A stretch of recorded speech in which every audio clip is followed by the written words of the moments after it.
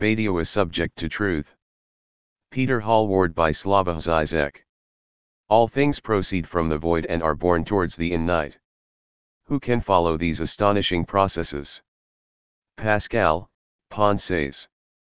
There is no science of man, since the man of science does not exist, but only its subject.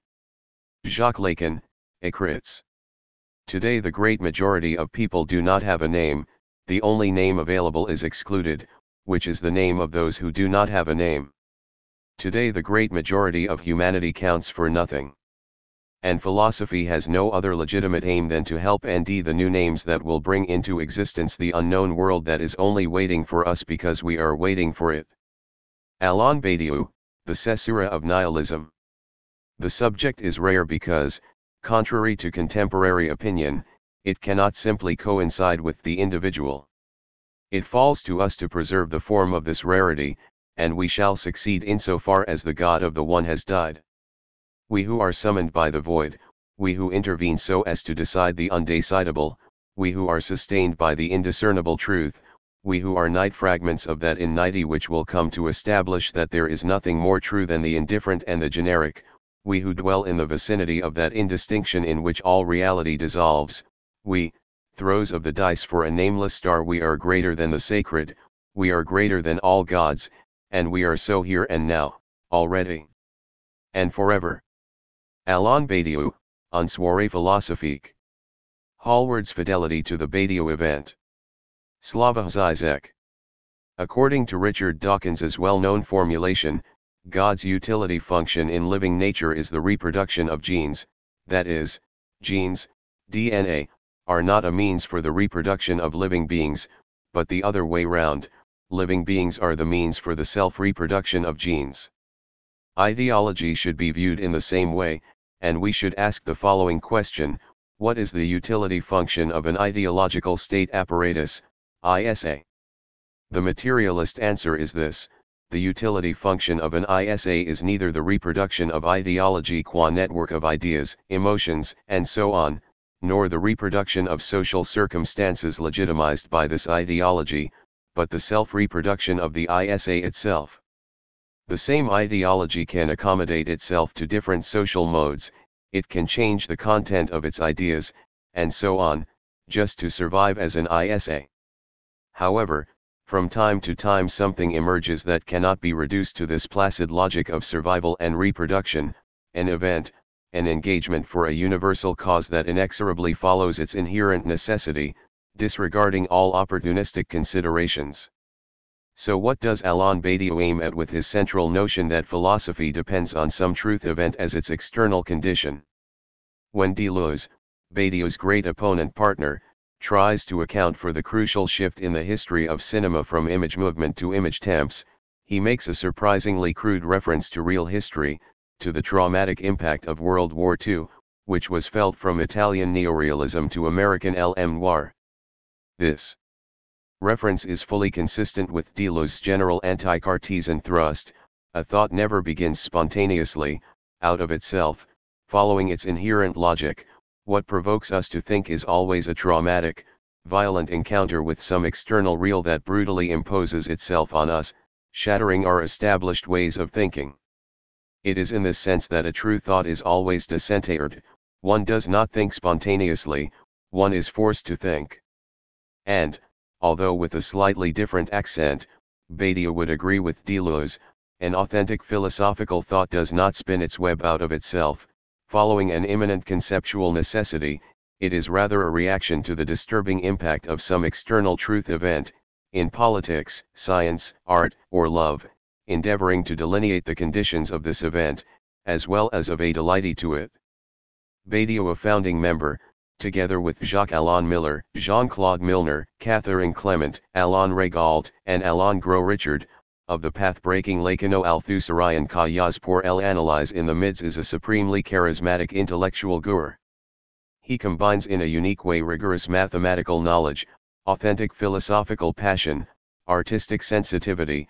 He is not only the author of remarkable analyses of Mallarmé and Beckett, but also himself a noted playwright, and radical political engagement, which started with his Maoist activity in the S and went up to supporting publicly, in a letter to Le Monde, the Khmer Rouge regime against the Vietnam invasion in What more should one want than an author who combines the three great MS of scientific, aesthetic, and political revolutions, mathematics, Mallarmé, and Mao? But Badiou starts to look even more impressive when one resists this fascination by his person and seriously immerses oneself in his work. Komer and Melamed, the two former Soviet painters who emigrated to the West in the mid-S, in the early S made two paintings, the best and the worst, on the basis of an opinion poll they conducted of a representative sample of the average American population. The worst painting, of course, was an abstract composition of sharp-edged triangles and squares in bright red and yellow à la Kandinsky, while the best was an idyllic scene, all in blue and green, of a clearing, with George Washington taking a walk near the bank of a river running through it and a Bambi-like deer timidly observing him from the wood. During the past several years, they expanded this project, producing the best and the worst paintings of Germany, Italy, France, and other countries. This ironic experiment perfectly renders what Alain Badiou is opposed to when, in an unrepentant old Platonic way, he rejects today's rule of tolerance, which tends to dismiss the very notion of someone sticking to truth against the pressure of others' opinions as intolerant, Eurocentric, and so on. That is to say, today's predominant liberal political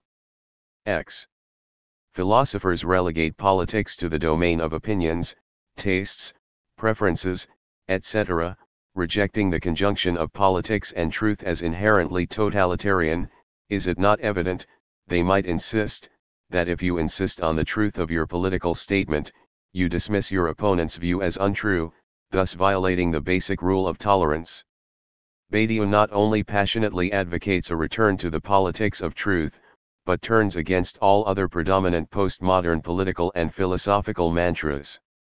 Although his thought is clearly marked by the spécifique French politico-philosophical context, the way it relates to this context, his critical rejection not only of the predominant pseudo-Kantian democratic liberalism, inclusive of its self-complacent criticism of totalitarianism, but also his penetrating critique of the stances that are allegedly more leftist, from philosophical deconstructionism which he dismisses as a new form of sophism to politically correct multiculturalist identity politics, also makes its intervention in the present Anglo-Saxon theoretical scene extremely important and productive.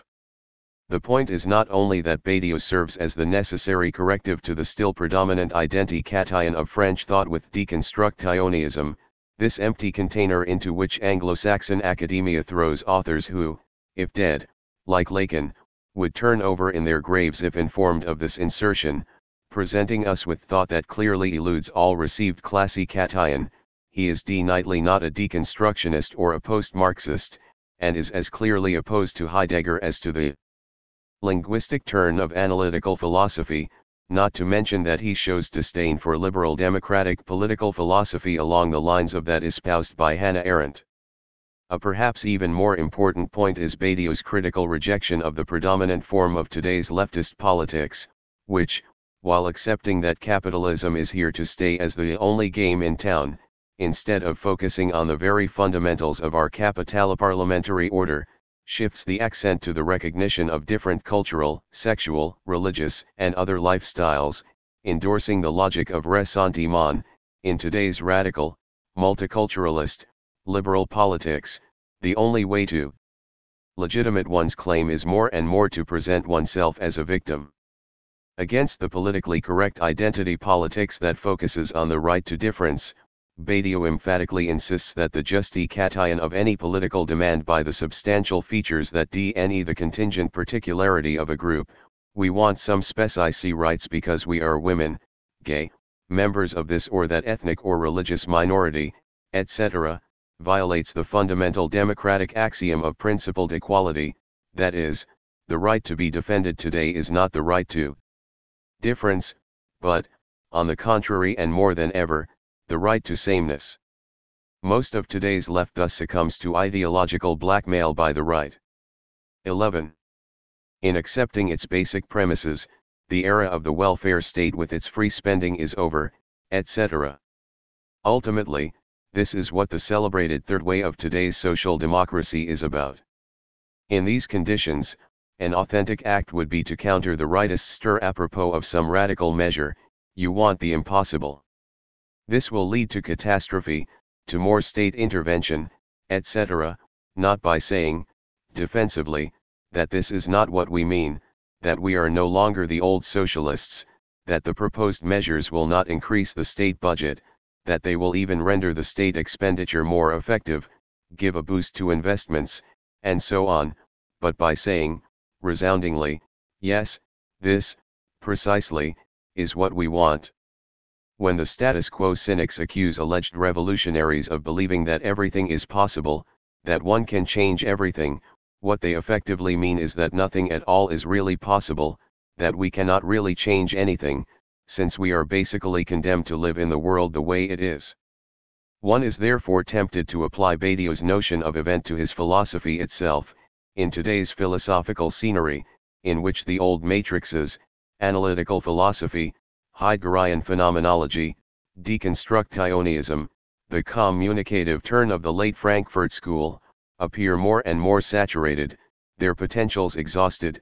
Its impact is precisely that of an event that intervenes in this constellation from the point of its symptomal torsion, questioning as the indisputable background of its endeavor the series of preferences accepted by today's deconstructionism, the preference of difference over sameness, of historical change over order, of openness over closure, of vital dynamics over rigid schemes, of temporal nitude over eternity. With regard to this book of Peter Hallward, one is again tempted to resort to Badiou's own categories. If Badiou's recent work is the event of contemporary philosophy, Hallward's book bears the greatest delighty to this event, delighty, not dogmatic allegiance and blind repetitive resume. Philosophical delighty is not delighty to all that an author has written, but delighty to what is in the author more than the author himself, more than the empirical multitude of his writings, to the impulse that activates the author's endless work. So, with a breathtaking vigor, Hallward traces the consequences of the Badiou event, pointing out not only Badiou's tremendous achievements, but also local inconsistencies, deadlocks to be resolved, tasks that await further elaboration. Of course, although Badiou recognizes Lacan as one of his masters, his critical differences with regard to Lacan's anti-philosophy, to which anti-philosophy I subscribe, are well documented in Hallward's book. With regard to these differences, I can only turn around the standard phrase and say, with enemies like this, who needs friends? Because Badiou was engaged in a Maoist political group 2 decades ago, let me invoke Chairman Mao's 12. Well-known distinction between non-antagonistic contradictions within the people, to be resolved by patient argumentation, and antagonistic contradictions between the people and its enemies. The gap that separates Badiou from Lacan is definitely a non-antagonistic contradiction. Furthermore, the fact that an English-speaking author has written a book on a French philosopher has had the rare, miraculous result of bringing together the best in the English and in the continental philosophical tradition. What we have here is the almost impossible intersection of clear analytic argumentation and continental philosophical speculative reaction. The only apprehension I have about Hallward's book is that, on account of its very excellence, it will, contrary to the author's intention, of course contribute to the recent deplorable trend toward preferring introductions to the works of original authors themselves. So, although I am sure that Hallward's book will enjoy well-deserved success among philosophers, mathematicians, and logicians, political theorists, and aesthetic-ians, I hope its very success will also contribute to the growing interest in the writings of Badiou himself. I am grateful to Bruno Bastils for his meticulous and trenchant reading of an earlier version of this book, and to Gilbert Adair, Daniel Bensed, Ray Brassier, John Collins, Sam Gillespie, Bryce Halimi, Keith Hossack, Eustache Kavlakis, Sinead Rushi, Daniel Smith, and Alberto Toscano for their various comments and support. Andrew Gibson and Todd May wrote helpful reviews of the full manuscript when it was at a particularly cumbersome draft stage. Were it not for Alain Badiou's own encouragement and readiness to engage in an argument that has now gone on for more than 7 years, this would have turned into an altogether different book. I dedicate this book to my father, John. Although it is often difficult to convey the remarkable concision of Badiou's prose, to say nothing of the power of his voice, to translate Badiou is not fundamentally problematic. Unlike Heidegger or Derrida, say, he makes no appeal to a mysterious gift of language. On the contrary, as a matter of principle he insists that the transmission of thought is indifferent to language, as he wrote in De la langue française comme évidemment. Most of Badiou's key terms truth, truth process, generic procedure, void, event, subject, being, situation, sight, delighty can be translated literally, even when, as occasionally with void and delighty, these translations jar somewhat with normal English usage. As is well known, the English language cannot easily distinguish the French verb être, to be, or being, from the French noun un étant, a being. When the word être is meant to evoke this verbal dimension more than its substantial dimension, as, for example, in the phrase être entends-tu être, I occasionally remind readers of the gerundial form by translating it as being. After some indecision I have had recourse to the rather clumsy neologism evental to translate Badiou's use of the word evenementiel, which has little to do with either the conventional meaning of factual or the connotation made famous by Fernand Braudel and the Annals approach to historiography. To my mind the more natural choice of eventful by Norman Mataraz and Louise Burkill in their respective translations of Badiou's Manifesto and Deleuze invites misleading associations, plenitude, bustle, familiarity. To draw attention to Badiou's peculiarly rigorous understanding of representation as an ontological category, I have generally hyphenated the translation as representation, on the model, for instance, of l'être et l'événement, p.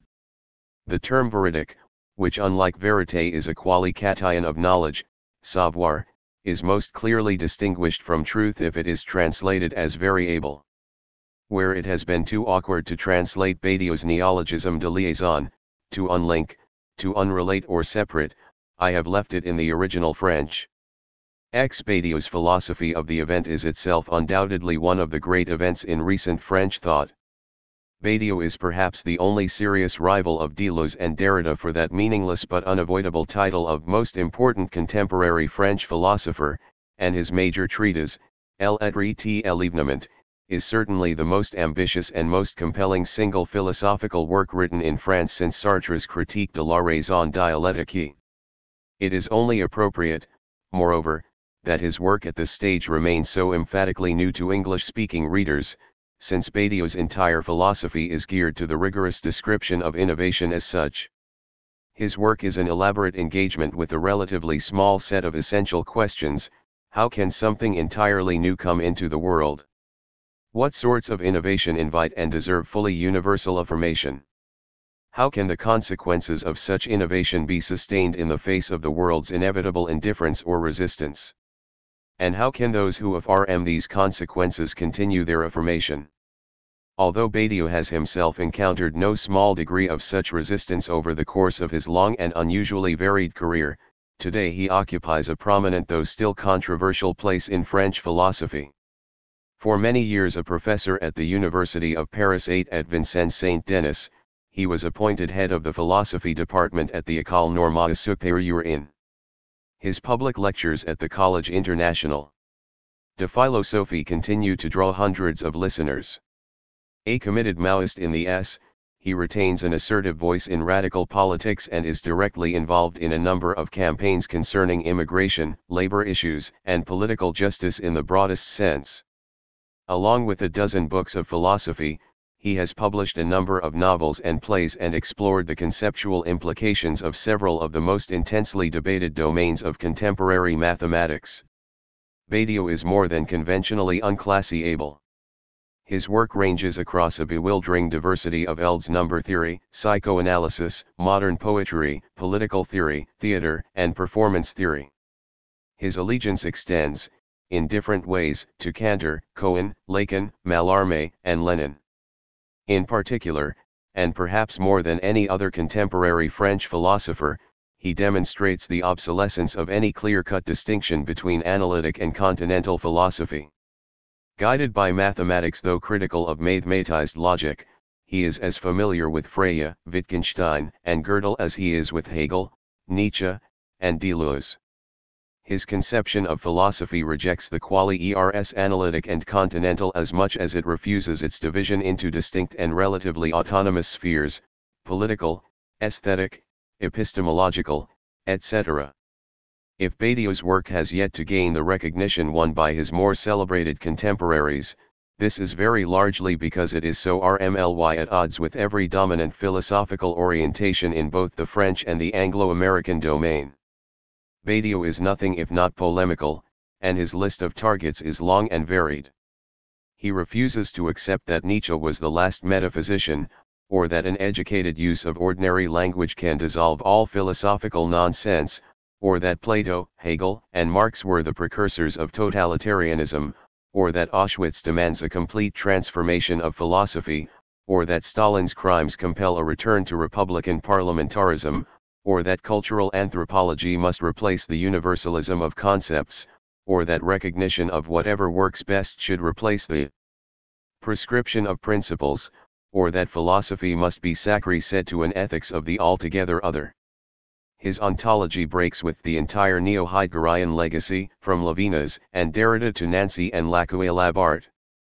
His assertion of an absolute ontological multiplicity excludes any covertly theological recourse to the unity of being, Deleuze, or a one beyond being, Lardria, Jamet. His measured delighty to Plato is a challenge to the modern triumph of sophistry, Nietzsche, Wittgenstein, Lyotard. Though faithful to the militant atheism of the Enlightenment, his peculiarly post-Lacanian realism is a principled refusal of pragmatism in all its forms. Badiou has never accepted that twilight of radical universalism now condoned by so many once Marxist intellectuals, but his singular conception of the universal sets him apart. XXII.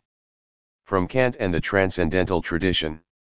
His hostility to communitarianism is even stronger than his contempt for merely procedural conceptions of justice or morality.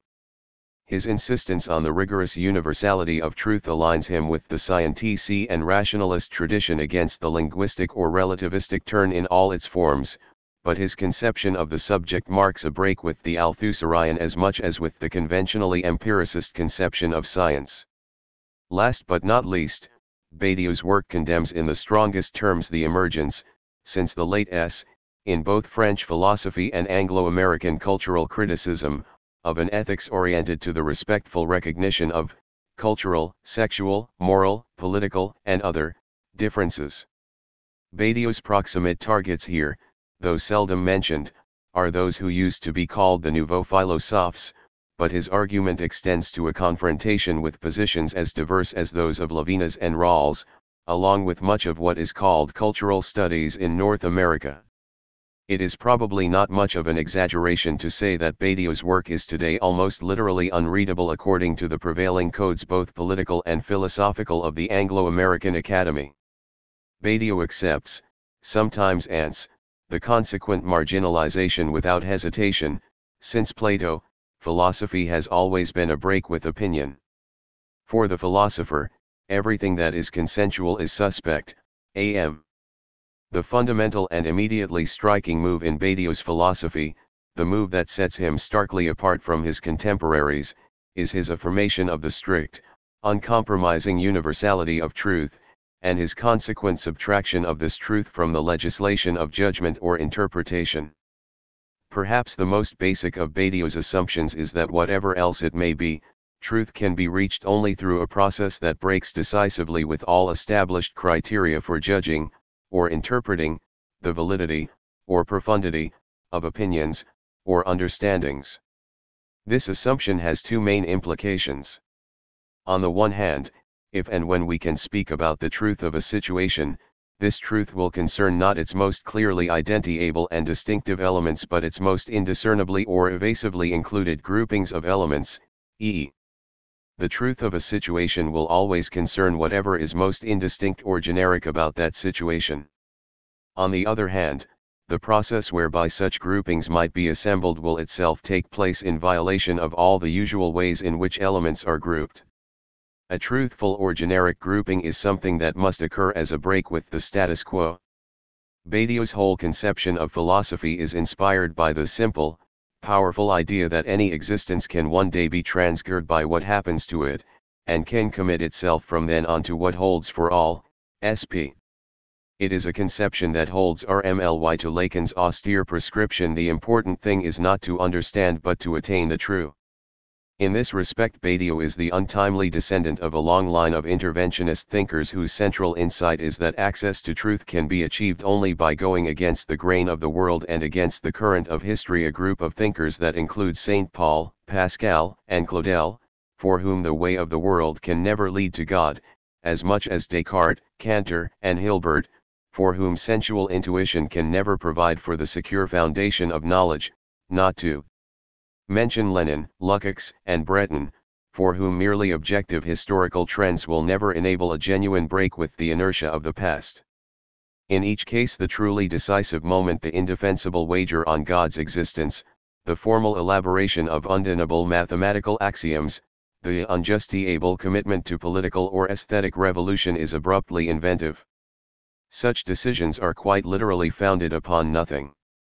Nothing, no knowledge, no familiarity with the rules, no feel for the game, no understanding of habitus or tradition will allow for the deduction of the decision from the way things are, or indeed from any operation, rationalization, clarication, extrapolation, exaggeration, variation, derivation, etc., performed upon the way things are. Each such decision begins as a principled break with the way things are. Insistence upon the consequences of this affirmation, however, can promise the radical transformation of our conception of things, a thorough revaluation of the world, or of intuition, or of history. Nothing is more exceptional today than a genuinely inventive as opposed to a merely nostalgic commitment to so unabashedly zealous and partisan an understanding of truth. 4.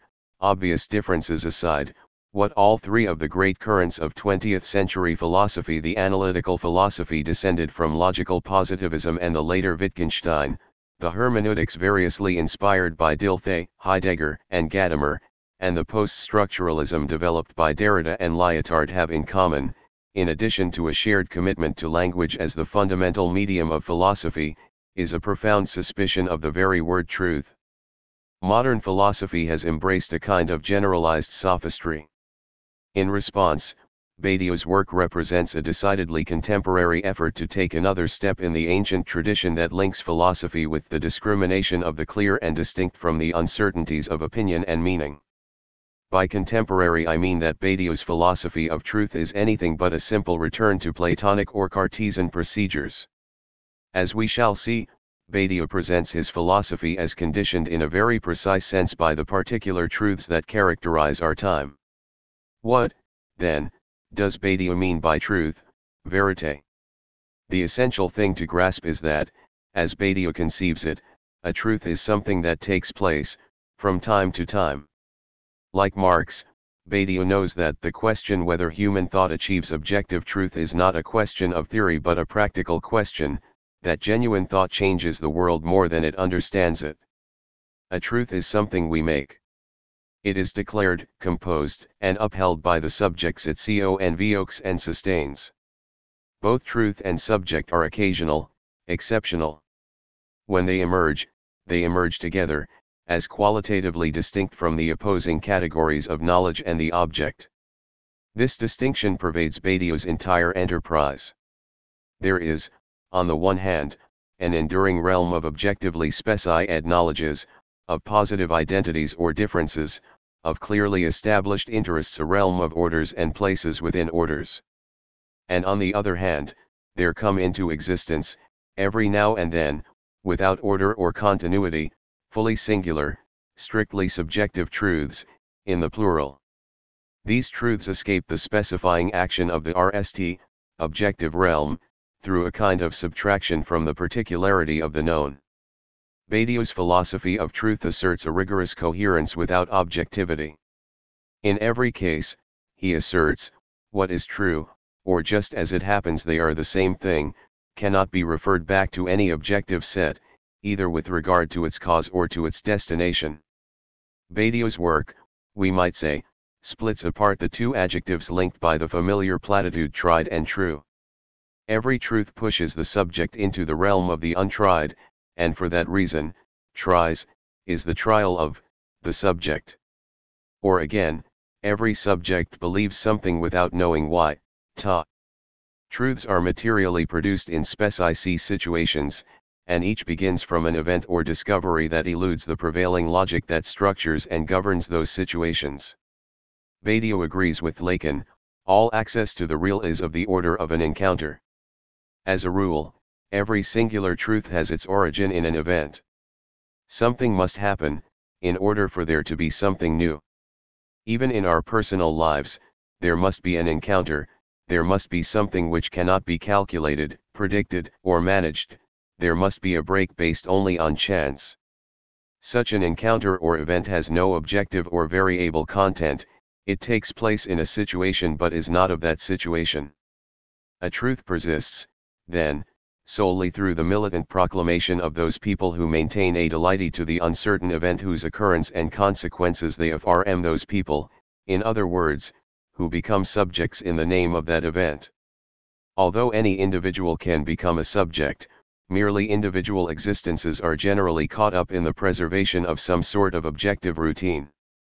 But any such routine can be broken by an encounter with something that does not tie with the prevailing regime of representation, a moment of pure surprise, a crisis of some kind, to which the individual as such cannot react, something he or she cannot easily represent. Confronted with such an event, an individual is liable to deny or suppress it.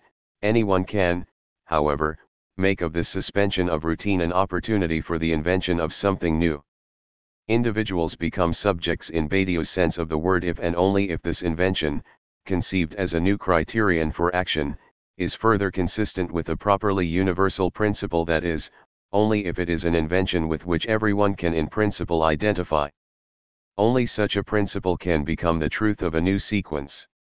Truth is thus a matter of conviction first and foremost, and every subject demonstrates what a conviction is capable of, here, now, and forever, sp. The word truth, vérité, as Badiou uses it, connotes something close to the English expressions to be true to something or to be faithful to something. What Badiou calls subjectivization essentially describes the experience of identification with a cause, or better, the active experience of conversion or commitment to a cause with which one can identify oneself without reserve. Either you participate, declare the founding event, and draw the consequences, or you remain outside it, he writes. This distinction without intermediary or mediation is entirely subjective, sp. The identity of the subject rests entirely, unconditionally, on this commitment. I am, because I am, or we are, struggling, for a new society, a new art, a new scientific order, etc. It is only in such rare moments of pure engagement, Badiou suggests, that we become all that we can be, that is, that we are carried beyond our normal limits, beyond the range of predictable response. Only in this unpredictable domain, this domain of pure action, is one fully a subject rather than an object. Frantz Fanon's incisive account of the irreducibly militant process of decolonization provides a good illustration of the sort of engagement Badiou has in mind. Under the constraints imposed by a divisive and oppressive regime, decolonization transforms spectators crushed with their inessentiality into privileged actors, with the grandiose glare of history's lights upon them. As with every truth procedure, such decolonization is the veritable creation of new people. Truth, subject, and event are all aspects of a single process. A truth comes into being through the subjects who proclaim it and, in doing so, constitute themselves as subjects in their deity to the event. Our path toward truth, as Zizek puts it, coincides with the truth itself. This shared deity is the basis for a subjective community or being together with no other criteria of inclusion than deity itself. That such a truth is always singular means that nothing communally or historically established lends its substance to its process, that no available generality can account for it, or structure the subject who maintains it. Deprived of an established place, a truth is open and offered to all, sp. Any singular truth, in other words, is necessarily generic or indiscernible, indifferent, the stuff of a radically egalitarian homogeneity.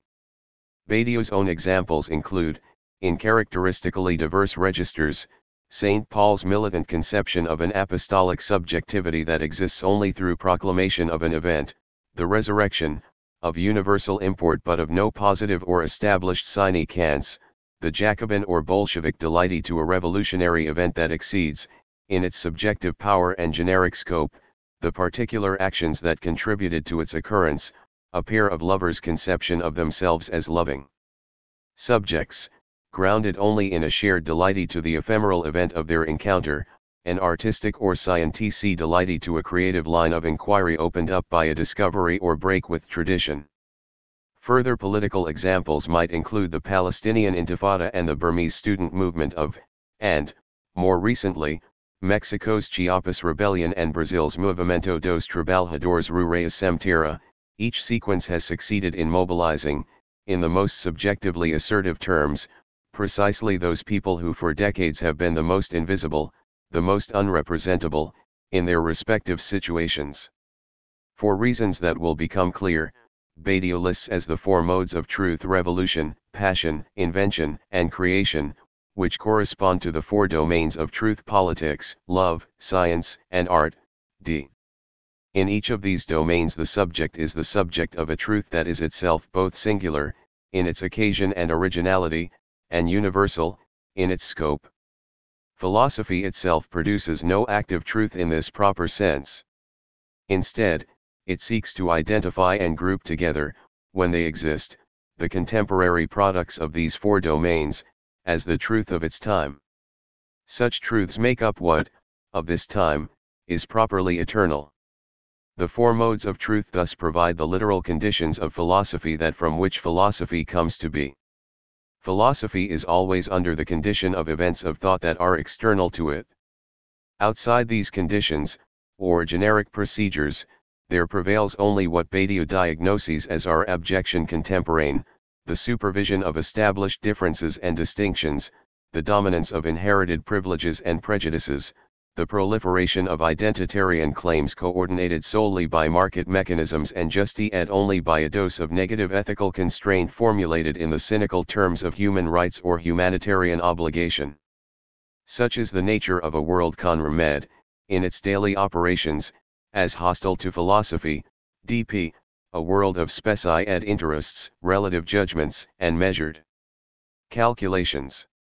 This is why, for Badiou no less than for Pascal or Claudel, every subject and every proclamation of truth risks a break with the world as it is, an end to business as usual. Badiou's revival of the category of the subject is to be scrupulously distinguished, therefore, from other recent returns to the subject. His subject is RMLY anti-normative and anti-moralist. Empty, riven, asubstantial, non-reactive, Badiou's subject is perfectly consistent with the death of man declared by Althusser and Foucault. True subjectivation is indifferent to the legal or communitarian norms of social consensus, and there is no escaping the fact that every affirmation of truth can always be perceived as being a demoralization of the subject. A social and a cultural, Badiou's subject is just as RMLY anti-psychological. It can never coincide with the cultivation of conscious experience, and its foundation is always, in a certain sense, unconscious or at least other than conscious. Strictly speaking, there can be no experience of the subject. The subject of truth is no more a function of neo-Cartesian reactivity than it is of neo-Hegelian negation or totalization. Above all, it is indifferent to the tangled business of self-deferral and self-distancing generally central to those post-Sartrean resurrections of a subject whose very being is mediated through the categories of difference and the other, the notion of oneself as another variously explored by Merleau-Ponty, Irigaray, and Ricoeur. The truth that splits a subject in Badiou's post-Lacanian sense simultaneously subtracts the subject from all merely textual or symbolic deferral. Badiou's subjects are no less self-contained than those deconstructed by Derrida and Babha, say, but this is because they have escaped the logic of difference and withdrawn from all secret interiority, so as to exist entirely in the present externality of their affirmation. Sustained only by the force of their own inventive conviction, Badiou's subjects are essentially without other, without vis-a-vis. It is thanks to the widely shared commitment, however diversely expressed, to such a subject without vis-a-vis, MP, to a singularity without specificity, that Badiou today looks forward to a possible regrouping of Lacan, Sartre, and myself, on the one hand, and on the other, of the Heideggerians and, in some ways, Deleuze and Lyotard. A somewhat unexpected formal regrouping of the philosophy of these last 30 years. Badiou's own philosophy of a generic singularity is perhaps the most rigorously argued, the most exacting, and certainly the most original contribution to this emerging congruation. It links in the strictest possible terms a philosophy of the extraordinary of the event with a philosophy of the unspecifiable or aspecific. It is a philosophy of the extraordinary under the Platonic sign of the same. The connection enables Badiou to salvage reason from positivism, the subject from deconstruction, being from Heidegger, the innate from theology, the event from Deleuze, revolution from Stalin, a critique of the state from Foucault, and, last but not least, the affirmation of love from American popular culture. He asserts a philosophy of the subject without recourse to phenomenology, a philosophy of truth without recourse to adequation, a philosophy of the event without recourse to historicism. It is a remarkable enterprise. Badiou's mature work provides the most powerful alternative yet conceived to the various postmodernisms that still dominate the humanities, without yielding an inch to the neoliberal, neo-Kantian pre-postmodernisms that have recently emerged in response. The central concept of Badiou's philosophy is the concept of the generic. A generic truth proceeds in terms that remain indiscernible or unrecognizable from within the situation as it stands. Subtracted from the supervision of differences and the supervision of distinctions, the composition of a generic truth attests, very much against the contemporary grain, the primacy of the same over the other, the rejection of difference as a principle of classification, for the generic is difference reduced to almost nothing, that is, to being of the same situation or presentation. A truth is the wandering of the same. According to Badiou, the great events of our time are precisely those instances in which thought, be it political, mathematical, scientific, or loving, has most inventively explored a fully generic conception of reality. These inventions determine the conditions of a truly contemporary philosophy. The generic, at the conceptual core of a Platonic gesture turned toward the multiple, is the basis for the inscription of philosophy as for the compossibility of its contemporary conditions. Of today's creative politics, when they exist, we have known at least since that they can only be egalitarian, anti-state, that they trace, through the accumulated layers of history and the opacity of the social, a human genericity and the deconstruction of strata, the ruin of differential or hierarchical representations, the assumption of a communism of singularities. Of poetry, we know that it explores an undivided language, offered to all, non-instrumental, a use of language which founds the genericity of language itself. Of mathematics, we know that it grasps the multiple stripped of all presentable distinction, the genericity of multiple being. Of love, Nally, we know that beyond the encounter, it declares itself faithful to the pure two that it founds, and that it makes a generic truth of the difference between men and women. MP. More specifically, Badiou develops the consequences of the following events: in mathematics, the formalization of set theory from Cantor to Cohen, in XXIX. Politics, a sequence of militant popular uprisings that began with the Cultural Revolution in China and May in France.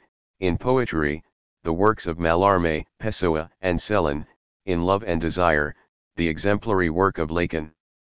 Badiou's work is to be read as an effort to establish the compossibility of these events. In a recent book devoted precisely to an exploration of the truths characteristic of the 20th century, Badiou argues that what these and other equally generic declarations have in common is their passion for the real and their faith in the resources of pure formalization as the sole medium adequate to such passion. The real, as Badiou understands it, in terms adapted from Lacan, is nothing other than an active encounter with the generic as such. Grasped in the full heat of the moment, experienced in the violent urgency of the here and now, indifferent to the promise of ideal expectations, inaccessible to any moralizing judgment, subtracted from every trace of particularity, the consequences of a passionate encounter with the real can be sustained only through the invention of formal means that leave literally nothing to negotiate or interpret. We might say that Badiou's great achievement is to have reconceptualized for our times the relation between the real, of immediate action or declaration, and the ideal, of formal consistency, where the latter is composed, over time, as the consequences of the former. Generic formalization directly presents its terms in such a way as to block their possible representation. That which is accessed through pure formalization cannot be attained by any other means. The generic can be rendered only in terms that are indifferent to any specifying sine cation, which is to say indifferent to any sine cation tout court. All of the great initiatives of Europe's most violently ambitious century, the formalization of mathematical procedures from Hilbert to Bourbaki, the elaboration of a party discipline as the exclusive form of politics from Lenin through Mao, the development of a thoroughly formal or anti-hermeneutic analysis of sexuality from Freud through Lacan, the invention, from Mallarmé, Schoenberg, and Picasso through Beckett, Webern, and Pollock, of artistic forms detached from the limitations of content or meaning have had as their ultimate purpose the attempt to devise transparent, self-regulating forms of thought whose only occasion, in the absence of any object that they might represent or interpret, is an encounter with the generic nudity of the real as such. Every claim to represent reality, by contrast, and with it every reference to semantic depth, social complexity, or material substance, amounts only to an invitation to participate in the interpretation and negotiation of meanings, opinions, and impressions. Like Althusser and Lacan before him, Badiou equates reality in this sense with ideology pure and simple. And since it is always reality that gets in the way of the uncovering of the real, ls, the RST task of any generic practice of thought is the subtraction of whatever passes for reality so as to clear the way for a formalization of the real. As everyone knows, this became ever more difficult in the closing decades of the 20th century, a time of radical reaction organized precisely around the aversion to any encounter with the real, a time notable for its willingness to accept objective reality, to adopt the dismal imperative of laissez-faire as its universal motto. Generic thought must renew, in terms that engage effectively with this thoughtless resignation, the fundamental wager of our revolutionary century. It must affirm the univocity of the real over the equivocity of semblance and thereby take another step in the ancient struggle that opposes formalization to interpretation, and with it, the implacable clarity of the idea to the vague uncertainties of appearance, the ash of the event to the inertia of tradition, the integrity of rebellion to the docility of acceptance and immortal intensity, in each case, against the, sine cans of survival, ls. Thus Ned, the generic is synonymous with a certain kind of purity. The generic is attained through the purication, apuration, of the speci or speciable, the evacuation of all that makes relative or particular. The generic is pure, essentially, of relationality itself. In keeping with one of the most profound convictions of his revolutionary century, Badiou everywhere of RMS the end to relations leans, the absence to self of the unrelated, ls. Lean is the word Badiou usually uses for relation in general, it connotes the physical restriction of a bond or link, as much as the more exable dynamics of community and rapport. As far as Badiou is concerned, the two are symptoms of a single delusion. Whatever is true is essentially unrelated or autonomous, self-constituent and self-regulating, while the idea of the link lean, or of relation rapport, is fallacious. A truth is unlinked lie, and it is toward this local point where a link is undone that a truth procedure operates, pm. Truth is nothing other than the local production of a freedom from all relation, a situated production of radical autonomy or self-determination. As far as its subjects are concerned, access to truth is thus identical to the practice of freedom pure and simple. Ordinary individuals are constrained and justified by relations of hierarchy, obligation, and deference. Their existence is literally bound to their social places. True subjects, by contrast, are first and foremost free of relation as such, and are justified by nothing other than the integrity of their own affirmations. Pure subjective freedom is founded quite literally on the absence of relation, which is to say, that it is founded on nothing at all. Pure freedom, in short, will always risk proximity to what Hegel called absolute freedom. This is where we might usefully make the link between perhaps the two most important concepts that Badiou adapts from his philosophical inheritance, Sartre's conception of radical subjective freedom as being nothing, as an objective nothingness, or niente, that is, a freedom that determines its existence at each moment, as an ongoing creation ex nihilo, and Marx's conception of the proletariat as having nothing to lose but their chains. From Sartre, Badiou retains the notion of a subjective freedom that effectively invents itself from the void, in the absence of any objective support or social justification. From Marx, Badiou retains the force of a subjective intervention adequate to a process capitalism that puts an end to all feudal, patriarchal, and idyllic relations, an intervention that goes on to formalize, above and beyond the merely negative force of capital, an order without relation, an unrelated collective power. As with Marx, this power is nothing other than the revolutionary conversion of an absolute proletarian impoverishment to the restoration of equally absolute human creativity, ls. CFE. Simply, Badiou subtracts Sartre's freedom from its ontological justification, i.e., from its structural link to the faculty of imagination, and cuts Marx's deliaison away from its historical specification, i.e., from its structural link to the development of a mode of production. Badiou's freedom is neither an ontological attribute nor a historical result, but something that occasionally comes to pass, from time to time. His concept of freedom is not a condition to which we are condemned, but an activity we must labor to sustain. The ontological foundation of this eventual alternative will turn, as we shall see, on a topological or situation specific conception of the void, or niente. Founded upon nothing other than its own axiomatic integrity, thought attains the pure by purging itself of all relational confusion. See. Every attempt to formalize the generic at the level of the real or as do real draws exclusively upon the consequences of its own postulations, ls.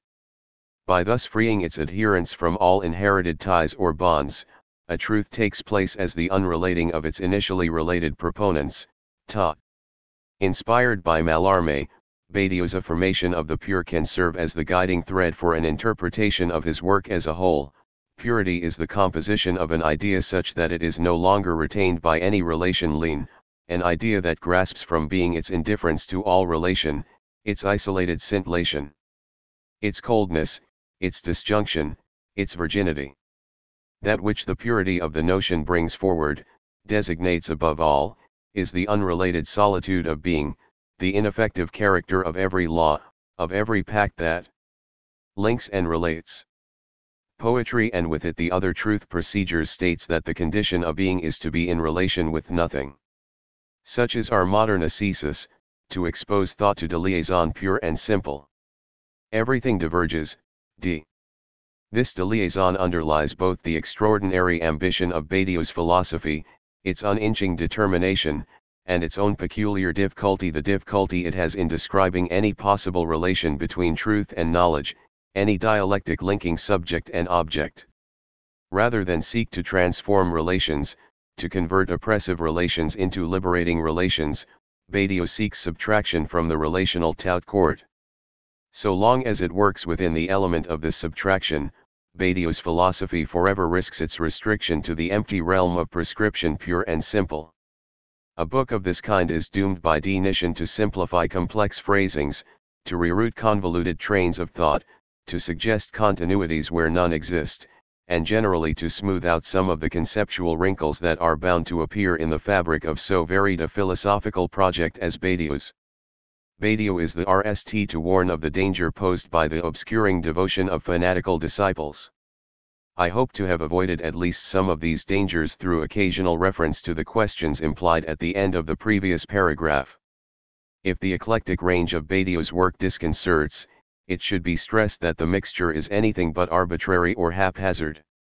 Badiou situates himself squarely in the enlightened tradition, always, in order to crush the infamy of superstition pour écraser l'infâme de la superstition, we have had to call upon the solid, lay eternity of the sciences, c. Badiou has always maintained that the systematic vocation of philosophy is inevitable and part of its very essence.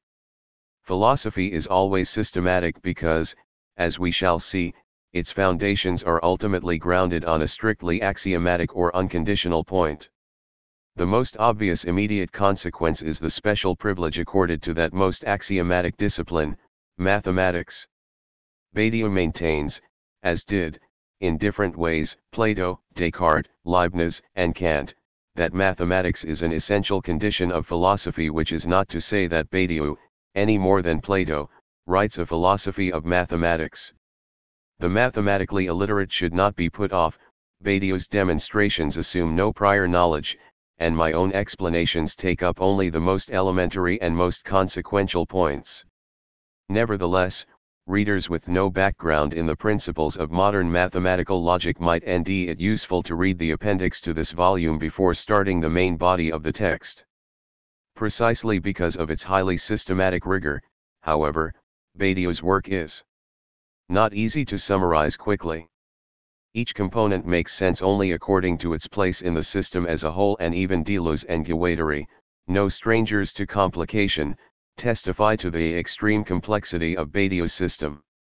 Philosophy demands patience, its concepts must be grasped slowly, and it is fitting, says Badiou, that over-hasty readers be discouraged by a rocky textual terrain and a slightly foreign vocabulary that must be learned as they go along.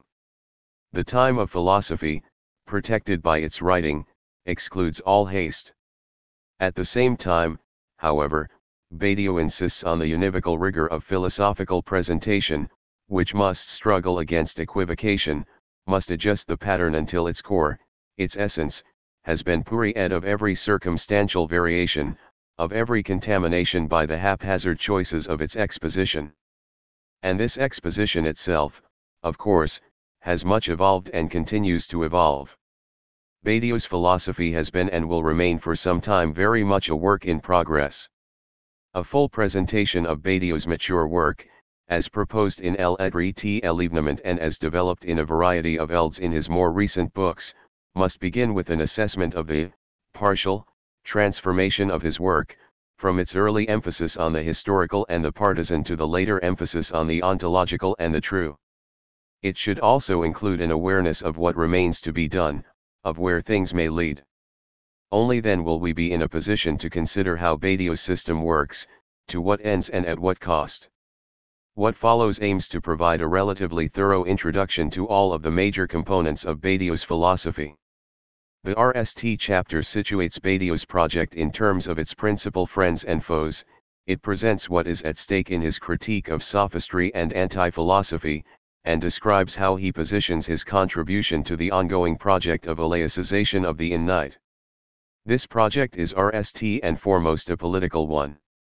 So chapter traces the political motivation of Badiou's philosophy, as it has evolved from his initial Maoist commitment to the recent elaboration, via l'organisation politique, of a politics without party. Chapters and tackle Badiou's mathematical conception of ontology and his axiomatic conception of the innate as the sole dimension of human experience. Chapter is the central chapter of the book. It proceeds systematically through the components of Badiou's theory of the subject. Chapter considers the conception of truth that corresponds to this theory, and distinguishes it briefly from its major philosophical competition, intuitionist, Kantian, Spinozist, Hegelian, and Deleuzian. Chapters through explore the concrete operations of truth in each of the four dimensions Badiou identifies as the generic procedures or conditions of philosophy, love, art, science, and politics, while chapter moves on to summarize what can be said of philosophy per se. The next chapter considers how Badiou tackles the ethical problems associated with the evil corruption of truth. My penultimate chapter then does what, I think, any study of a living philosopher should do. It points to several problems with the existing configuration of things, and frames a couple of the issues likely to be raised in Badiou's subsequent writing. Might it be possible, in partial competition with Badiou's conception of the generic, to develop a notion of the speci as an emphatically subjective orientation, but one that is, precisely, speci to, rather than speci by, those objectifying conditions that enable it to exist? The last chapter jumps ahead to look at Badiou's current work in progress, and ponders his response to a question that will come up, in one form or another, throughout my own exposition of his thought, the question of relation in the broadest sense.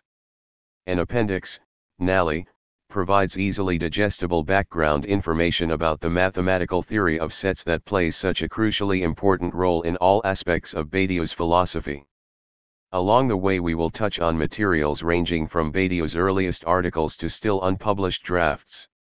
In addition to the major tome that is his THIRD-WORLDISM, his oeuvre includes 3 or 4 works that we might qualify as early, that is, as prior to the systematic connection of subject and event, le concept de model, en épistémologie matérialiste de mathématiques, théorie de la contradiction, de l'idéologie, and théorie du sujet, 2 political tracts, put on penser la politique. And d'un disaster obscur, droit, état, politique, a short book entitled L'éthique, Essay sur la conscience du mal, monographs on theatre, Beckett, Deleuze, and Saint Paul, 4 volumes of essays, conditions, court trait d'ontologie transitoire, Abrègue de métapolitique, and Petit Manuel d'esthétique, a series of meditations on the philosophically distinctive attributes of the 20th century, to be partially published in the forthcoming bilingual volume, Le siècle. A couple of recent unpublished bundles of lecture notes, Théorie axiomatique du sujet, Notes du cours and l'être la, Mathématique du transcendental, containing, in still tentative form, material to be reworked in the forthcoming second volume of L'être et l'événement, Logiques du monde. This already substantial bibliography regrettably excludes, for lack of space, Badiou's several novels and plays. By way of compensation I have frequently drawn on our correspondence and conversations to elucidate issues that his published work has yet fully to address. At the risk of repeating certain essential points, I have tried to explain things as clearly and as thoroughly as space permits, assuming no prior familiarity of his work. Badiou's writing is often abstract and demanding, but it is rarely abstruse. Its systematic coherence demands patience more than specialist expertise. The book's prevailing tone, I hope, is one of a sometimes skeptical respect. As will become clear, my skepticism concerns Badiou's partial equation of the singular and the speci, his fundamental distrust of relationality and its various consequences. But it should already be obvious that I believe Badiou's work to be among the most significant of his generation, and that its significance has grown more rather than less compelling with time. No philosopher is more urgently needed, in this particular moment, than Badiou. We live in supremely reactionary times. Ours is a moment in which inventive politics has been replaced with economic management, in which the global market has emerged as the exclusive mechanism of social coordination. Ours is a moment in which effective alternatives to this mechanism and de-expression almost exclusively in the bigotries of culturally speci-ed groups or identities, from ultranationalism in Germany and France to competing fundamentalisms in Israel and Algeria. Among contemporary thinkers, Badiou stands alone in the uncompromising rigor of his confrontation with these twin phenomena, the most characteristic of our age.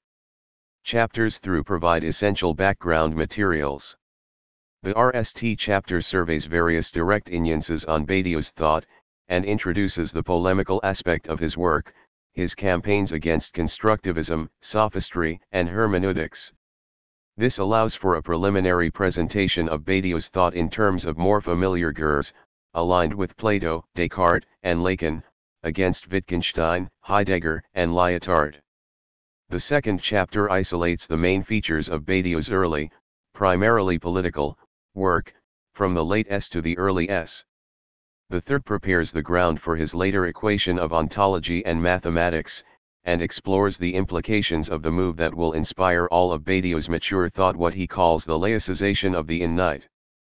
Badiou presents his enterprise as another step taken in the ancient struggle of philosophy against dogmatic prejudice or daza.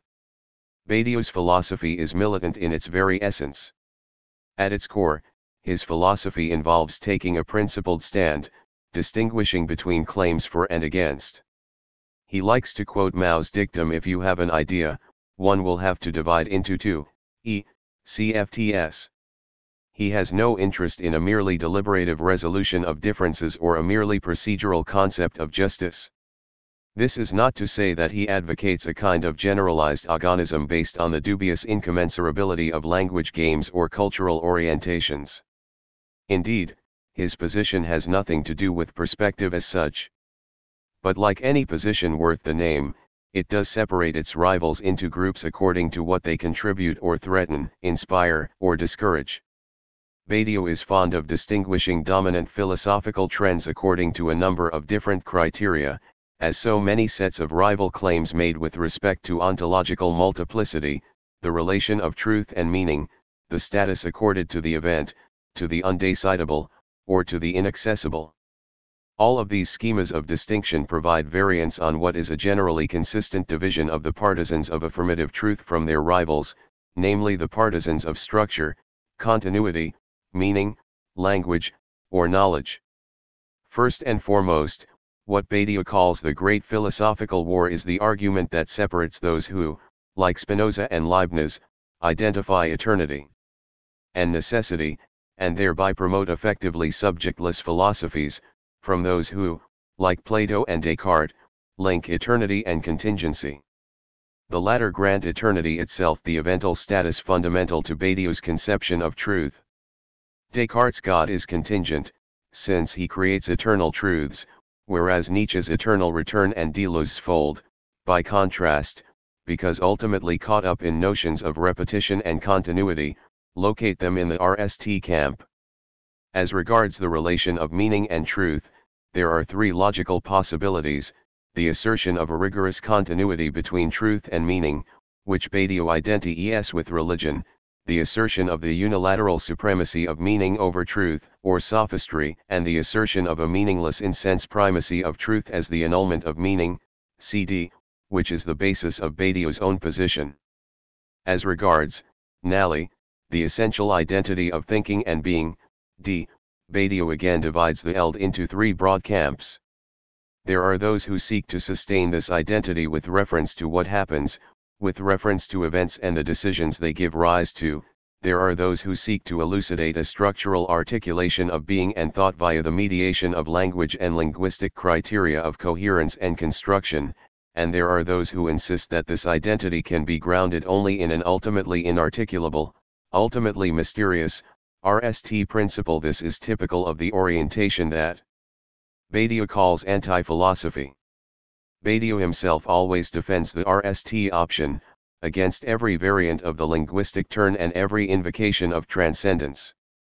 Taking another step, Badiou follows in the tracks of many, above all in those of the most influential of philosophers and those of that most influential of anti-philosophers, Plato and Lacan, respectively.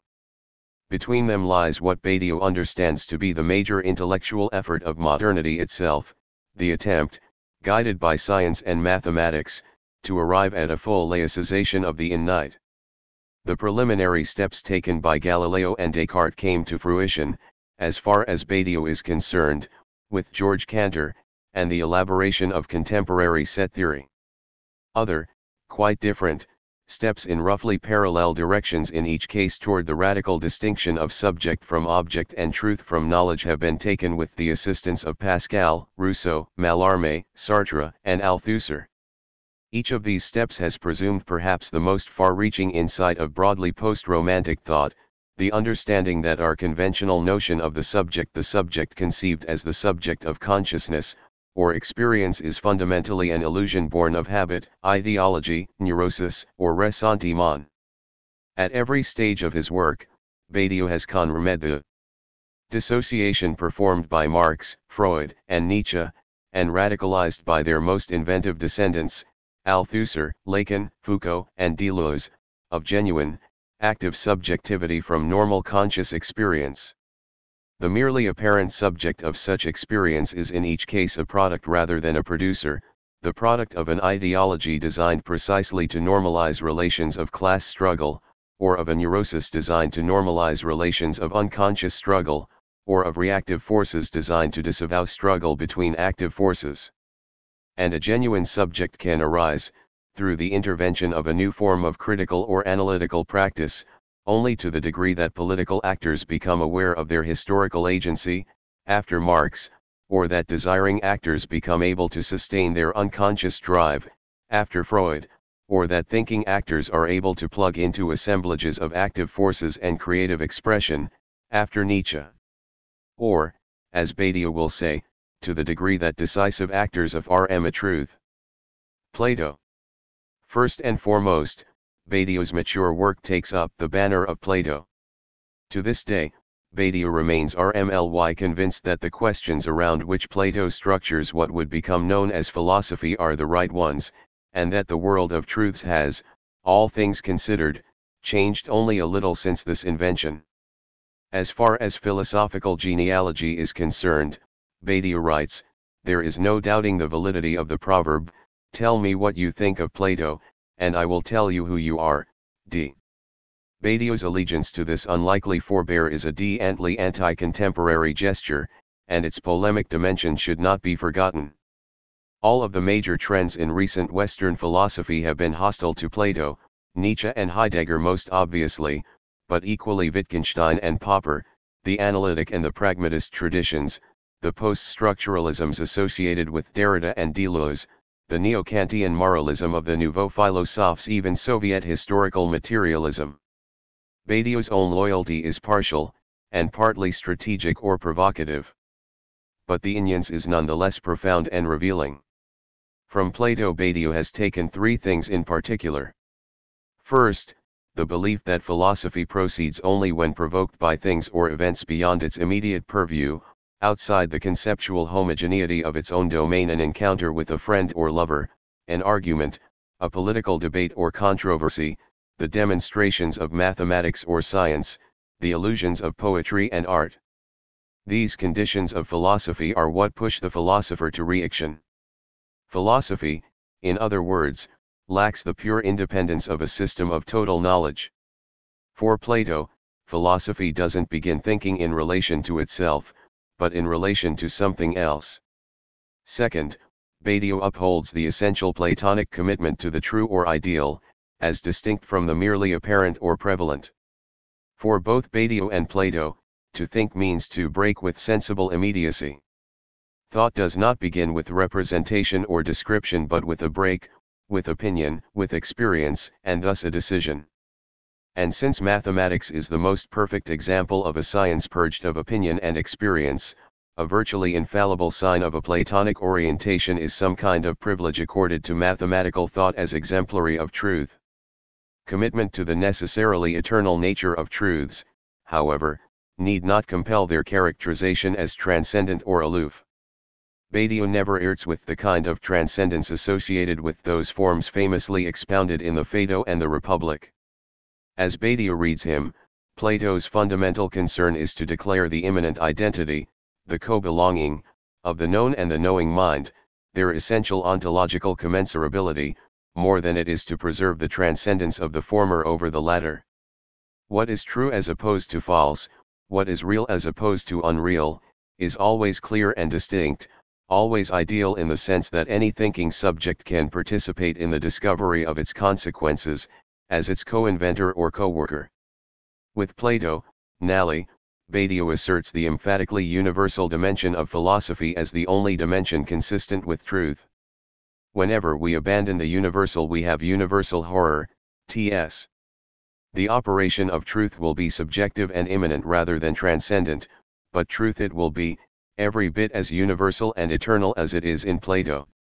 It follows that both philosophers have seen the major external challenge to their discipline as posed by sophistry in all its forms. Philosophy's main critical task, likewise, concerns the distinction it must establish between its own truthful legitimacy and the false, disastrous manipulations of its simulacra, a problem Badiou analyzes in due course as the very essence of evil. The real death of God. Pursuing the logic developed to opposite ends by Pascal, Badiou maintains that the category God has subjective power only insofar as we start out from the misery of man, that is, from man's mortality or nitude, and it is a short step from here to Badiou's conclusion that any development of existentialist reactions on nitude and being for death is a disguised form of the preservation of God, whatever name we use for him. A genuinely atheist philosophy, then, must begin with a denial of human nitude, or, more positively, with an affirmation of innity as the ordinary and thoroughly secular dimension of existence. Badiou identifies such an affirmation with the thrust of distinctly modern thought. Modern thought dislocates the attribute of innity from its traditionally divine location, from its association with an immeasurable, inconceivable wholeness or unity. Badiou assumes that this dislocation is now fully complete, and that this justifies the bald assertion that our time is without any doubt that of the disappearance without return of all gods. No one, perhaps, has taken the death of God as seriously as Badiou. He aims to take Nietzsche's familiar idea to its absolute conclusion, to eliminate any notion of an originally divine or creative presence, however inaccessible this presence might remain to the creatures it creates, and with it, to abolish any original intuition of life or power. In the absence of God, what there is indeed, as we shall see, purely and simply the void. Since there is no God, if the conventionally divine attribute of an actual innity applies to anything at all, it must apply, very simply, to all that is. The death of God implies not a disillusioned or post-enchantment acceptance of the human condition but rather the rigorous affirmation of our own innity. No longer are we to consider ourselves night creatures whose particularity emerges in the pathos of our relation to a transcendent innity. Instead, we already exist in an absolutely ad innity. The innite is here and now, and here is the only place we will ever be, ct. For the pre-moderns, of course the Greeks as much as the medieval philosophers, the innite was an attribute of the divine alone, of the wholly other, and they believed that all that exists in the worldly sense, all that is nightly, including even God, in his being. Modern thought as Badiou conceives it thus begins with the laicization of the innite, the assertion of an endless multiplicity of innities, demonstrated in the absence of any one innite, or, as a mathematician might say, any one set of all sets. Modernity denies itself through the fact that the one is not. For the moderns it is ordinary being itself, cut off from its ancient mythical associations with substantial plenitude and transcendent mystery, that is innite. In short, the only really contemporary requirement for philosophy since Nietzsche is the secularization of innity. The essential thing to understand is that this secularization can be achieved in only one way, by axiomatic prescription. Granted the incoherence of a great whole, demonstrated by Kant, of one all-inclusive self-belonging, demonstrated by Cantor, the thesis of the innity of being is necessarily an ontological decision, that is to say, an axiom. Without this decision, it will always remain possible that being is essentially night, e.e. Galileo, Descartes, and Cantor marked the decisive steps in this cumulative effort. Galileo in particular, and the scientific revolution in general, stand at the doorway to Badiou's atheist modernity. The medieval universe had been centered on the intermediary position of man in the closed hierarchy of a great chain of being. Galileo and his collaborators then revived the Platonist conception of an open, endless universe ruled by the indifferent universality of mathematical principles, a book of nature written in the language of mathematics, without which one wanders in vain through a dark labyrinth. The mathematization of science eliminates at a stroke the tangled neo-Aristotelian interpretation of qualitative essences, hardness, lightness, smoothness, and so on, in favor of the anonymous, assigny Kant variables of quantity and motion. For the next 2 centuries, mathematics and physics were to belong to essentially one and the same logic of explanation, a formal order of deductive thought directly articulated with the rational order of materiality itself. At the same time, the subjects of this new science were to end themselves isolated and bereft of a clearly ordained place at the center of creation. What Badiou has retained from the great movement of the Scientific Revolution and the subsequent Enlightenment campaign against parochial superstition is this conjunction of an isolated, self-grounding subjectivity and an indifferent mathematized rationality as the only fully adequate vehicle of truth. This conjunction is especially sine Kant, of course, in Descartes' philosophy. For Descartes as much as for Badiou, mathematics provided the one truly reliable guidance to philosophical speculation. Badiou applauds Descartes' conception of philosophy as the introduction of order and clarity into the realm of tacit assumption or outright confusion, and endorses, after laicizing, Descartes' unambiguous assertion of the priority of the actually over the merely potentially innate. More precisely, anticipating Lacan and Sartre, Descartes connected being and truth through the axiomatic assertion of an impersonal subjectivity. The Cartesian subject provides for its own ontological foundation, after the subtraction of all, doubtful, knowledge, in the self-grounding activity of thought. And what enabled Descartes' mathematization of extension, his affirmation of a power of literalization as the very medium of science, was their foundation on the empty point of the subject as sole delivery of being unique and void l'être. As Heidegger understood full well, the essentially mathematical orientation of modern thought is bound up with such a foundational subjectivity. The RST or unconditional principle of the axiom is indeed I think. So Badiou is happy to confess, deep down, I am Cartesian. The idea of founding anything at all in a passive immediacy, such a German idea, is foreign to me. Badiou's concept of the subject is obviously rooted in Descartes' transparency and centration, just as his notion of purity is grounded in the Cartesian clear and distinct. Badiou's own, more precise concept of ontological truth develops the relatively recent mathematical assertion of an actual or completed innity, as opposed to a merely potential innity of succession, the assertion associated with George Cantor's path-breaking work in transnite set theory. Set theory conceives a multiplicity made of nothing but multiples of multiples, in such a way that the traditional or pre-modern distinction of nite and innite dissolves in a single homogeneous dissemination, in excess of any closure and in violation of any denitive order. I consider aspects of this theory in some detail in chapters and. For now it is enough to know that Cantor's work stands for Badiou as the philosophical event of our time. Our century is secretly governed by the radical invention which is attached to the name of Cantor. He laicized innity by a literalization of unprecedented daring, a literalization that breaks through the religious veil of meaning and orients us toward a thought still to come, a thought summarized by a single phrase: every situation, insofar as a number is its real pour autant que un nombre est son real, is essentially innate. Because these innities cannot coherently be collected together in a single unity, the consequences of Cantor's theory are the essential point, that God is really dead, MP.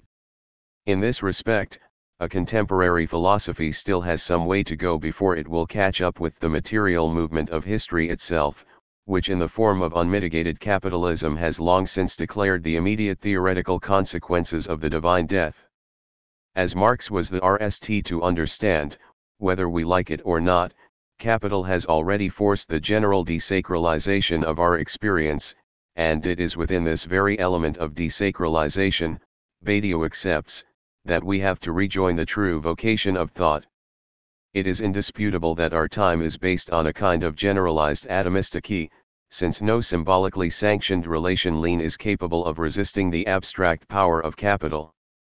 That everything which is connected indicates that it is disconnected in its being, that the reign of the multiple is the groundless ground of all that is presented, that the one is only the result of transitory operations. Such are the unavoidable effects of the fact that all of the terms in our situation are to be located in the circulating movement of a generalized monetary equivalence.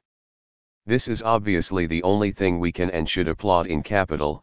It reveals the purely multiple as the ground of presentation, it denounces every effect of the one as a merely precarious congruation. MP.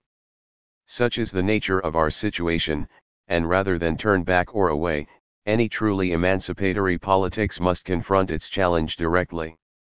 On this point, Badiou's Marxism is perfectly orthodox. Marx accepted that there were formal similarities between the ambitions of emancipatory politics and the workings of capital. Because we can never go back on universalism. There is no earlier territoriality calling for protection or recovery. We are rivals to capital, rather than merely reacting against it. It is a struggle of universalism against universalism, and not of particularism against universalism. French connections. Among the many heroes of modern thought, Badiou regularly turns to the inspiration offered by a select group of his fellow countrymen, Pascal, Rousseau, Mallarmé, and, up to a point, Sartre and Althusser. Like Plato and Descartes, all work to eliminate the sphere of representation as such, all strive to move beyond that which mediates, obscurely, between subject and idea, and thereby con-rm the subscient purity of the idea respectively, faith, the general will, the poem, science, or class struggle.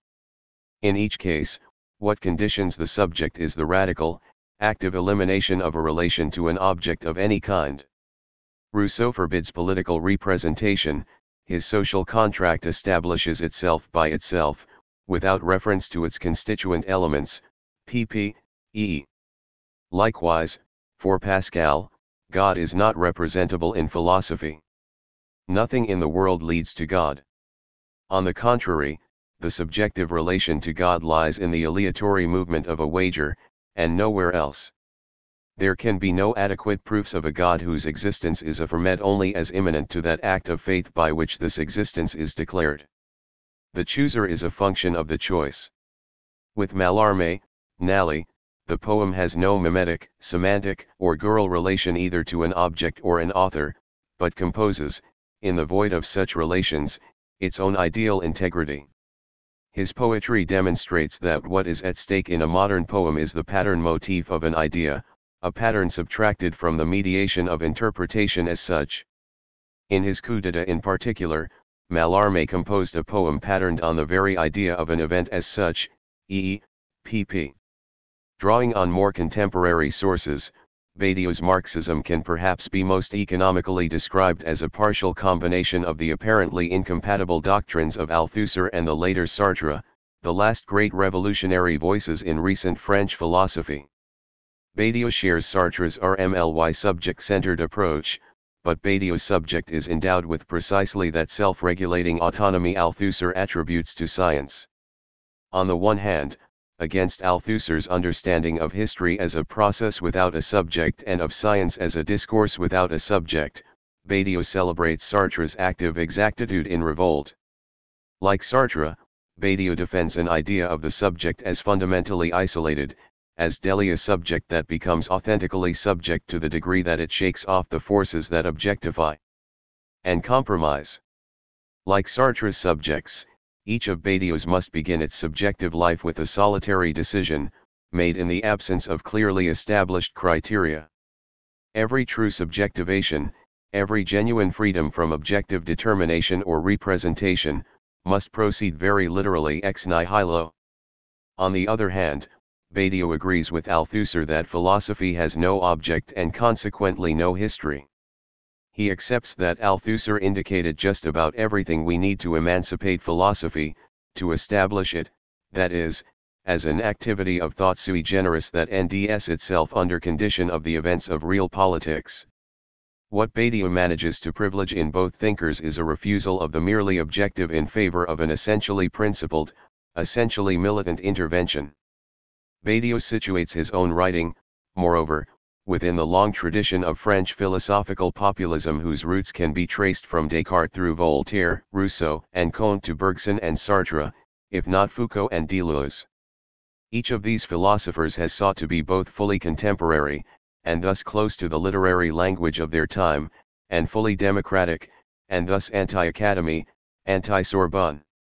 Each has drawn upon a language as incisive and prescriptive as it is seductive and persuasive, a form of language addressed, so to speak, to women and the proletariat, to an audience on the fringes of the establishment. In line with the self-description long affirmed by French grammarians, Badiou defends the philosophical use of French in terms that privilege syntactic clarity over semantic profundity, logical order over sensual suggestion, affirmation over interrogation, conviction over reverie, abstraction over complication, and univocity over polyvocity. Eschewing German depth and resonance along with English subtlety and nuance, his writing is designed to cut. It is sharp, compressed, decisive, consequential. He writes in order to compel assent. Lacan. Badiou has had no particular experience of psychoanalysis as such. He never attended Lacan's famous seminars, and with the partial exception of Théorie du sujet, the form of his work bears little resemblance to Lacan's. The psychoanalyst's approach is even an especially important example of what Badiou criticizes as anti-philosophy, more on this below. Nevertheless, of all contemporary thinkers it is Lacan who left the deepest mark on Badiou, and his name, along with Zizek's, will recur frequently throughout this study. Lacan, my master Jacques Lacan, as Badiou calls him, c. the greatest of our dead, MP, gers here as the educator of every philosophy to come. Badiou proclaims, I call contemporary philosopher him or her who has the courage to cross through, without faltering, the anti-philosophy of Lacan. The main things Badiou has picked up from his own crossing through Lacan include the latter's campaign against an imaginary identikation with the status quo, his evacuation of the subject of desire, his eventual articulation of subject and truth, his recognition of the formal integrity of mathematical transmission, and his conception of the real as the impossible of a situation. Badiou also builds directly on Lacan's notions of sexuality and ethics, matters discussed in chapters and, respectively. It may be worth going over these points very quickly, one at a time. Badiou adopts much of the spirit behind Lacan's major critical offensive, his crusade against the illusions of imaginarization, against the temptations of a passive conformity to what goes literally without saying. No more than Lacanian analysis, philosophy as Badiou understands it never serves to reinforce the individual ego or to adapt individuals to the needs and nature of society. Like Lacan, Badiou presumes a strict distinction between the genuine subject and the mere individual or ego, seat of illusions and imaginary object. The goal of analysis is not so much therapy or cure as the articulation of truth, that is, the disruptive truth of one's unique desire. By subject Lacan means the subject of the unconscious, the subject split by its incorporation into the symbolic order and sustained as a gap in the discourse of that collective other whose desires structure this unconscious.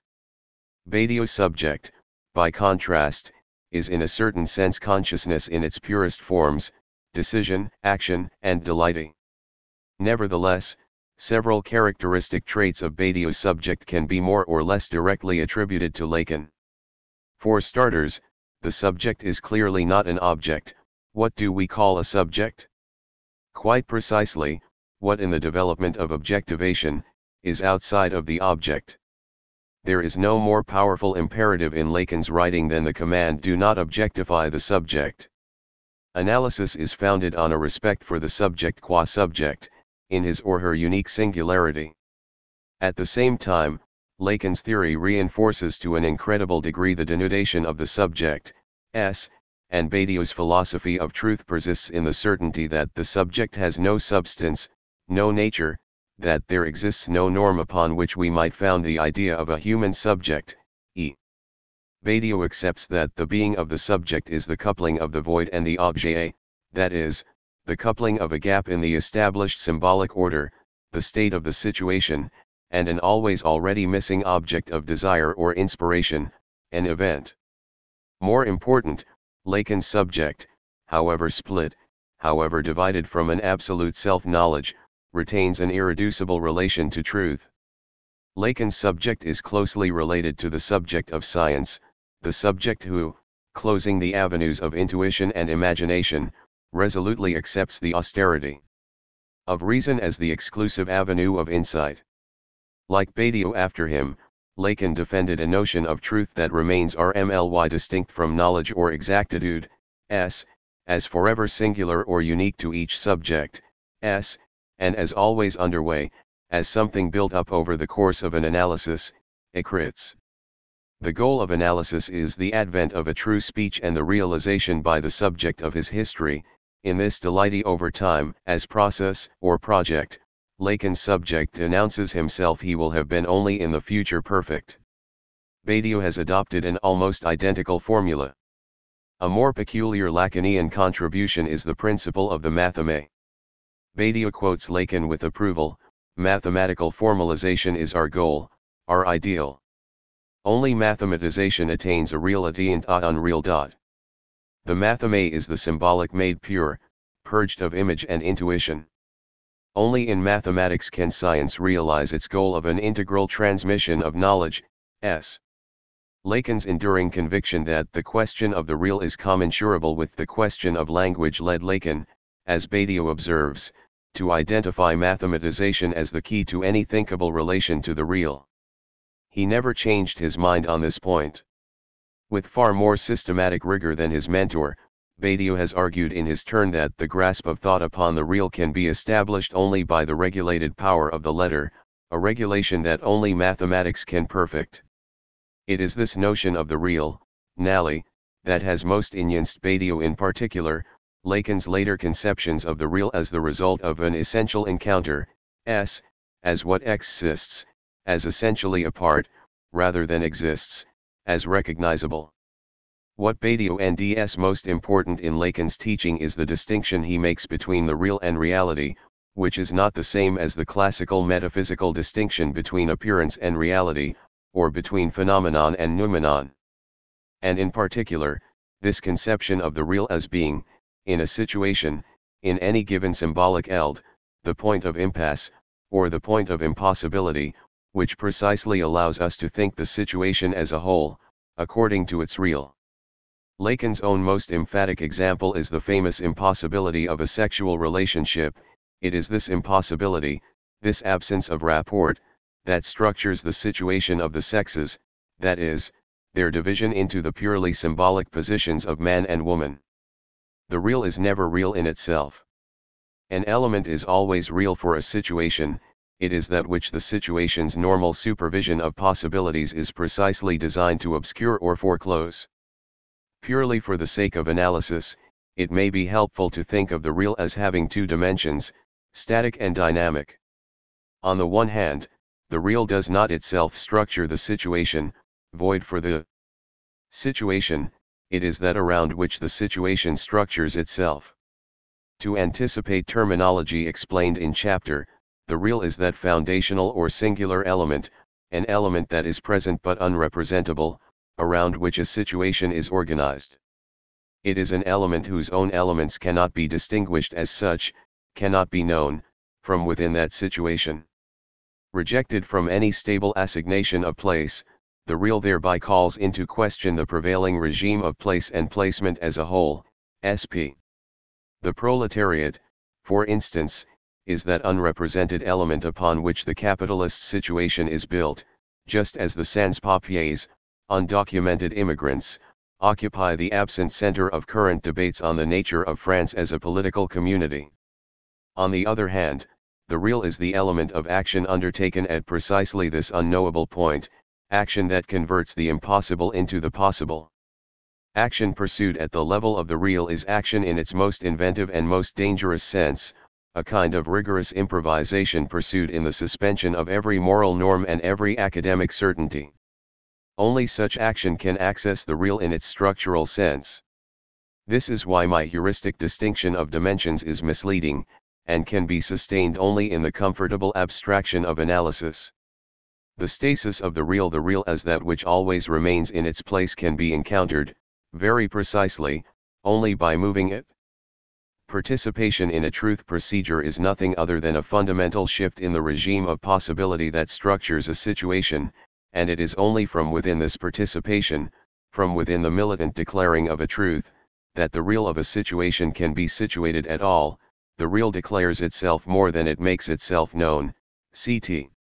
What Badiou calls a passion for the real, the driving force, as he sees it, for the revolutionary projects of the 20th century, is a passion for what can be done, here and now, in the material urgency of the present, ls. Every encounter with the real is always a tearing away from reaction, a plunging into the immediate, into the instant, ls.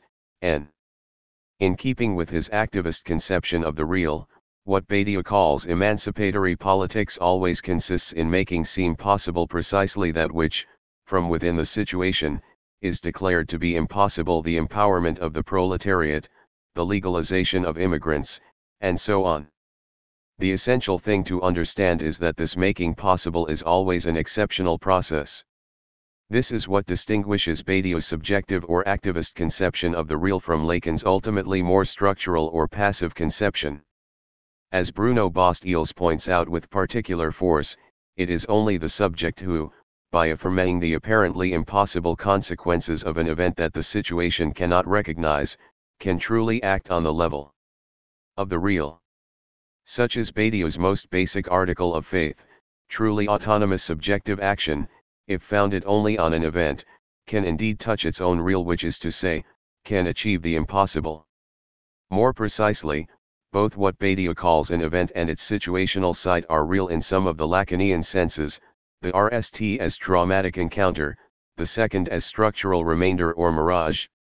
What he conceives as truth, however, transcends Lacan's anti-philosophical typology altogether. The truth is not itself the real, it is the process whereby the regime of the real is modi ed. It is an active transformation of the real, a moving of the real, that is, the rigorous and internally consistent transformation of the rules that govern what seems logical or possible in the situation. Just as Badiou's notion of the subject does not comply with Lacan's structural emphasis on language and the sine er, so too does his notion of the real refuse its early Lacanian associations with horror, brute materiality, mystery, and zitti.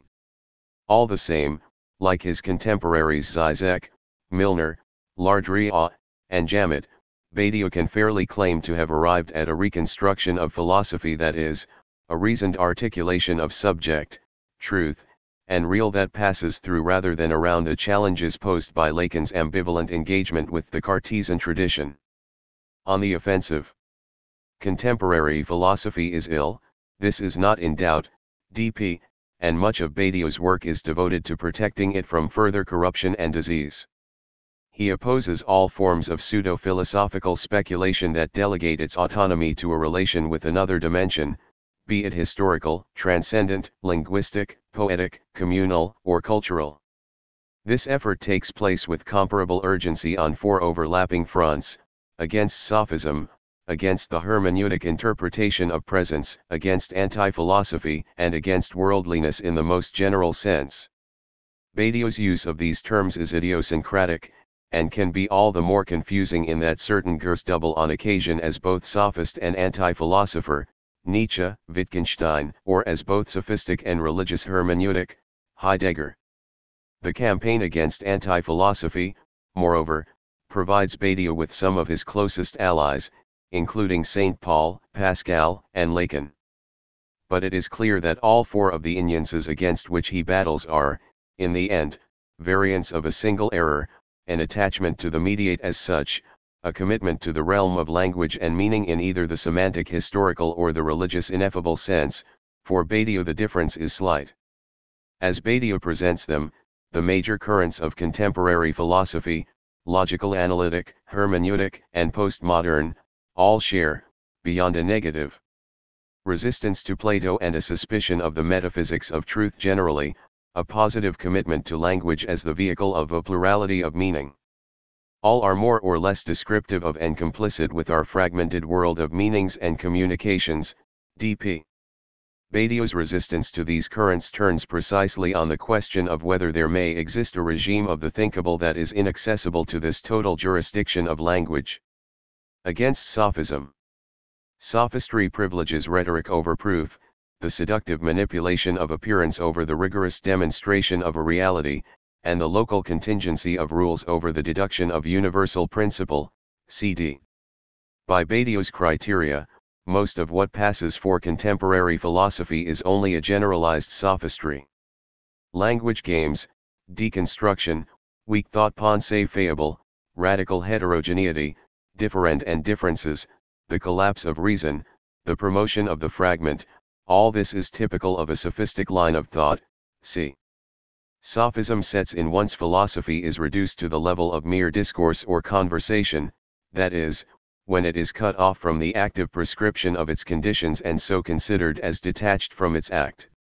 As soon as it is reduced to propositions or a discursive regime, philosophy is sophistic. For the essence of philosophy lies in the act of grasping truths, and not in the rhetorical montage of its linguistic operation. In Badiou's various polemics, three modern sophists stand out: Nietzsche, Wittgenstein, and Lyotard. Nietzsche goes as supreme sophist, the prince of modern sophistry, cd. The relentless enemy of Socrates, Nietzsche proclaimed the dislocation of eternal truth in favor of an essentially historical genealogy, had recourse to the substantial categories of life and power, and privileged a rhetoric of parables, metaphors, aphorisms, and the like, cf. Nietzsche cultivated a veritable hatred of universalism, and looked forward to the despicable resurrection of national gods, sp.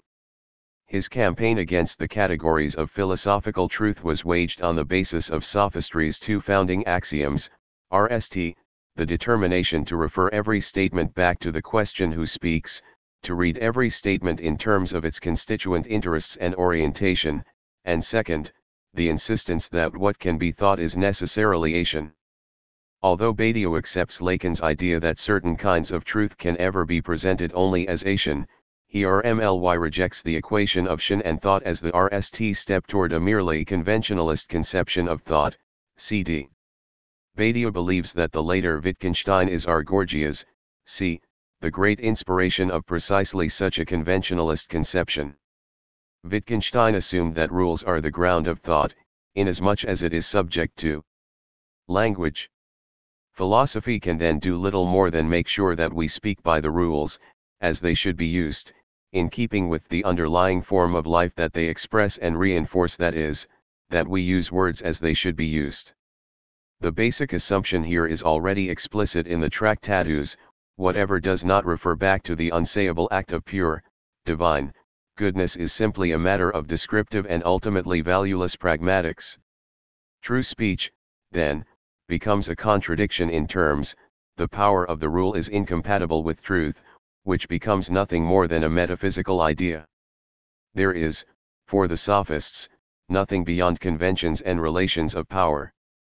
And for Wittgenstein, there is nothing beyond language games. Lyotard and postmodern philosophy generally stand condemned by the same judgment. Badiou is brusquely dismissive of the whole package of modern deconstructivist paraphernalia.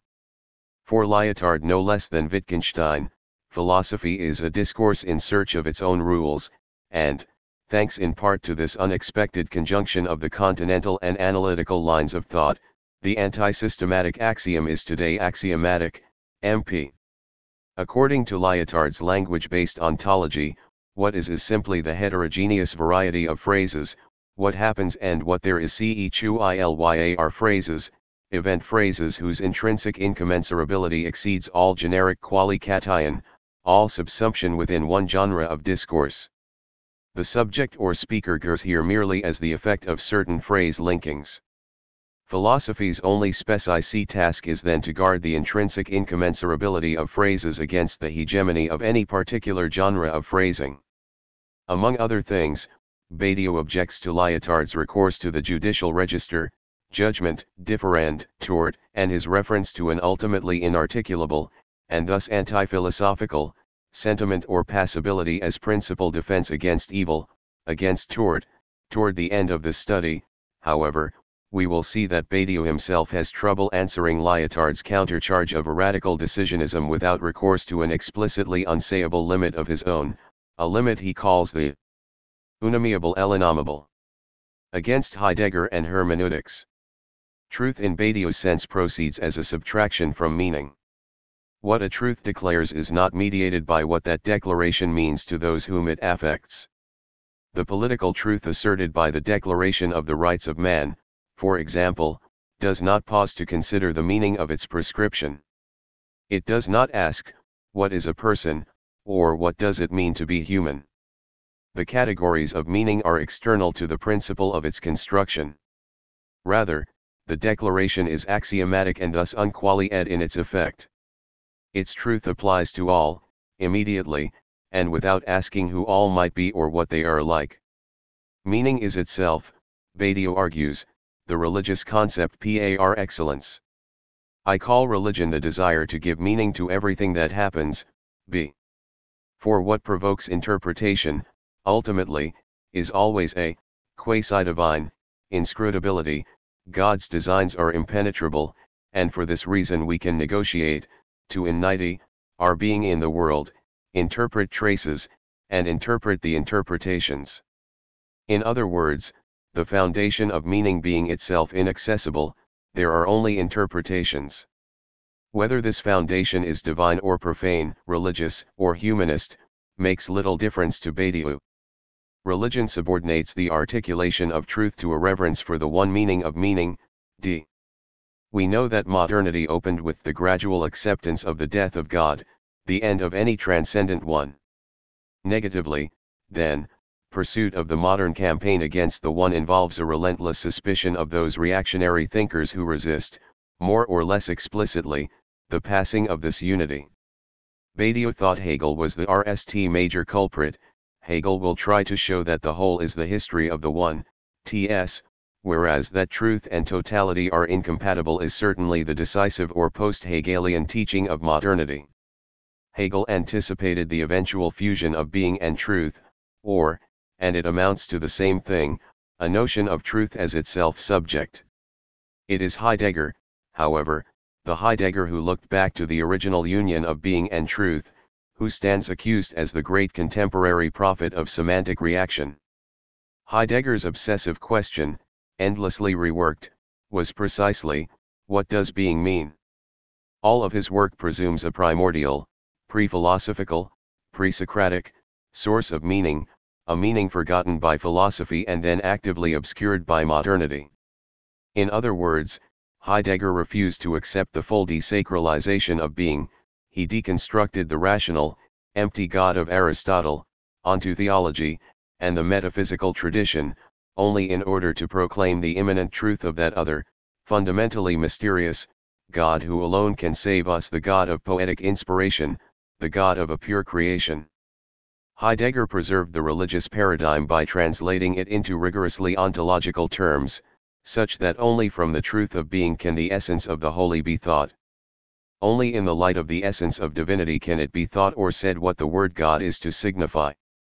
Heidegger, in short, wrote the ultimate religious challenge to a properly philosophical sovereignty, traced back to its own, Greek, roots. What Badiou calls a contemporary atheism is RST and foremost a break with this congruation, to the exclusion of all gods, ct. What Badiou has come to present as the pure logic of presentation is the exact contrary of Heideggerian presence, e.e. To be sure, Badiou's project invites comparison with Heidegger's in a number of respects. Like Badiou, Heidegger began with the elimination of all mediation or covering of being, e.e. Like Badiou, Heidegger and his privileged poets have worked for the destitution of the category of the object and of objectivity, as necessary forms of presentation of being being and, like Badiou, they know that whatever else it is, being is not something we can know.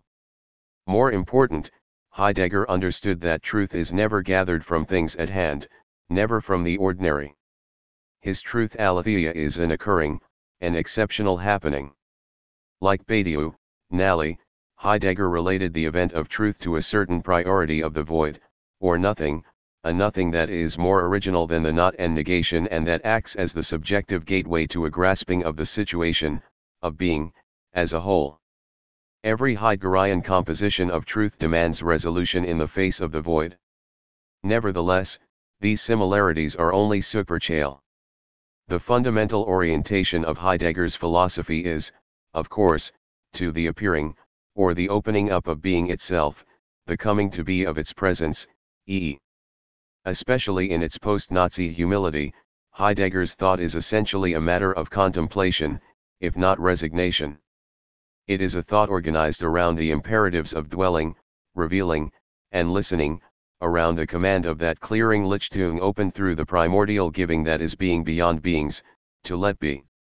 There is no conviction more antithetical to Badiou than Heidegger's insistence that truth is the truth of being. Heidegger deliberately equated ontology and truth. Heidegger's truth is a matter of being attuned to the mysterious errancy of being, to being revealed aletheia, in a rapt awareness that precisely leaves all subjectivity behind. However absent for us, Heidegger's ontology is directed toward that primordial presence of the one refused by the whole thrust of modern thought.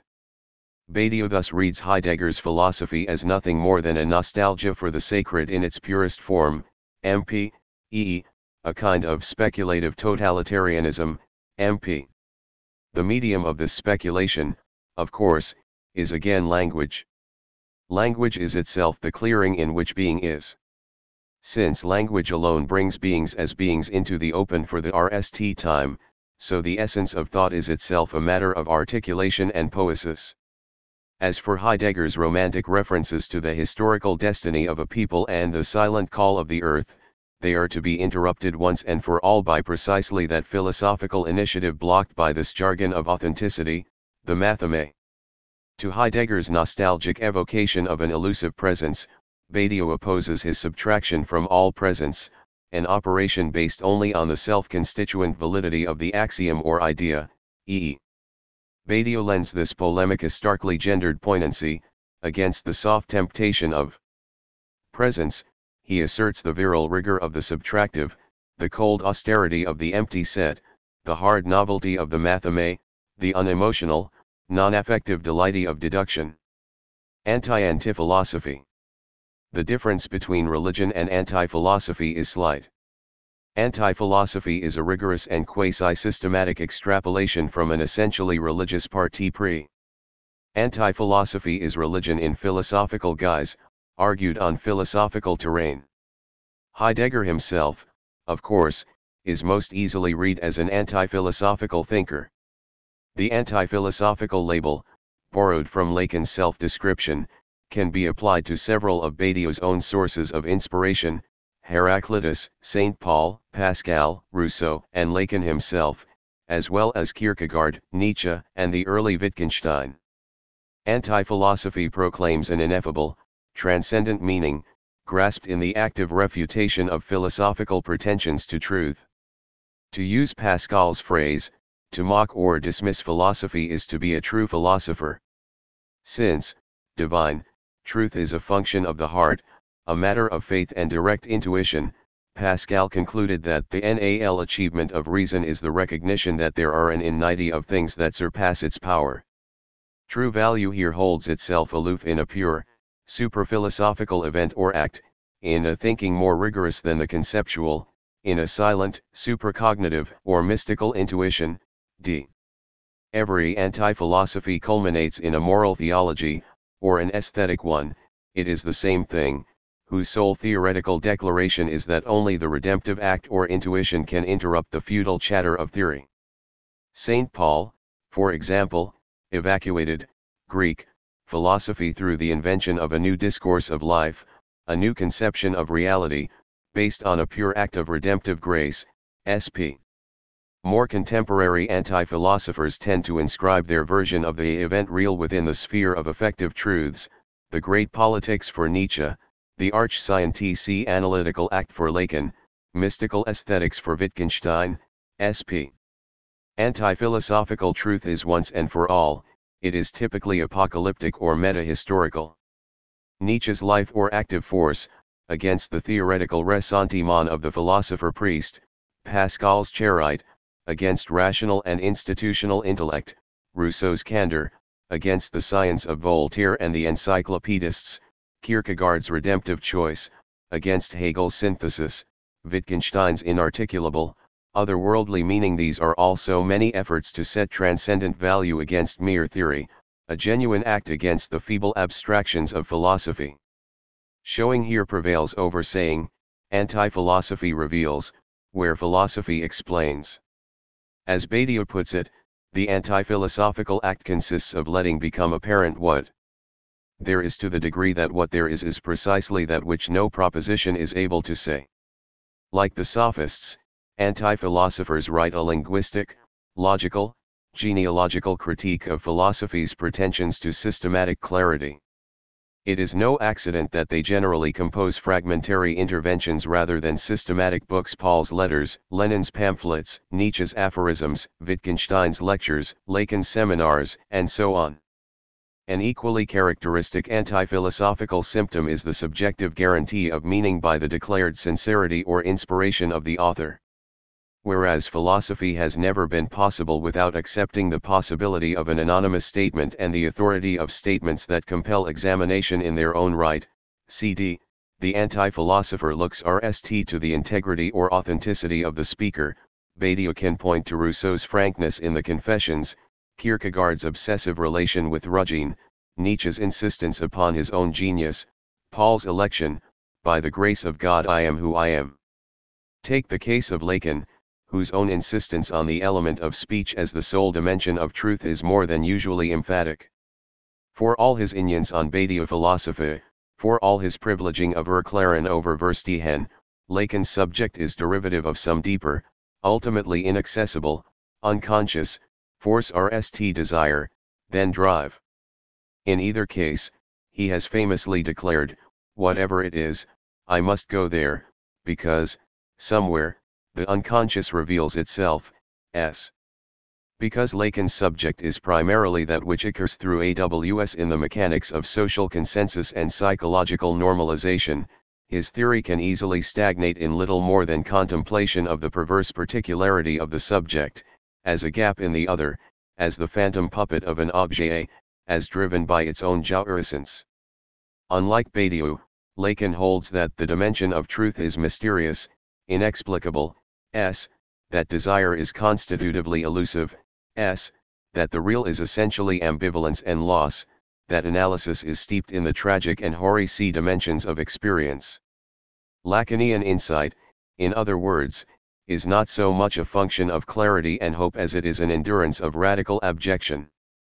Much of Badiou's recent work, including a 4-year sequence of lectures given at the Collège International de Philosophie, has involved an elucidation and critique of the great anti-philosophers. Anti-philosophy is both a more worthy and a more insidious opponent of philosophy than sophism. Heraclitus against Parmenides, Pascal against Descartes, Rousseau against the Lumières, the great anti-philosophers are, in a sense, the simulacra of the great philosophers, as well as a temptation the philosopher must confront and surpass. In the end, Badiou says, my theory is that philosophy should always think as closely as possible to anti-philosophy. What will forever block the transformation of this proximity into complicity, as might be expected, is the challenge posed by mathematics. The simple question is mathematics a form of thought, organizes, subterraneously, the debate between philosophy and anti-philosophy. Why? Because if mathematical propositions think, this means that there exists a saying undire without experience of an object, an adjective, regulated access to the intelligible. That being is not necessarily foreclosed to all proposition. That the act is perhaps even of a theoretical nature.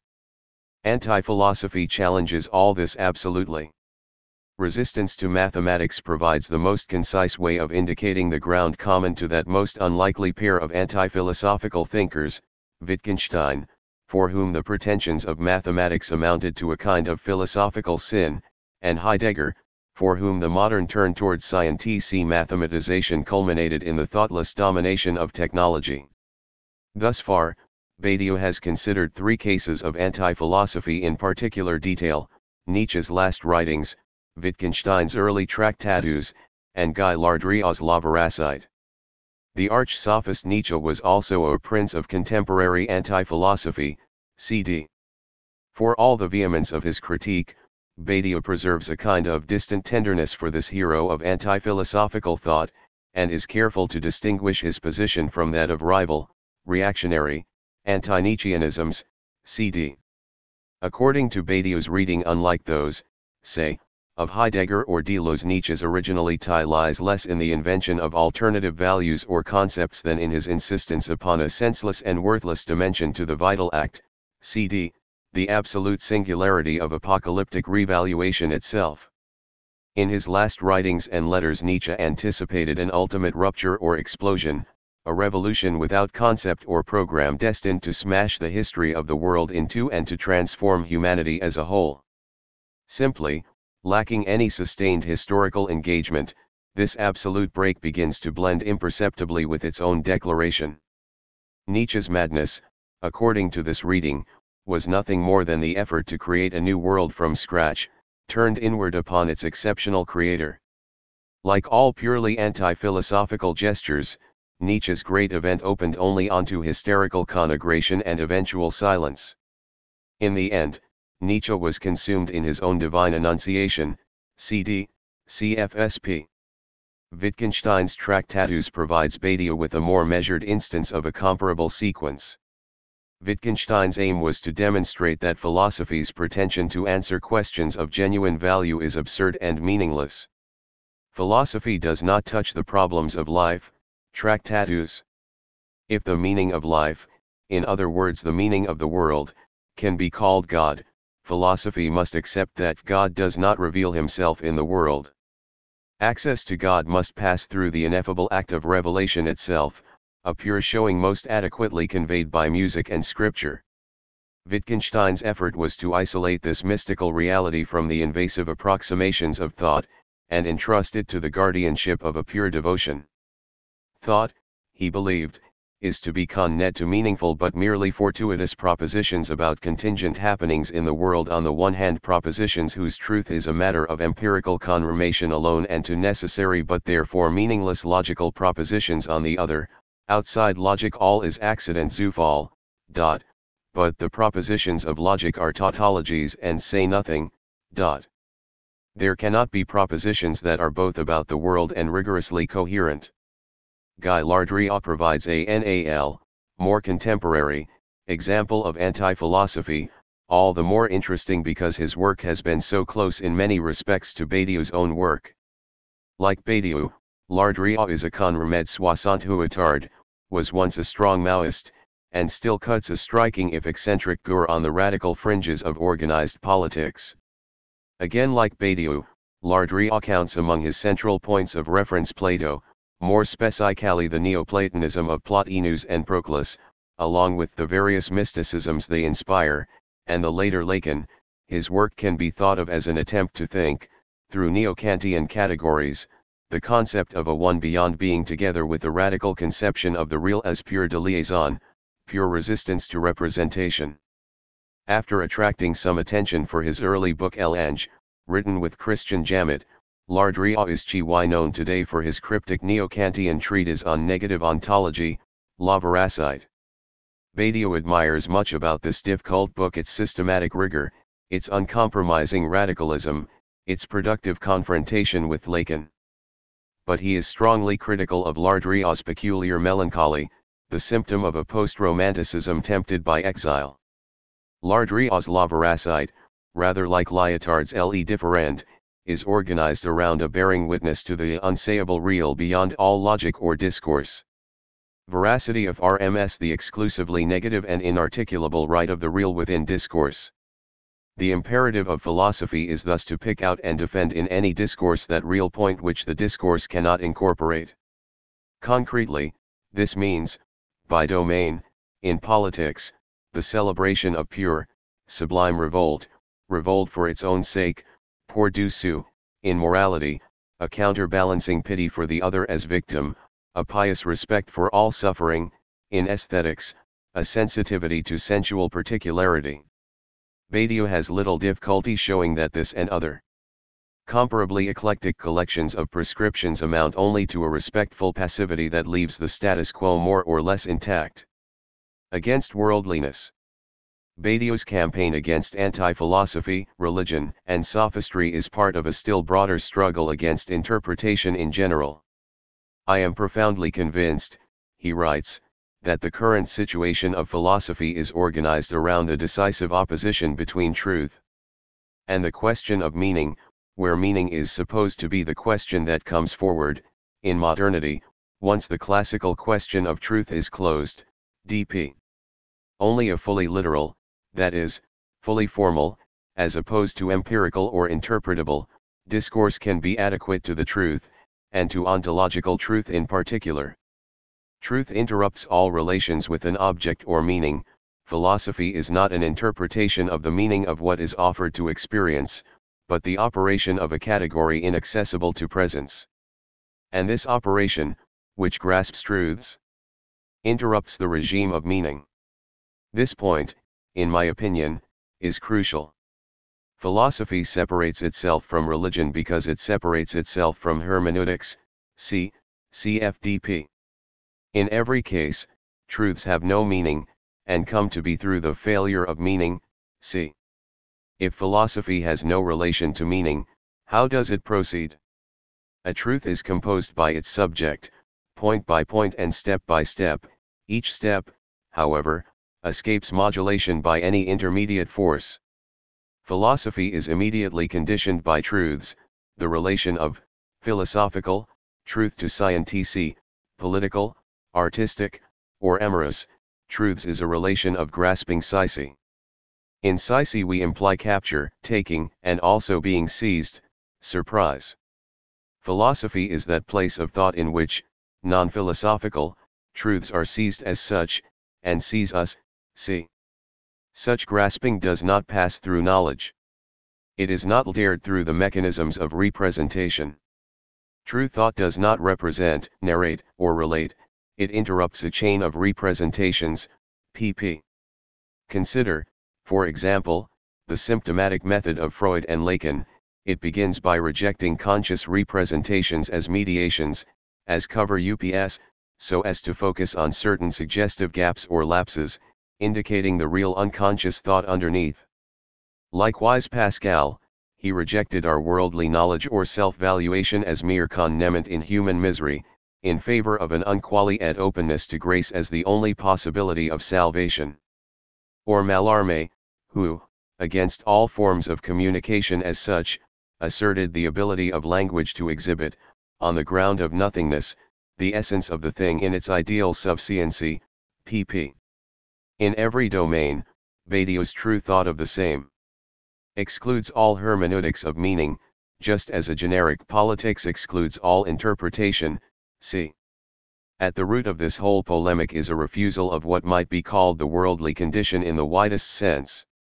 To be of the world means to act without idea, c. Badiou's philosophy is infused with that same contempt for worldliness characteristic of the great anti-philosophers, most obviously Saint Paul and Pascal.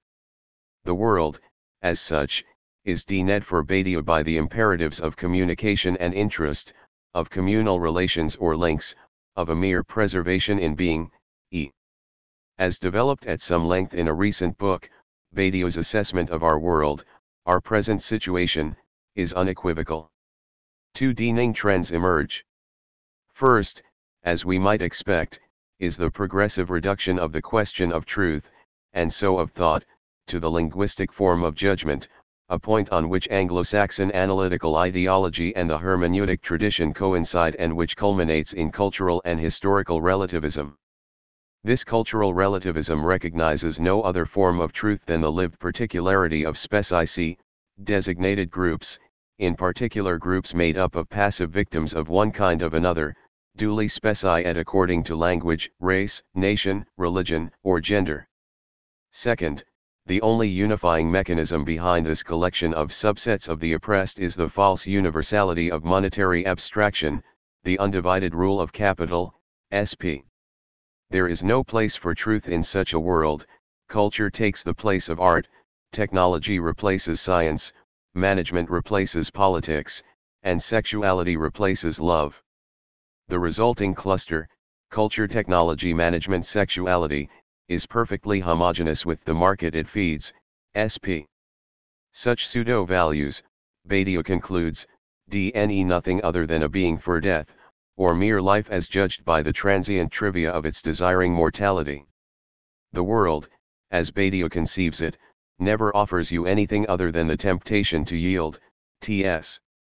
Philosophy, then, when and where it exists, is as a matter of course in essential con-ict with the world.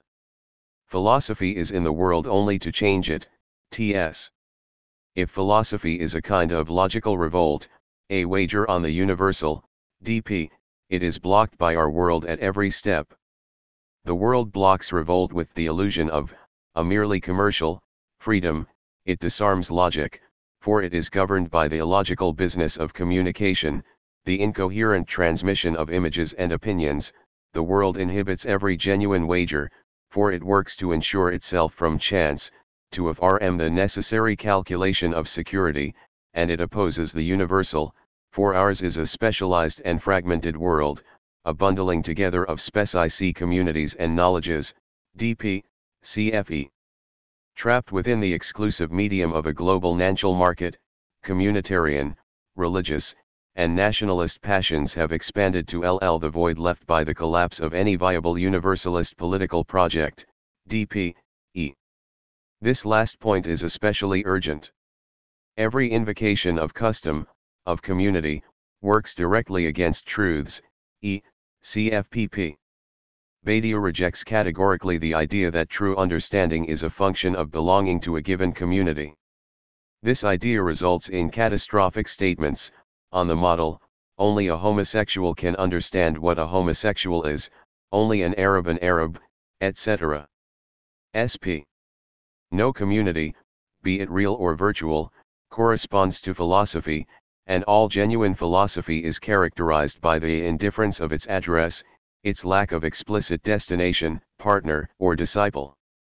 Mindful of Heidegger's notorious political engagement, Badiou is especially wary of any effort to inscribe philosophy in history or identify its appeal with a particular cultural tradition or group. C. Philosophy and communal specificity are mutually exclusive. Every particularity is a conformation, a conformism, whereas every truth is a non-conforming. Hence the search for a rigorously generic form of community, roughly in line with Blancot's communauté inavouable, Nancy's communauté dissoluble, and Agamben's coming community, so many variations of a pure presentation without presence. The only community consistent with truth would be a communism of singularities, a community of extreme particularity. Nothing is more opposed to the truth of community than knowledge of a communitarian substance, be it French, Jewish, Arab, or Western. As Deleuze might put it, philosophy must affirm the necessary deterritorialization of truth. I see nothing but national if not religious reaction, Badiou writes, in the use of expressions like the Arab community, the Jewish community, the Protestant community. The cultural idea, the heavy sociological idea of the self-contained and respectable multiplicity of cultures, is foreign to thought. The thing itself, in politics, is a cultural, as is every thought and every truth. What may distinguish Badiou's critique of the communal is the rigor with which he carries it through to its admittedly unfashionable conclusion. The whole ethical predication based upon recognition of the other must be purely and simply abandoned. For the real question, and it is an extraordinarily difficult one, is much more that of recognizing the same. An ontology of innate multiplicity posits altérité innate altérité as the very substance of what is. So, differences being what there is, and every truth being the coming to be of that which is not yet, differences are then precisely what every truth deposes, or makes appear insignificant. Difference is what there is, the same is what comes to be, as truth, as indifferent to differences, e. True justice is either for all or not at all. The critique of any communal or humanist vision of the lean, of being together, am, is thus basic to any political truth procedure. Since true political sequences are precisely accepted from the social, the RST task of a political process is to disengage itself from the prescription of relation lien or rapport. This disengagement has no properly anthropological limit. From the beginning, Badiou has said that his philosophy does not bring together, but separates, that is, opposes, the operations of life and the actions of truth. Any truth procedure distinguishes a properly immortal disinterest from an abject, properly animal assemblage of particular interests. An essential preliminary to truth is thus the admission that we are indeed animals lodged in an insignificant world loaded with excrement, b. For Badiou as for St. Paul, the worldly way of the Esh is simply another name for death itself. The human in its animal substructure, conceived simply as a living creature, is very exactly a being for death, and nothing more. Its interests are neither more nor less estimable than those of moles or tiger beetles, e. Man, in short, is that peculiar being that generally prefers to represent himself in nitude, whose sign is death, rather than know himself traversed, and surrounded, by the omnipresence of the in-night, e. Or again, man can become subject, can become a being worthy of philosophy, only through participation in those projects or procedures that necessarily appear, from the perspective of the world as it is, as inhuman and immortal. Since Badiou agrees with Saint Just that corruption is the opposite of virtue, he summarizes his crusade against our contemporary world as a resistance to its reenactment of Thermidor. Thermidorian connotes a situation of thought conditioned by the end of a truth procedure, by the restoration of the status quo and the primacy of calculable interests. Whereas Jacobin virtue is an unconditioned subjective prescription that refers back to no objective determination, the Thermidorian state, the state that prevails over the post-revolutionary reaction, is founded upon an objective, measured notion of social interest. Thermidor affects the equation of interest and property. It asserts the idea that every subjective demand has an interest at its core, and so declares the category of virtue irrelevant to politics. Whereas a Jacobin politics refers back to the act of insurrection as the ultimate measure of its legitimacy, Thermidor inspires a politics of order and tranquillite. Whereas the Jacobin asserts the dissolution of hierarchy in the sovereign unity of the nation, a Thermidorian is constitutively, as subject, in search of a position unplaced. Not surprisingly, Badiou NDS in today's triumph of liberal republicanism a prime example of Thermidorian reaction. It began with the collapse of the Maoist political procedure, active in France from II, and it has proceeded through reformation of the state of the situation. It has accelerated a process of parliamentarization, designed to include philosophical and academic institutions, to the exclusion of all principled prescription. Philosophy can have no distinctive purpose if thought is not conceived as a creative practice that resists, in its essence, specication by an object, interest, or identity. Thought cannot be reduced to the passivity of consumption or representation.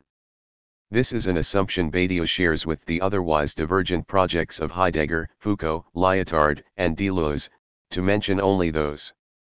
My own question is simply this: what kind of despeciation does thought involve? Does it involve subtraction not only from the positively, objectively speci the realm of animal instinct as much as of acquired habit, but from the properly speci as well, in the sense of being speci to but not determined by something? Should we not distinguish a speci realm of denition or classication from a properly relational realm of the speci per se? This is a distinction Badiou is generally reluctant to make. We will come back to it in the last two chapters of this book. Chapter: The question of the internal coherence of Badiou's work is a fairly complicated one. The few published accounts of his philosophy often assume that he began writing in the mid-s. There is indeed a sense in which his books up to and including Theory du Sujet, the summa of his early work, have become partially obsolete by his own subsequent criteria. The break between the overtly Maoist works of the S and the more serenely argued books of the S and S, the break in argument and priority, as much as in tone, style, and presentation, is obvious enough. On several occasions Badiou alludes, rather discreetly, to his early agreement, his misguided emphasis on destruction, and his effective equation of philosophy and politics. The evolution of his relations to both Althusser and Deleuze certainly gives a colorful measure of how far his position has shifted from the days when he labeled the former arrogant, idealist, irresponsible, hypocritical and metaphysical, and the latter a petit professeur de l'embuscade désirant. The principal motor and medium of Badiou's evolution has been political through and through. Radical political engagement is both the great constant of Badiou's life and the eld in which the slow transformation of his position is most obvious, from his earliest adherence to a Sartrine Marxism through his fully edged Maoism in the decade following to the difficult elaboration of a post-Maoist politics without party, a politics coordinated by the Organisation Politique, which Badiou founded, with his friends Sylvain Lazarus and Natasha Michel. The Organisation Politique is currently engaged in a number of precise campaigns concerning immigration, housing, and the political status of work and workers. The practical promotion of these campaigns absorbs much of Badiou's energy and conditions his philosophy in the most literal and emphatic sense.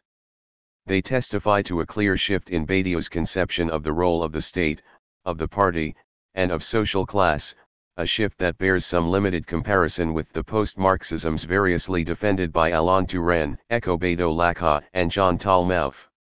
It would be a mistake, however, and one Badiou would be quick to condemn, to assume that these shifts imply a fundamental change in his underlying notion of political commitment itself. What should be stressed is that Badiou's properly decisive concepts of the pure, the singular, and the generic are themselves at least relatively constant. Judged according to this consistency, the evolution of his thought begins to look more strategic than substantial. Certainly, for every disclaimer of early excesses there have been many suggestive symptoms of a global continuity, at least from May to the present. Badiou's mathematical orientation, set theory, and all, preceded his spécially Maoist engagement. The radical courage affirmed in the early Theory du Sujet was reformed in the later Conditions and Rhapsody pour le Theatre, c. Rt., the communist invariants celebrated in de l'idéologie and l'écharpe rouge return in un désastre obscur. Althusser, Lacan, Cantor, and Mallarmé have been constant points of reference. The literally pivotal notion of the two, le2, as the dimension of real subjective antagonism was inspired as much by Mao as by Lacan, and Gers as prominently in Le Siècle, as in Theory du Sujet. And so on. The precise evolution of these concepts demands careful attention. Whatever else it is, Badiou's early work is not the hesitant, embryonic version of a subsequently niched product. It is not the RST or primitive stage of a dialectical culmination. Theory du Sujet is by any criteria the most difficult to approach of Badiou's books, and his early work as a whole stands as a more or less self-sufficient system in its own right. It represents a RST effort to impose his philosophy of the subject. If Badiou was soon forced to retreat and reconsider, this obligation was in a sense, at least at RST, pushed on him from without, by the historical collapse of the Maoist and Leninist projects and the rise of the so-called Nouvelle Philosophie, the renewal, inspired by both Solzhenitsyn and Kant, of the liberal discourse of human rights and ethical guarantees. This new situation called for a different sort of philosophical response. When the time came, Badiou addressed the challenge posed by the crisis of Marxism full on, while retaining as much of the essential thrust of his RST engagements as possible. For all these reasons, a summary of Badiou's early and arguably less original work is an essential prelude to the assessment of his mature system. This system should be read, I think, as a reaction to the failed promise of Maoism as an effort to salvage Mao from history as such. Badiou's mature work is very much a response to, rather than a dogmatic denial of, or nostalgic evasion of, the defeat of the revolutionary inspiration of Europe's most violent century. Badiou is virtually alone among his contemporaries in his proud insistence, not for one instant have I ceased to be a militant. I am one of the few philosophers known and surely reviled for having never yielded, neither to the sirens of conversion to capitaloparlamentarism, nor to the rule of the abandonment of all principle that has, since the late devastated the French intelligentsia. What must be assessed, in short, is the exable but determined persistence of Badiou's work, his refusal to yield while accepting the need to adapt. Badiou's early work, Party and Epuration. Even if we were to ignore Badiou's subsequent rise to prominence, his early work would still deserve attention as a major contribution to the still fragmentary history of French Maoism. Here I include as early the Potemkin pamphlets and Maspero books published in the Yenin collection, which Badiou edited along with his friend Sylvain Lazarus, and his Théorie du sujet, Suil. From, Badiou belonged to the Radical Union des Jeunesses Communistes de France, Marxists-Leninists, and like other Maoists at the time, was and unlike most of these others, remains an active campaigner in factories and among workers' groups across the country. Throughout Badiou's early work, we see that today's political subject is that of the Cultural Revolution, the Maoists, t.s. The early Badiou was convinced that there is only one great philosopher of our time, Mao Zedong. Everything in his early work is organized in view of the victory of armed popular struggle, in the strategic perspective of the total collapse of imperialism. Backed up by China, the steady rearguard of the global revolution. Marxism, as Badiou here of RMS it, calls not simply for the establishment of a society without classes or a destruction of the state, but for the destruction of the agent of this RST destruction, the consummation of the organized proletariat itself in its own ongoing fading away evanouissement. Badiou's earliest work. Only with his discovery of Maoism in the wake of May did Badiou begin to develop a systematic philosophy. He began writing, however, well before this discovery. Some of the positions he promoted in his pre-Maoist articles suggest themes more rigorously argued in his post-Maoist work, and so provide us with a RST and fundamental point of reference, a RST subtraction from relation, a RST version of the pure.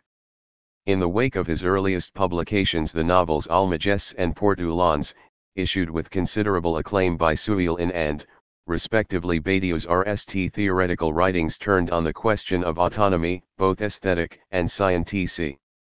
Badiou had already been familiar with Lacan's teachings for more than a decade.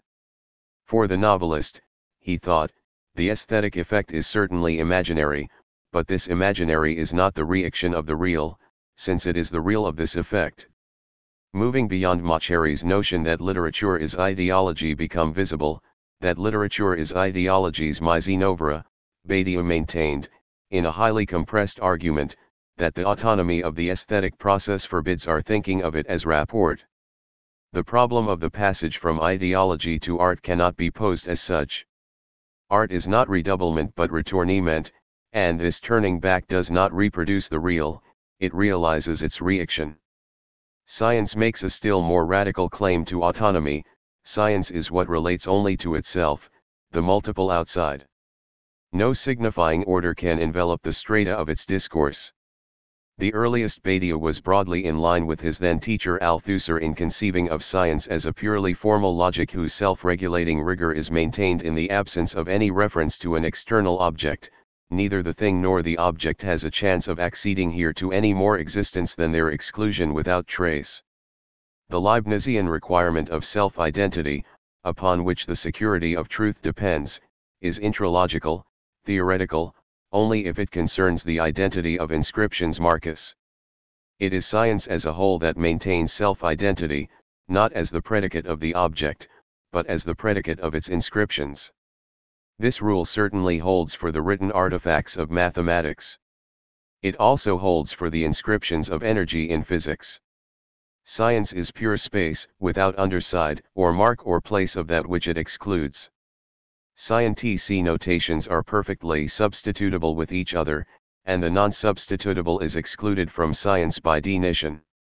The earliest Badiou concluded, as a result, that there is no subject of science. Science proceeds without that gap or recall basic to a properly subjective perception, a subjective difference. As readers of Althusser's texts of the time will know, the subject is rather a defining feature of ideology. At this point, then, philosophy per se is limited to the merely negative revelation of science. Let's call philosophy that region of ideology that is specialized in science. And because science is subscient in itself, that which, in philosophy, declares itself as science, is inevitably the lack of science. Philosophy carries and insists on the mark of its lack. What are still known as the events, les événements, of May blew these RST pretensions to a discrete autonomy apart. As Badiou was to write 7 years later, I admit without any reticence that May was for me, in the order of philosophy as in everything else, a genuine road to Damascus experience, TC, cf. did. That May revealed once and for all that it is the masses who make history, including the history of knowledge, TC. Again, May was for us RST and foremost a formidable lesson. We felt ourselves woken up, contested, by the immense collective anger of the people. After May, nothing is or should be as before. The great task became the ideological preparation of the masses, a vast campaign of ideological rectification, so as to guarantee the progressive preponderance of Marxism-Leninism.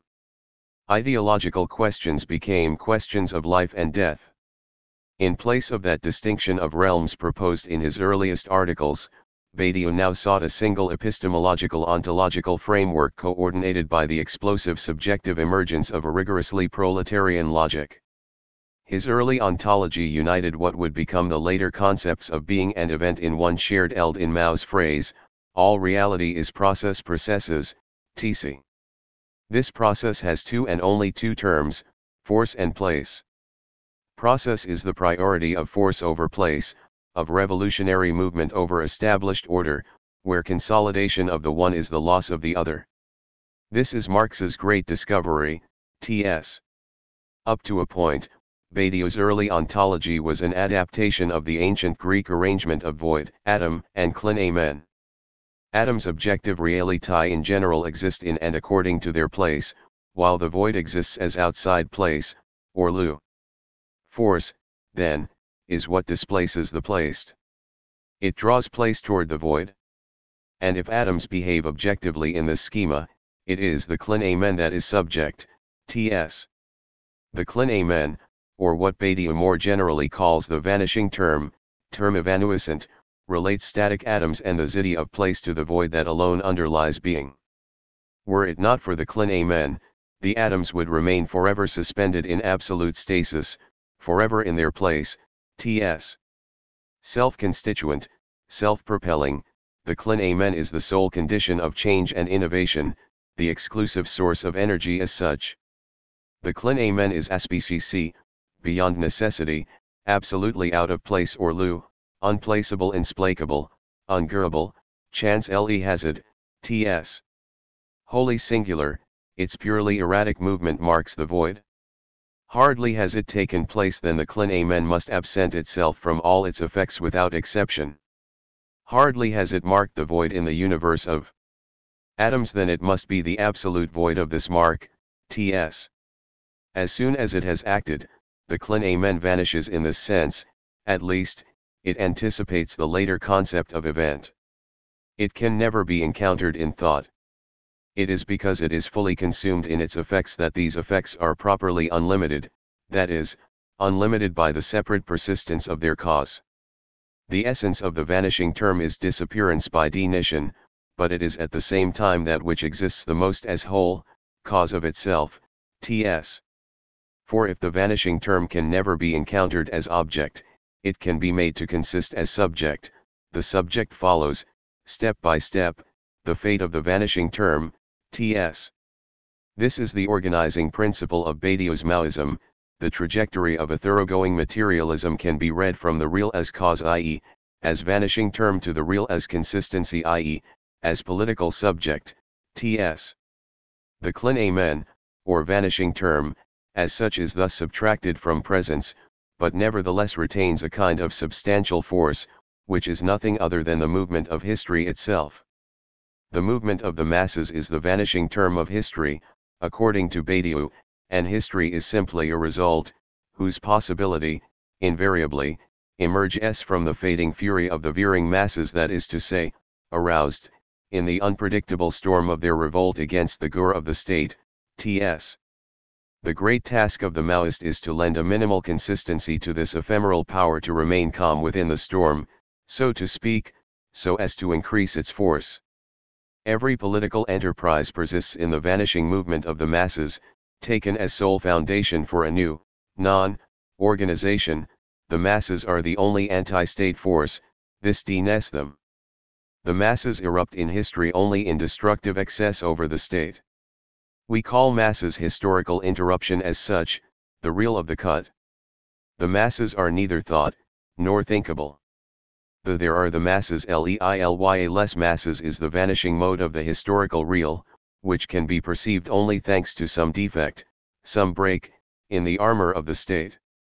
At the same time, we must recognize that the masses are the only principle of political consistency, t.s. The distinction of subject and object is thus nearly as absolute in Badiou's early work as in his later.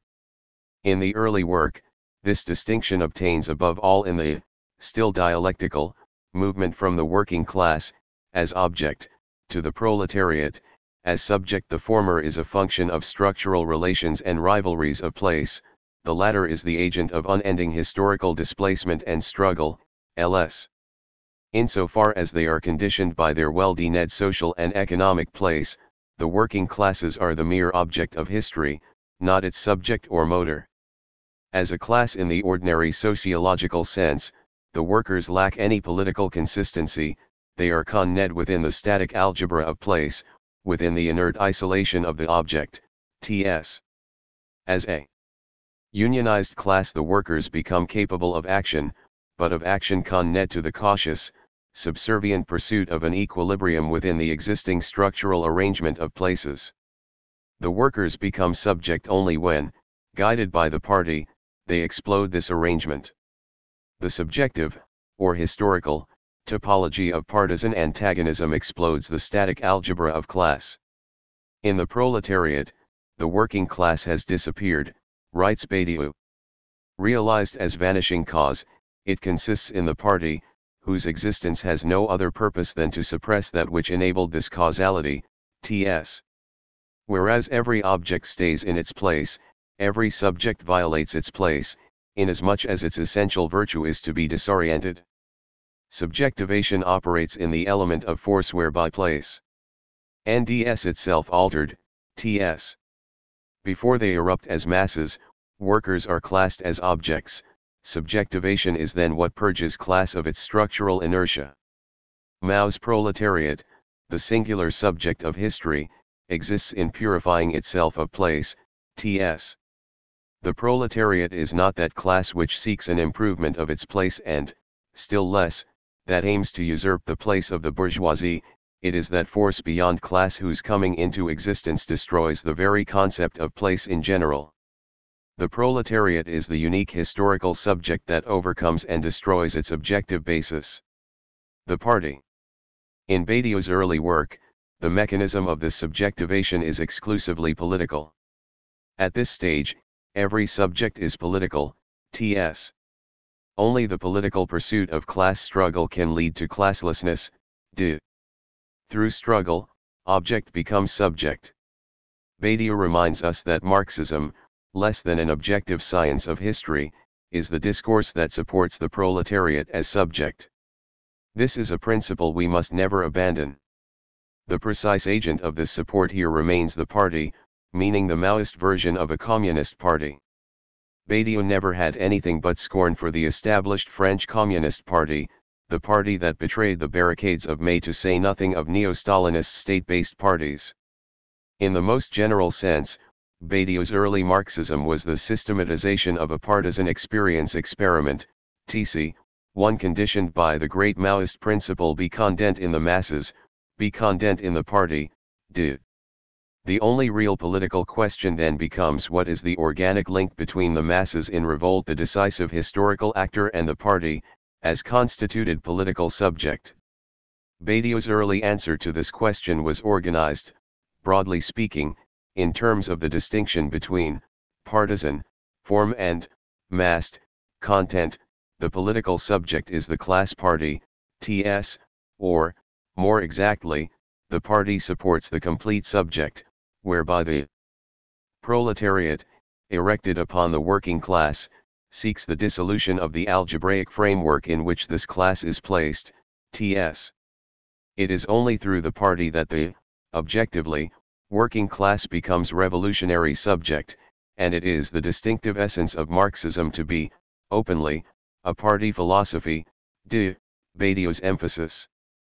Through the party, pure subjective catalyst, the all-powerful but ephemeral power of the masses becomes conscious of itself, becomes the actual rather than simply the effective subject of history. The masses make history, but as vanishing or ephemeral, the party makes this very vanishing consist and endure. The party is precisely that which consists in its cause. For example, through Lenin the ephemeral cause that was the Paris Commune was made to consist in the success of the October Revolution, and persist as a contribution to the eventual consistency of a prolonged proletarian politics. Like the Cruci et Christ, the Commune thereby consisted, for having disappeared, ts. Through the party, the working class abstracts itself from the relations deeming its social place. The decisive moment of subjectivation, in all phases of Badiou's work, is one of purication. Here the party effects a double purication of the masses, it concentrates their intrinsic potential energy into an effectively focused strength, and thereby enables them, at the same time, to isolate themselves from the established order as a whole. The proletariat is the result of this purication and concentration, More, to concentrate force constitutes the very essence of Leninist work, ts. Mao went one step further, declaring that the party is purication, ts. CFLS. In Badiou's work, both early and late, a politics of disciplined purication prevails over a politics of alliance and negotiation. Following Lenin, Badiou believes that a minimal, puri-ed political heterogeneity is 100 times stronger than an armada of represented struggles. The political subject, in short, is that process which concentrates its represented or objective content to zero, toward an absolutely ideal purity. And if only the proletariat is adequate to the criteria of the ideal, it is because only it fully exists in purifying itself, ts. Why only the proletariat? Because it has been the RST exploited class to form itself as revolutionary subject, All revolutionary movements throughout history, from Spartacus through Munzer to Saint Just, have adhered to what Badiou calls the communist invariance. They pursue the dissolution of the state, of private property, of domination, and so on. But the proletariat does more than repeat the invariant, it masters its realization, The proletariat is the RST exploited class that has, and can have, no speciable class interest. The proletariat is the result of both an objective dispossession, performed by capitalist polarization, and a subjective divestment or rejection of objectivity itself, guided by the party. In the universality of its coming to be, the proletariat redeems the whole of preceding revolutionary history and formulates the RST form of universal thought, that is, the RST form of rigorously logical revolt. When all is said and done, writes Badiou, everything boils down to this maxim: we must dare to struggle, we must dare to revolt, and Marxism simply says, revolt is reason, revolt is subject, tc. Strictly speaking, no thing just es revolt. Revolt just es itself, on the basis of nothing, through its evacuation of the objective as such. This irreducibly destructive moment played a role in all of Badiou's early work. At this stage, to destroy is the necessary proletarian statement. Consequently, the polemic thrust of his Maoism was directed in the RST place against all forms of revisionist deviation away from this revolt destruction, this uncompromising struggle against the state, which is to say, against the legal, reformist institutions of the French Communist Party, PCF, and its trade unions, along with the false working class left, the inheritor of anarcho-syndicalism, i.e., the gauche proletariat. Badiou has always refused a parliamentary or electoral framework for politics. He has always asserted a principled anti-electoralism, where the initial goal has been not to reform the PCF but to abolish it. But this is not yet the whole story. Even the dictatorship of the proletariat remains, of course, a form of the state. If the advent of the proletariat destroys the class basis of capitalist society, a further process must effect the destruction of this destroyer itself. The proletariat qua proletariat must eventually consume itself, leaving only justice and equality in its wake. In the end, it must be possible to say, adapting Mallarmé's phrase, that literally nothing took place but the revolution, t.s. The singularly true retrospectively eliminates the merely specific circumstances of its advent. The vanishing cause comes to consist in the party, but the party itself consists only in order to vanish. How exactly do we move from the RST destruction, of classes, to the second, of the proletariat itself? The RST destruction has a structural, historical logic to it, the necessity carried by mass revolt. The second, however, requires a more deliberate, more purely willful element. The subject is precisely what provides this element. The subject of the second destruction is more than a double negation, the lack of the lack. Is not twice the lack. It requires something more, something that evades any logic of necessity or place. I provisionally name subject this unpredictable bifurcation, Badiou declares. Every subject is a forced exception, which comes in a second moment, t.s. This is the moment, so to speak, where consistency returns to its original vanishing. The subject, in this early denition, is that minimal, open consistency required to maintain an ongoing dissolution. In other words, the party consists only so as to dissolve itself, and to keep on dissolving itself. Badiou's early commitment to the party is unqualified, to the degree that the party is precisely that thing which works to eliminate itself, t.s., the party's activity must be relentless, perfect, exhausting, but the party has no proletarian reality other than in the tumultuous history of its own termination resiliation. The question is then, what is the possible limit of this dissolution or auto-suppression? By his own subsequent admission, more or less, in his early work Badiou failed to devise a sustainable answer to this question. The attempt, however, is instructive. What he provided is a schema with four subjective components: anguish, superego, justice, and courage, which can, under slightly different names, be easily recognized in his later works. They allow the vanishing term to become RST consistent in itself, then consistent in its own vanishing. The superego affects a preliminary self-purification. The superego makes destruction something consistent, t.s.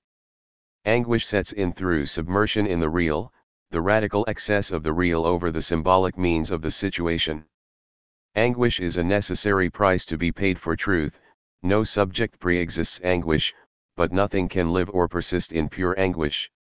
So if the superego and anguish are the two traumatic conditions of the subject, justice and courage make subjectivation bearable. Justice is an egalitarian recomposition of forces external to the state of the situation, while courage, nally, is what ties this whole system together. Courage is the courage to wager on Pascal's model, a radical wager on the real. It is not simply an attribute of the subject, but its very intrinsic process. To sum up, in anguish, place collapses, courageously, the subject then assumes the real that divides the place. Courage has no other denition, exile without return. The essential criteria to emerge from this early configuration of the subject, I think, are close to those of the absolute itself: the imperative of an absolute radically, an absolute refusal of the relational or specific in all its forms. The subject, here as everywhere in Badiou, is that which constitutes itself in the absence of liens, as pure singularity. The more radical the revolution can be, the more it operates in the courageous toppling over of destruction, in the just audacity of recomposition, and the more it indicates that it is the act of a people, of which the proletariat does nothing other than name the one, as political one, t.s. It is no accident, then, that the critical operation of a becoming subject is here an essentially auto-constituent condens con-ance, where the essence of condens is to have condens in condens, ts. Mere belief, croyance, by contrast, is a function of its object. Belief is belief in something that can in principle be very ed, or falsy ed. Condens, on the other hand, is indifferent to all contrary evidence. Condens is a subjective or self-referential attribute. Hence, Badiou stated, very rigorously, I have condens in the people and in the working class in proportion to the degree to which I do not believe in them. Such is the conclusion of Badiou's early work. The fundamental concept of the ethics of Marxism is condens, as expressed in a tight sequence of imperatives. Condens is belief in the outplace Horlu, be content in the masses, be content in the party. In short, to be content in oneself in the mode of the destructive division of local constraints is what generalizes the process of the subject, ts. The retreat from history. The apparent impasse of Badiou's early work, then, is easily explained. His condens was insufficiently detached from its object. His condens remained, despite everything, contaminated by belief in a minimally objective telos, mediated by an irreducibly dialectical process. In a word, the movement of history failed to live up to Badiou's con-ance. Badiou's early effort was precisely to equate the subjective process of becoming content in oneself with the global process of historical struggle itself, as aspects of a single logic. The proletariat was to be the vanishing yet consistent vehicle of this logic. Badiou's early work was conceived as a contribution to the ongoing victory of the proletariat. The subjective power of Marxism springs precisely from actually victorious Leninism, ts., not from abstract theoretical prescriptions. This is why, in his early work, there is properly only one subject ts. His later work, by contrast, begins with an acknowledgement that Marxism and historical victory present, at least in the current state of things, a contradiction in terms, pp. The error of classical Marxism as a whole, the later Badiou concludes, was to have mistaken object for subject. It thought the working class as the class of workers, that is, as a sociological category. Since it simultaneously declared itself to be political truth militant, faithful, and knowledge of history, or of society, so Marxism eventually died. It died because it was unable to free itself from the actuations of social categories and objects, my emphasis. When Badiou comes to reconsider the communist project with the tense mixture of undiminished admiration and rueful self-criticism that characterizes his recollection of Le siècle, as a whole, he locates the root cause of its collapse in the political determination to maintain a relation, however disjunctive it might be, between pure subjective will and implacable historical necessity. He sees Lenin, Stalin, and Mao as united in their determination to align the revolutionary renewal of humanity itself, to change the very essence of man, with the objective vitality of life or history as such.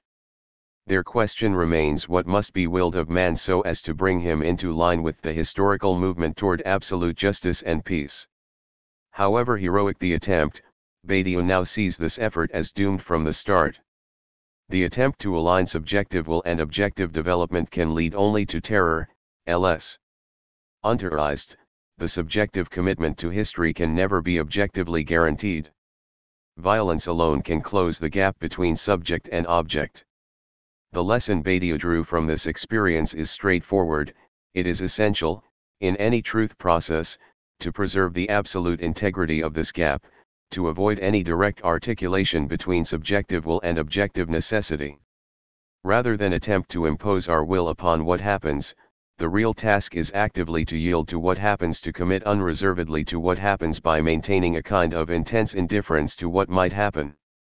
It is only by remaining aloof from all that is likely to happen, all that is predictable, established, settled, comfortable, that it is possible to throw oneself entirely into what actually does happen, ls. Communism's historical mistake, in other words, was to assume the mutual belonging together of the community and the truth of the collective. One after another, the progressive principles that motivated the various liberation struggles of the S have dissolved in the face of American imperialism, market pressure, Soviet corruption, state terrorism, and communal chauvinism, c. sp. After the fact, Badiou has been able to date the historical turning point fairly precisely, the year in which popular mobilization for radical change began to be integrated within the pacifying consensus of Mitterrandism and the corresponding intellectual regression from which the French intelligentsia has yet to recover. Glucksmann's Les Maîtres Penseurs, inaugural text of the subsequent intellectual counter-revolution, was published in and set the tone for the post-totalitarian repentance and liberal respect for human rights that came to devenir la nouvelle philosophie. Abroad, the failure of the Cultural Revolution in China marked the last effort to reformulate the revolutionary capacity of the masses from within a classical socialist state. The war between the liberators of Vietnam and Cambodia signaled the end of a united struggle against imperialism, and the interstate maneuverings between Egypt and Israel, Sadat visited Israel in November, brought the RST and most militant stage of popular mobilization to an end in Palestine. Meanwhile, in France, domestic policy began to gravitate around the supremely apolitical question of employment. This shift coincided with and confirmed a new anti-immigrant campaign. The right to reunite the families of foreign workers was suspended on September, the RST move in a reactionary strategy that would persist through the Pasqua laws of Jospin's crackdown against the sans-papiers. Over the last 2 decades, in short, monsters have prospered in the space left empty by progressive and inventive politics. So began Badiou's long search for a political path that would this time be entirely original, without any state reference of any kind. Measured exclusively against the experiences of thought and action of which we are capable. Today, Badiou accepts that the era of revolutions is closed. Already in theory du sujet, in a declaration dated November, he admitted that to defend Marxism is today to defend something weak, t.s. He had to acknowledge that Mao is a totally forgotten character, that Marxism is historically defeated, pp., that it has lost all its historical points of reference, be they in China, Vietnam, or the industrialized working class, pp. By the time Badiou wrote Un Disaster Obscur, it was clear that the proletarian we that every ideal community poses above itself as historical axiom we, faithful to the event of October, no longer existed, and had in fact been inoperative for more than 20 years, In short, Marxism's historical ambitions had been destroyed in their turn. In Badiou's subsequent work he would strive to rise to the challenge posed by this destruction, a challenge that effectively compelled the invention of a way out of the con-ness of history as such. Or to put it another way, Badiou began to write what he would later recognize as genuine philosophy as distinct from a theoretical discourse sutured to politics at the very moment when what he would remember as the true revolutionary 20th century ended, ls. Transition, remembering Sartre. Matters of historical contingency aside, it would be impossible to locate in a single point what has been evidently a gradual process of transformation in Badiou's own work. With his pamphlet on Sartre, however, written immediately after his mentor's death Badiou provides us with a remarkable description of the move that he was about to make, the move toward a definitive renunciation of a party-based conception of politics and the institutional weight or continuity that party entails. This pamphlet offers a uniquely suggestive way to approach Badiou's later work. We know that almost from the moment Sartre published L'être et l'anéant, his great effort was to shift from his early private existentialism, the anguished solitude affirmed in that book as much as in his novel La Nausée, toward a militant collective conception of praxis. Like many of Sartre's readers, Badiou notices the lack of any sustainable rapport with the other in the early work of Sartre, who was doomed thereby to oscillate between a sadistic objecti-cation of the other and a masochistic objecti-cation by the other. The mere reversibility through which antagonistic liberties from each other provides no ground for a reciprocity, for acting solidarity. Here only individuals are active, and are active precisely in their odd from others, from all objecti-cation. With his turn to Marxism in his Critique de la raison dialectique, Sartre retained the notion of an individual subjective praxis as sole productive principle, but attempted to integrate it with the organized discourse of collective activity. What praxis produces, however, limits its ongoing production. Socialized praxis tends to congeal to form a practico-inert, meaning new forms of objective, habitual, institutional, constraint. The task of an existentialist Marxism, then, was to conceive of a social energy that could overcome this inertia. This was achieved by what Sartre called a group infusion. The group infusion comes into existence as an apocalyptic dissolution of a merely passive or serial objectivity. Rather than remain one among others, in the group infusion, the unity is immediately here and now, Sartre wrote, in me and in all the others. The same is everywhere. Within the group, what Sartre called the position of le tiers régulateur, the subjective catalyst of the group, is anonymous and indifferent, open to everyone. Crucially, this character has no institutional or external status. It is anybody at all, through whom everyone becomes the possible mediator of the reciprocity of all. The question then arises, of course, as to how the coherence of the, inherently unstable, group infusion is to be maintained. The group risks a constant betrayal, a return to the normal, passive, serial state of sociality. The group requires some minimal institutional integrity, some ultimately punitive recourse against corruption or betrayal. To provide this is the task of a political organization or party, but the risk is always that through its reliance upon a party, praxis will once again become inert. The still mostly Maoist Badiou have adopted much of the logic of this analysis: the critique of the social, the refusal of the objective, the affirmation of a collective subject without domination but with a sine cant twist.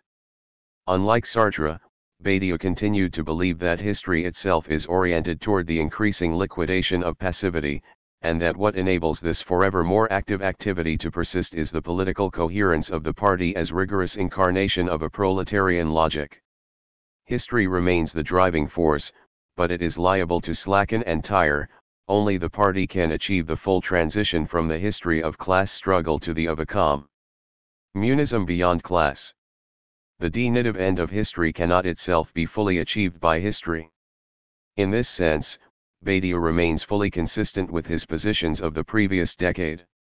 The party is that agent, produced in history, by which history overcomes itself as history, that is, by which history becomes political logic.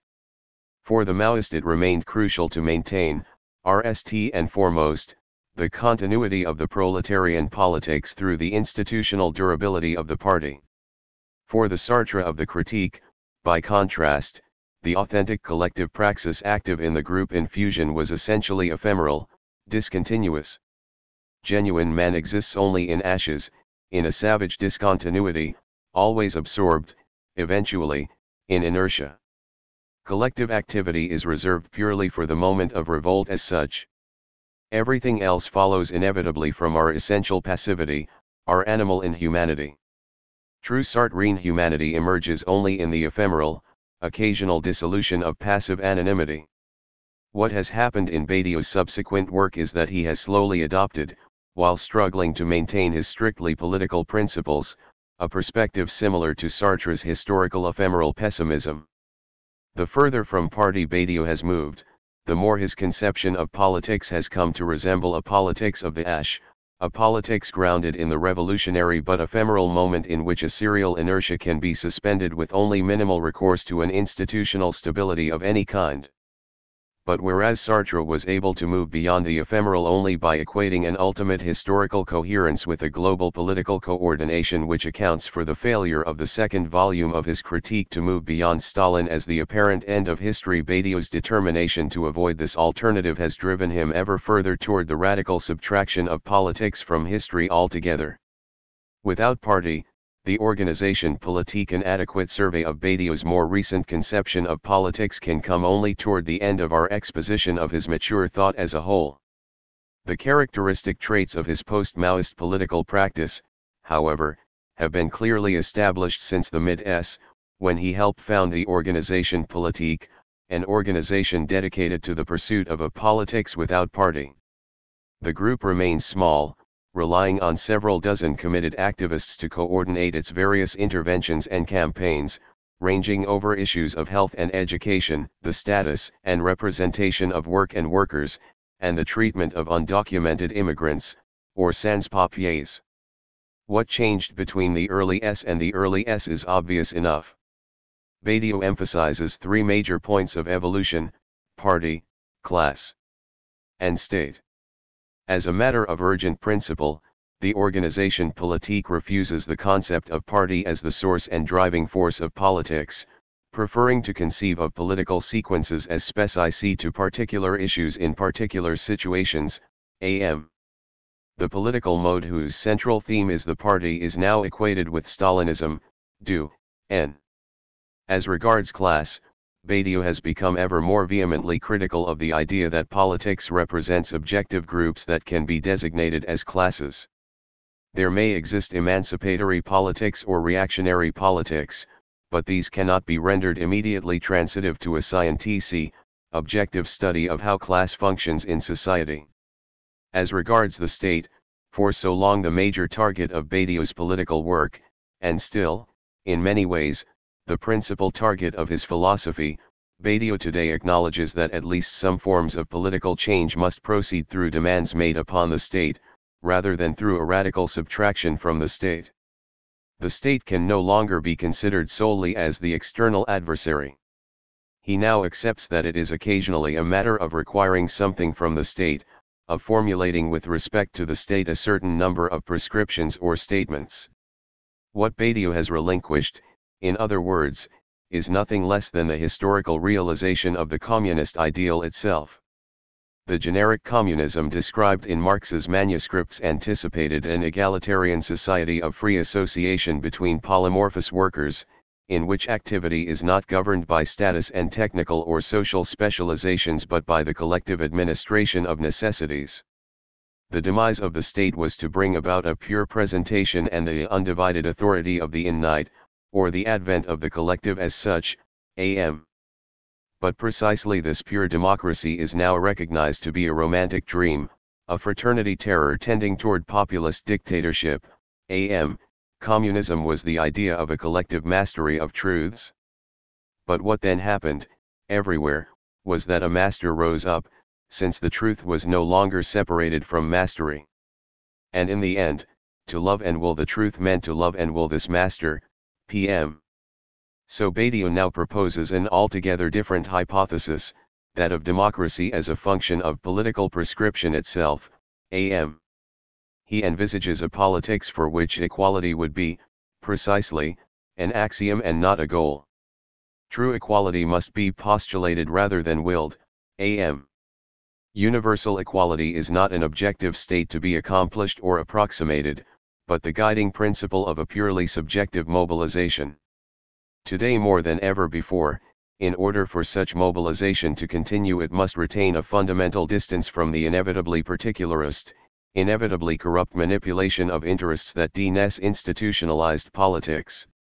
It's simply not true that you can participate in a system as powerful and as rammed as parliamentarism without a real subjective commitment to it. In any case, the facts speak for themselves. None of the parties which have engaged in the parliamentary system and won governing power, have escaped what I would call the subjective law of democracy, which is, when all is said and done, what Marx called an authorized representative of capital. And I think that this is because, in order to participate in electoral or governmental representation, you have to conform to the subjectivity it demands, that is, a principle of cross-party continuity, the principle of the politique unique, the principle of this is the way it is, there is nothing to be done, the principle of Maastricht, of a Europe in conformity with the financial markets, and so on. In France we've known this for a long time, for again and again, when left-wing parties come to power, they bring with them the themes of disappointment, broken promises, etc. I think we need to see this as an inexorable law, and not as a matter of corruption. I don't think it happens because people change their minds, but because parliamentary subjectivity compels it. The price to be paid for this uncompromising rectitude is of course a certain marginality. In the present circumstances, Badiou writes, what I call political is something that can be discerned only in a few, fairly brief, sequences, often quickly overturned, crushed, or diluted by the return of business as usual.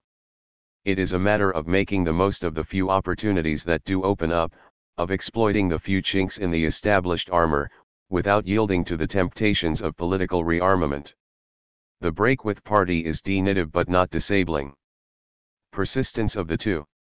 The concept of the two has remained implicit in our discussion thus far. Fundamental to the difficult logic of theory du sujet, it remains very much at the center of Badiou's ongoing work. As Lacan understood, once one makes two, there is no going back.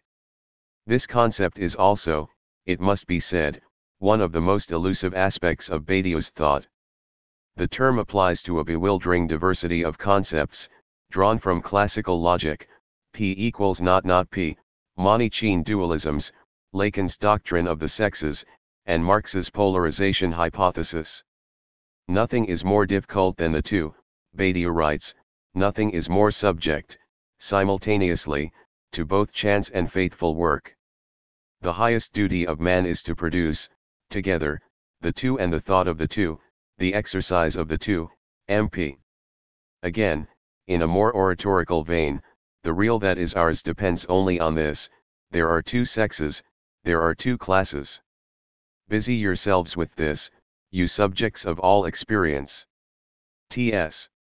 However eclectic its occasions, what is involved here is always the possibility of a two that is not counted as one, nor as the sum of 1 plus 1, that is, an immanent two, a two experienced as pure bifurcation. At its most abstract, it is this notion of a pure two, without the third element that would be the relation between the two, that lies at the heart of Badiou's alternative to a dialectical or relational philosophy. At its root is Mao's principle: if you have an idea, one will have to divide into two, T.S.E. It is not a matter, Badiou insists, of engendering two from one. On the contrary, that one divides into two means there is no identity other than split. Not only is reality process, but the process is divided. What comes to be is what disjoins, T.C. The political two is not the duality of a class relationship. There are no class relations rapports to class, just as there are no sexual relations but their active disjunction, or non-rapport, T.S. This disjunction does not precede and condition the existence of the proletariat. The advent of the proletariat is itself what splits society for and against revolution, leaving no space for compromise. Badiou's philosophy, early and late, refutes the possibility of any third way. The two implies, very literally, les tiers exclus, the excluded middle. Political struggle takes place between opposites, pure and simple. However, if the proletariat divides from the bourgeoisie in the process of coming to be, the revolutionary subject of this division, of course, is itself one. More, it is the one, the unique one. Hegel's Das Eins. It exemplifies another of Mao's principles, that nothing essential divides the working class, and so this class, in its socially divided but sometimes eruptive existence, is the one from which can proceed, as politics, the party, the one, T.S. The two is that process through which the eventual one comes to be. The one comes to exist by splitting in two that which pre-exists. It is the two which gives its concept to the one, and not the reverse, T.S., CFTC. In Badiou's later philosophy, it is the eruption of an event that splits a situation in two. The subjects of an event divide the elements of their situation into two subsets, those that are connected to the event and those that are not, Christian or not Christian, Bolshevik or not Bolshevik, loving or not loving. The two cohere here as the divided effect of a decision, e.e. In its post-Maoist guise, the two becomes a category of the subject alone, cleansed of all relations to an object, all substantial incarnation. Whereas for the Maoist, politics was thinkable only insofar as the movement of history was structured by an essential two, MP, the later Badiou has recognized that the real two is an evental production, a political production, and not an objective or scientific presupposition. The essential thing to remember is that the conjuration of a two always eliminates relations between two elements. Such relations are indeed, as Badiou argues, describable only from the position of an implicit third element. The between is external to the two. As pure splitting, the two has no discernible terms in the strict sense. Such terms come to exist as a consequence of the two, as the result of a true decision, itself made as a choice between strictly indiscernible elements. See. The two of a truth will divide its situation between those who are for or those who are against, but this division is always a result. Before the two, the situation was governed by the false unity of consensus, by the apparent identication of elements with their situational place. The revolutionary 20th century, the century that lasted from two, was first and foremost a century of war. It was dominated from start to finish by a combative conception of existence, by a shared belief in the decisive nature of social concept, ls. Its fundamental number was the two of pure struggle rather than the one of harmonious reconciliation or the multiple of diversity and equilibrium. Anchored in the decade of Malraux and Junger, of Stalin and Hitler, it was a century indifferent to compromise. That century came to an end, Badiou recognizes, more than 20 years ago. Profound antagonism remains the real principle of politics, but war can no longer provide the paradigm for its varied and contemporary forms of expression. How are we to think the shift from war to peace, without giving up on the struggle for truth, without confusing demilitarization and demobilization? How are we to move from the aggressively fraternal we of the warlike epoch to the peaceful we of the disparate collectivity, without compromising the principle that we must remain truly we? I, too, Badiou admits, exist in this question, ls. The remainder of this book is an engagement with his attempt to answer it. The impasse of Badiou's early work, we saw, lay in its partial delegation of philosophical autonomy to historical development.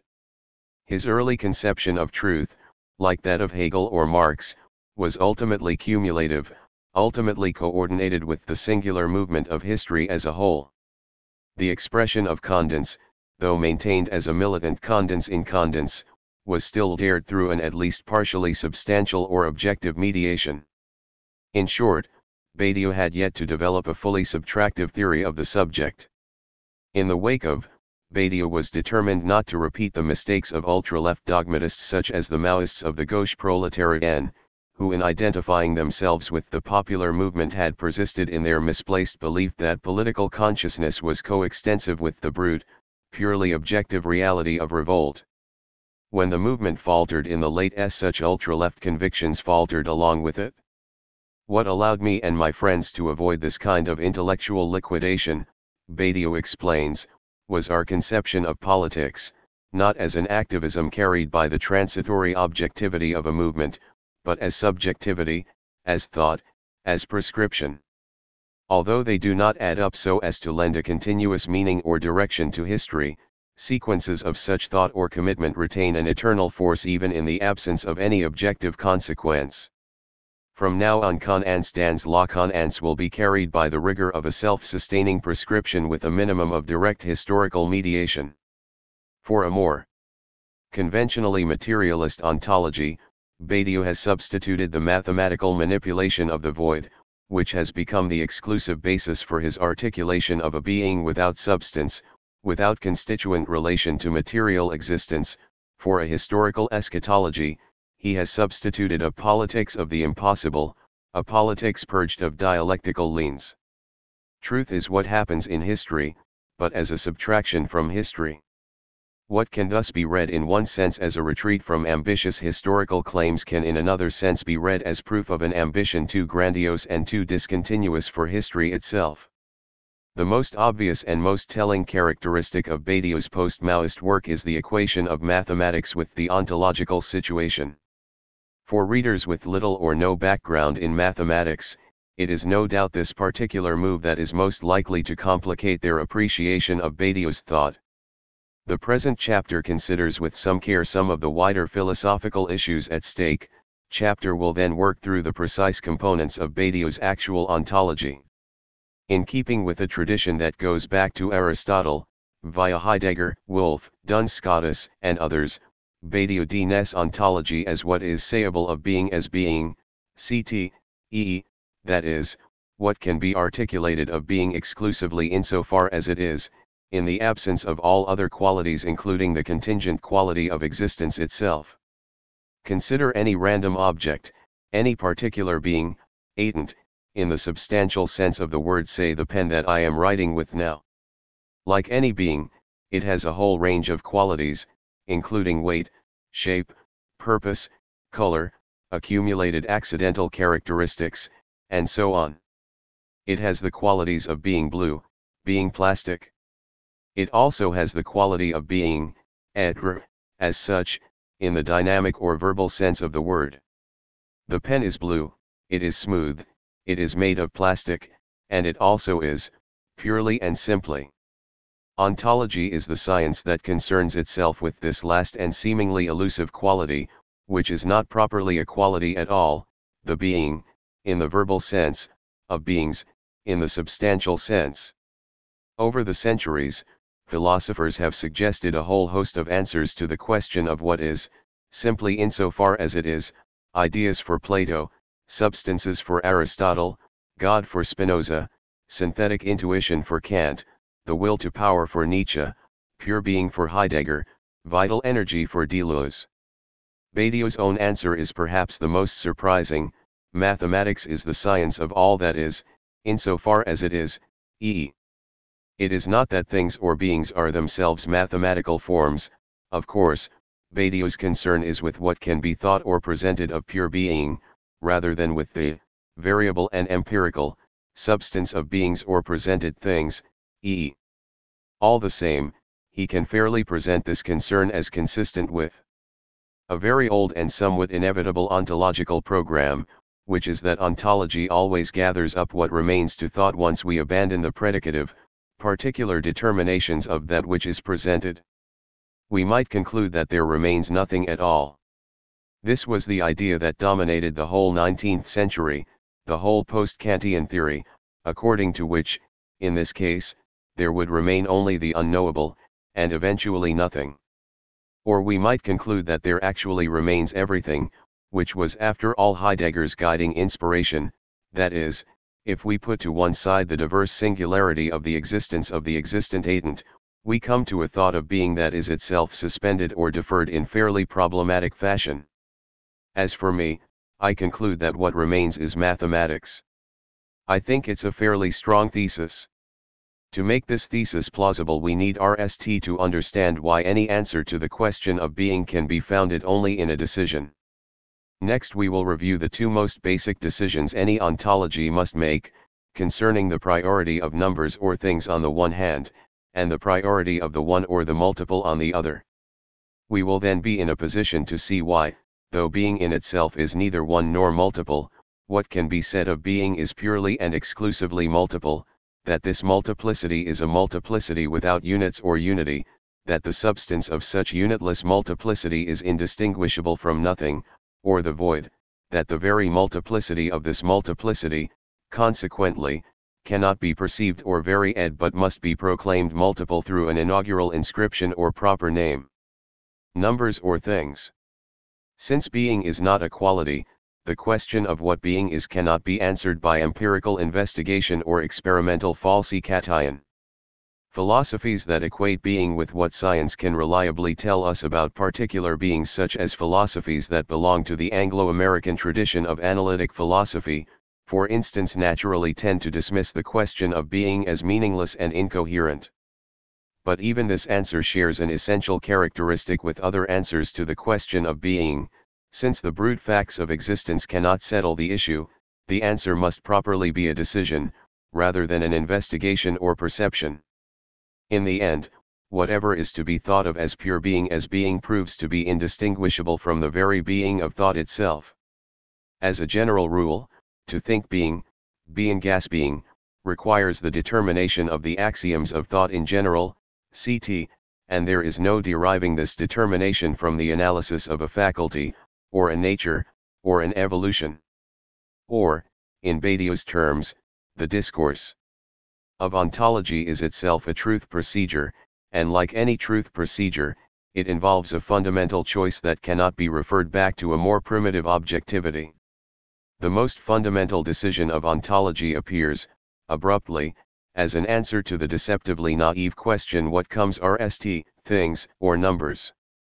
The answers to this question lead one off along two very general paths that Badiou associates, again in keeping with a long tradition, with Aristotle and Plato, respectively. Each path foregrounds a different conception of multiplicity, things or numbers, and grounds a different understanding of the major categories of philosophy: difference, the void; excess, infinity; nature, decision, truth; and the subject, ct. The fundamental choice was already clearly presented in one of Badiou's earliest articles, in which he summarized the two tendencies that have struggled against each other, according to Lenin, since the beginnings of philosophy. The struggle between the scientific materiality of the sine and the ideological ideality of the whole. Quality, continuity, temporality, and the negative, the enslaving categories of ideological objectives. Number, discretion, space, and affirmation, or better, mark, punctuation, blank blanc, and cause, the categories of scientific processes. What is rigorously consistent about the whole of Badiou's work is his commitment to the second of these two tendencies, to Plato over Aristotle, to the subtractive austerity of number over the seductive plenitude of nature. The immediate consequence of Badiou's own choice is a break in the ancient connection between philosophy and being. By reserving questions of being qua being to mathematics, philosophy itself becomes something rmly distinct from any sort of ontological speculation. Aristotle, and after him Leibniz, Bergson, Deleuze, and others, presumes an originally material or natural complication as the foundation of what is things, that is, before numbers. Aristotle begins with the substantial equivocity or uncertainty of things, and the corresponding confusion of the senses.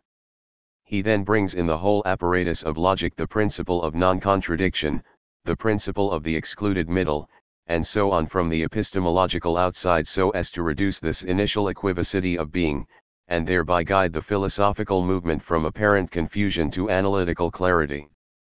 According to Badiou, this choice of the equivocal as the immediate determination of beings grasped in their being excludes, for Aristotle, the ontological pretensions of mathematics, ct. Since substance alone is, logico-mathematical distinctions can serve merely as use fulsions, imposed after the fact upon pre-existent materials. Indeed, it is because logic is uncontaminated by or cut off from the tangled confusion of reality that, although without any ontological reality of its own, it can usefully order our perception of this reality. Logic, and with it mathematics, is here a matter of applied clarity. It is no accident that Aristotle sees mathematical discourse as oriented toward the beautiful rather than the true, or that this path would lead, ultimately, to the 20th century's linguistic turn. In Badiou's judgment, it has provided the spontaneous philosophy for every reactionary era that, like the late 20th century, has retreated to the presumption that things are best left to follow their natural course, that the task of thought is not a matter of doing or acting, faire, but of letting be, laissez-faire, ls. Badiou's own Neoplatonic option, then, implies, at various stages of the argument, the destitution of the categories substance, thing, object, and relation, the ontological primacy of mathematical over physical reality, the distinction of mathematics from logic and the clear priority of the former over the latter. In this Platonic tradition, that mathematics is a form of thought means, rst of all, that it breaks with sensory immediacy, so as to move entirely within the pure subsiency of the ideal, ct. Badiou refuses any cosmological anthropological reconciliation, any comforting delusion that there is some deep connection, such as that proposed by Jung and his followers, between our ideas or images and the material world we inhabit. Indeed, there is no distinct place in Badiou's work for a philosophical anthropology of any sort. his ontology everywhere presumes the radical cut of symbolic representation from the nebulous cosmos of things and experiences that was RST proposed by Descartes and subsequently given a particularly strident formulation by Lacan, who insists again and again that we can only think of language as a network, a net over the entirety of things, over the totality of the real, s. According to the Lacanian perspective championed by Badiou and the other contributors to Les Cahiers pour l'analyse in the mid-s, reality is at the outset marked by symbolic neantisation, and as Badiou con RMS, every truth is the undoing, or defection, of the object of which it is the truth. In particular, all scientific progress consists in making the object as such fade away, and replacing it with symbolic mathematical constructions. Whatever else they are, numbers are not objects, and true mathematical multiplicity cannot be assembled from elementary units, or intuited as some kind of primordial essence or attribute, e. Instead, mathematics formally presents or enacts multiplicity, its axioms decide it. A Platonist, then, equates mathematics with ontology itself, whereas for the Aristotelian the essence of mathematics is merely a matter of logical coherence. Where the Aristotelian seeks to formulate the protocol of legitimation, the Platonist looks for principles of rupture. The Aristotelian is concerned with the demonstrable integrity of mathematical forms and their application to empirical realities, that is, with the supervision of constructions, geometric, in the sphere of representations, algebraic, in the sphere of calculations. The Platonist, on the other hand, is more interested in what cannot be controlled or what exceeds construction. The Aristotelian position, exempli ed in Leibniz's monadology, leads to a pluralist perspectivism whose inaccessible summit is the possibility of mutually contradictory worlds. The Platonist, by contrast, insists that although the one is not, nevertheless being is one as regards its localization. Winky face, there is only one situation of being, PM. In short, the Aristotelian tradition presumes a fundamental equivocity and explores, with Leibniz, Bergson, and Deleuze, the complex folds of a dynamic nature, of a vital and creative energy or élan. Badiou's Platonism, by contrast, presumes the empty univocity of pure multiplicity as the sole province of ontology. Of course, there is nothing particularly unusual about a close articulation of philosophy and mathematics. Their mutual implication is one of the most long-standing and most fruitful constants of the Western metaphysical tradition from Parmenides to Husserl, through Spinoza, Leibniz, and Kant. Badiou's insistence that any philosophy is necessarily conditioned by what is going on in the mathematics of its day would have been as acceptable to Plato or Descartes as it is self-evident to Russell or Quine. When Badiou writes that outside mathematics, we are blind, what he means is, in the RST instance, broadly compatible with the general current of scientific opinion since Galileo and Newton. In the eld of contemporary French philosophy, Badiou's general approach extends that of thinkers who, like Brunswick, Lautmann, and Cavales, believe that only mathematics or forms of reasoning modeled on mathematics can serve as the vehicle for rational purity and universality. But Badiou's ontology does more than reiterate the familiar virtues of scientific precision. Badiou does not simply say that mathematics coincides with all that is exact in science. He does not just confirm the uncontroversial fact that so much of the real world, from radio waves to subatomic particles, is not what our senses perceive but what our mathematical theories allow us to model or reconstruct. He says that mathematics articulates being itself. Mathematics does not describe, represent, or interpret being, but is, in itself, what can be thought of being tout court, the apodicity of. Mathematics is guaranteed directly by being itself, which it pronounces, e.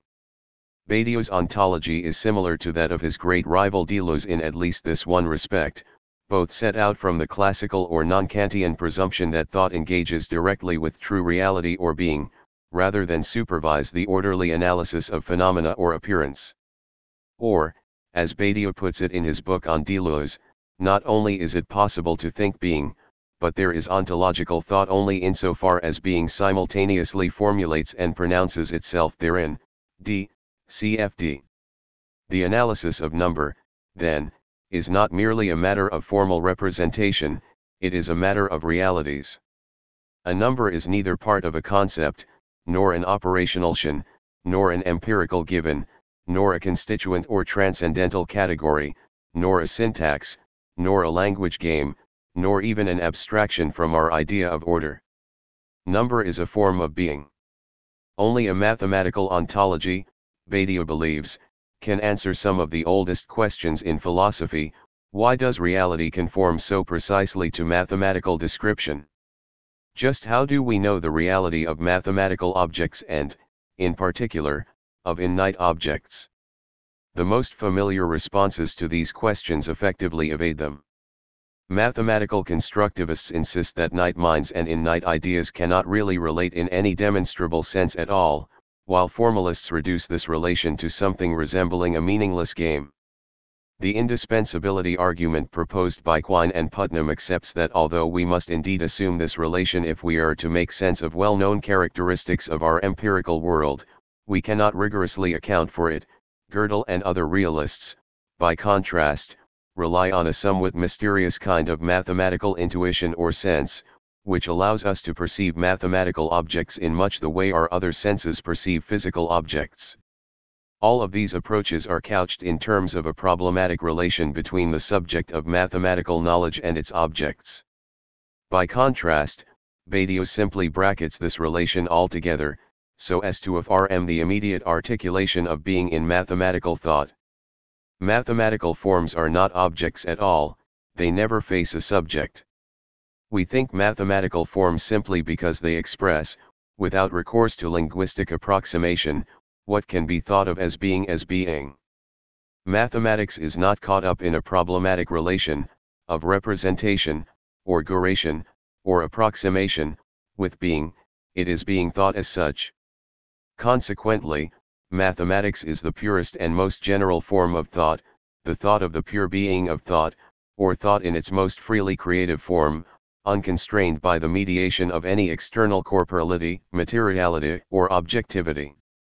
Mathematics is the thought of nothing but pure being as being. Badiou's ontology thus sets off in exactly the opposite direction from that of Adorno, say, whose project begins with the deliberately humbling assumption that philosophy must abandon its belief that being itself is appropriate to thought and available to it. To make proper sense of Badiou's position, it may be worth comparing it briefly with the celebrated analysis of a similar logic by another of his great ontological rivals, Heidegger. For what Heidegger recognized as distinctive about modern or post-Cartesian thought was precisely its mathematical aspect, understood in its etymological sense as that awareness presumed by any focused grasping of things, that basic coherence we assume when we take up things as already given to us. Through mathematics, the basic blueprint of the structure of everything and its relation to every other thing is sketched in advance, and within this eld, bodies have no concealed qualities, powers, and capacities, that is, no qualities resistant to precise and immediate measurement. The triumph of mathematical reasoning and a mathematized science is thus bound up with a transformation in the very perception of what is a transformation associated, for both Heidegger and Badiou, with the general desacralization of reality that began with the end of the Middle Ages. The triumph of mathematics presumes a critical distance from all inherited tradition and habit, the adoption of a new sort of freedom and mental discipline, conceived as a binding with obligations that are self-imposed. According to this inner drive, a liberation to a new freedom, the mathematical strives out of itself to establish its own essence as the ground of itself and thus of all knowledge. The axiomatic and the subjective orientations of post-Cartesian philosophy are rigorously reciprocal, bound together in a decisive, aggressively atheist conjuncture. Only where thinking thinks itself is it absolutely mathematical, and thought thinks itself only when its activity is exhausted by reference to an abstract I think. Only a mathematical conception of reality allows for an abstract, self-positing subjectivity as foundational of objectivity itself. After Descartes, Heidegger went on, the being of beings was determined out of the I am as the certainty of the positing alone, and, as Kant and Husserl were eventually to con Rm, only to a purely subjective reason can things themselves become objects for impartial science. The upshot con RMS mathematics as the NAL court of appeal for the determination of the being of beings, the thingness of things. This outcome, disastrous according to Heidegger, is nothing less than an emancipation for Badiou. All of Badiou's philosophy presumes the justice of this court of appeal. Along the way, the ancient question concerning the exact correspondence of epistemology to ontology disappears. Mathematics is not simply that discourse which most emphatically disregards the empirical realm of existence. It actively brackets, in its operation, the very distinction of the existent and the merely possible or potential. It is for precisely this reason, as Badiou reminds us, that people have always debated the status of mathematical idealities, i.e., numbers, and their relations, the status of their reality. Are they real? Do they exist somewhere? Are they merely possible? Are they linguistic products? I think we have to abandon these questions, simply because it is of the essence of ontology, as I conceive it, to be beneath the distinction of the real and the possible. What we will necessarily be left with is a science of the multiple in general, such that the question of knowing what is effectively presented in a particular situation remains suspended. To put it another way, Badiou equates ontology with mathematics because mathematics isolates the pure gesture of presentation as such, that is, the presenting of something such that the question of what exactly this presented thing is, let alone what it represents, never comes up. Numbers differ from one another, clearly, only in terms of multiplicity, and not in something else. Arithmetic, as one historian of the discipline observes, considers only one single property of things, namely their individuality, that is to say, their identity with themselves and their distinction from each other. The number 3 is clearly different from the number 4 or the square root of 2, but these distinctions are internal to the operation of quantitative distinction itself, the pure presentation of multiplicity in its own right. This is why mathematics presents, in the strict sense, nothing except presentation itself, e.e. In short, mathematics provides Badiou with a language for describing the general situation of all conceivable situations, regardless of their particular contexts or contents. By the same token, of course, such an ontology can say nothing about the substantial being of any particular situation or any particular object. What can be said of a being as a being says nothing about its material qualities, its shape, purpose, history, and so on. The discourse that claims to present presentation in general must withdraw from any constituent relation with what is presented. Or again, it must present nothing other than presentation. Every non-ontological situation, of course, presents precisely something rather than nothing. Any such situation presents some collection of particular beings, stars, pens, apples, people, impressions, and so on. All such beings are presentable in principle as so many groupings of units, however obscure or hard to pin down these units might be. Badiou characterizes the multiplicity of such collections as contingent or impure, since it depends upon how the particular situation in which they appear is structured. For instance, in the case of a collection of stars, upon whether it is structured in such a way that it includes many stars, or, like our own solar system, just one star. Unlike pure multiplicity, whose criterion, as we shall see, must remain implicit and axiomatic, every impure multiplicity is counted or arranged according to an explicit and definite structure. Badiou's subtractive conception of ontology must be indifferent to every such definition and every such particularity. The founding axioms of mathematics must be arranged in such a way that it will never encounter impure multiplicity, or even any what such impurity might be, e.e. Even at its most abstract point, the point where substantial being can be considered indifferent matter in the broadest sense, the precise relation between mathematics and physical existence is thus a problem that exceeds the specifically ontological situation. However the world happens to be, whatever happens to be the case, Badiou refuses to delegate properly ontological authority to the essentially contingent categories of material existence. This does not mean, however, that Badiou's ontology has nothing to say about material or non-mathematical situations. For if ontology suspends the question of what is presented in any presentation, nevertheless each time we examine something that is presented, Badiou explains, from the strict point of view of its objective presentation, we will have a horizon of mathematicity, which is in my opinion the only thing that can be clear. This horizon emerges as soon as we try to think about the situation, that is, to conceive the situation with any degree of genuine precision. Most obviously, everyone can see that the investigation of matter, the very concept of matter, is a concept whose history shows it to be at the edge of mathematicity. It is not itself mathematical, but on the border of the mathematical, since the more you decompose the concept of matter into its most elementary constituents, the more you move into a eld of reality which can only be named or identi-ed with increasingly complex mathematical operations. Matter would simply be, immediately after being, the most general possible name of the presented, of what is presented. Being as being would be that point of indistinction between the possible and the real that only mathematics apprehends in the exploration of the general congruations of the purely multiple. Matter, in the sense in which is at stake in physics, is matter as enveloping any particular presentation, and I am a materialist in the sense that I think that any presentation is material. If we consider the word matter, the content of the word matter, matter comes immediately after being.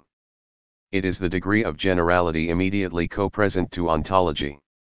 The physical situation will then be a very powerfully mathematiste situation and, in a certain sense, more and more so, the closer it comes to apprehending the smallest, most primordial elements of reality. Though matter itself is clearly not mathematical, there is nothing here about the being of matter that might somehow resist mathematical, i.e., ontological, description, other than the current inadequacy of that description itself. And though mathematics is indifferent to all the myriad qualities of an existence, Badiou believes that these qualities present no significant challenge to mathematization, and that they are in fact dramatically limited by comparison with the truly dizzying wealth of mathematical forms. He is fond of countering the commonplace idea that existences are somehow richer or more profound than mathematical abstractions, by analogy with the argument that existences connected to 3 or 4 dimensions make up an altogether minuscule fraction of the realm of being explored in post-Euclidean geometries. Badiou certainly rejects any claim that a mathematical ontology cannot, for instance, grasp the creative diversity of, say, the sensual and the organic. Mathematics, he insists, is always richer in remarkable determinations than any empirical determination. Take that most elusive of examples, the experience of touch itself. Badiou compares, unfavorably, the imprecise sensual notions of brushing against or eating contact with the exact calculus of tangents to the curves of continuous functions, that is, an infinitesimal approaching or connection in one extensionless point. What is more, true mathematical invention begins only where such intuitive analogies end. He goes on to note the completely counterintuitive demonstration, again in the wake of non-Euclidean geometries, of continuous functions that elude any such tangential touch. Indeed, it turns out that these paradoxical or meta-intuitive functions are in fact the mathematical norm, thereby confirming a kind of general law, that wherever mathematics comes close to experience, pursuing its own movement to its end, it discovers a pathological case that absolutely des the initial intuition only to confirm that this pathological case is in fact the rule, and that the intuitable case is the exception. Stripped of its inaugural reference to the mysterious aura of appearances or things, puri et of any quasi-sacred, quasi-poetic investment in the plenitude of nature, Badiou's ontology thereby adheres to at least one essential premise of modern analytic philosophy. It deprives traditional metaphysical speculation of its ultimate justification, the mandate it inherited both from the pre-Socratic poem and from a post-Socratic theology, namely, its pretension to coordinate its judgments directly with an intuition of the profound nature of being. What can be said of being as such is not the business of philosophy per se. So Heidegger's own version of the question of being as precisely that which cannot be incorporated through mathematization. Being as that which cannot be grasped, or can be grasped only by letting be, by passive exposure to the clearing in which things can be glimpsed in their unconcealment, cannot even be posed within the contours of Badiou's philosophy.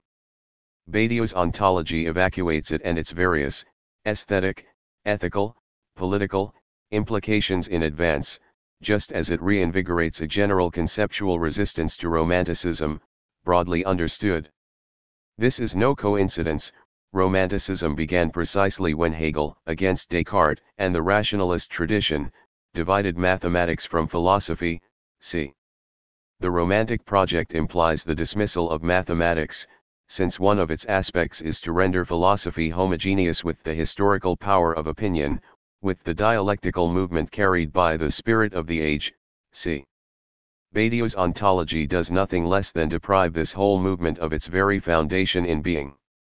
In much the same way, Badiou's ontology severs the old dialectical relation of the in itself and the for itself.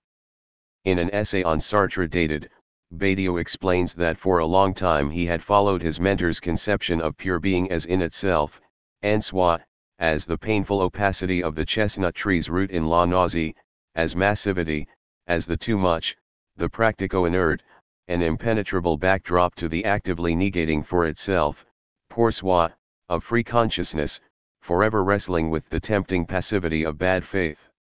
What allowed me to escape all this and woke me from my Sartrine slumber, he declares, was an interminable meditation on set theory. The new approach at once dissolved the problem of an anguished authenticity confronted with the viscous opacity of the in itself. No more was an empty and indeterminate freedom to be faced with the absolute plenitude and unadulterated positivity of being. From then on, both subject and being would be based on that nothing or absence of positivity that is the medium of pure thought.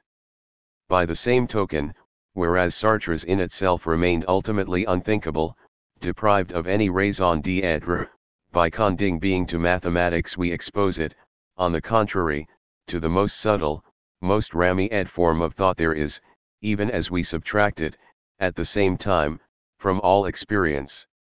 In other words, since a mathematical materialism is immediate to being and this is its great advantage over a dialectical or historical materialism, it is entirely subtracted from the operations of perception and description, just as it is indifferent to all matters of opinion or social action.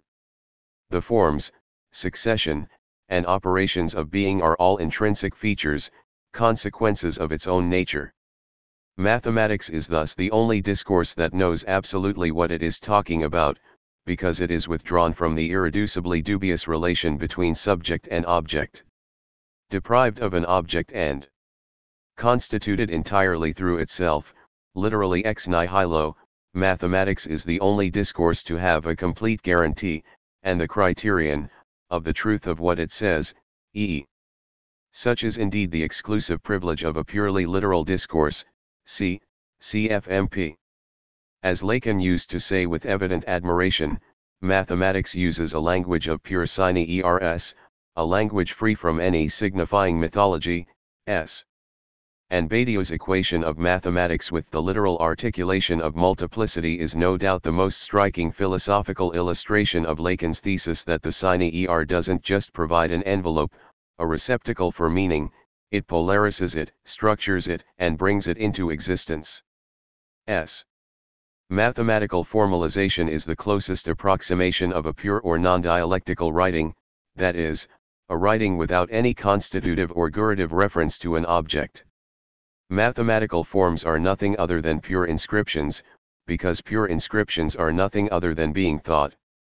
Being cannot be intuited, Bergson, phrased, Lyotard, or actualized, Deleuze.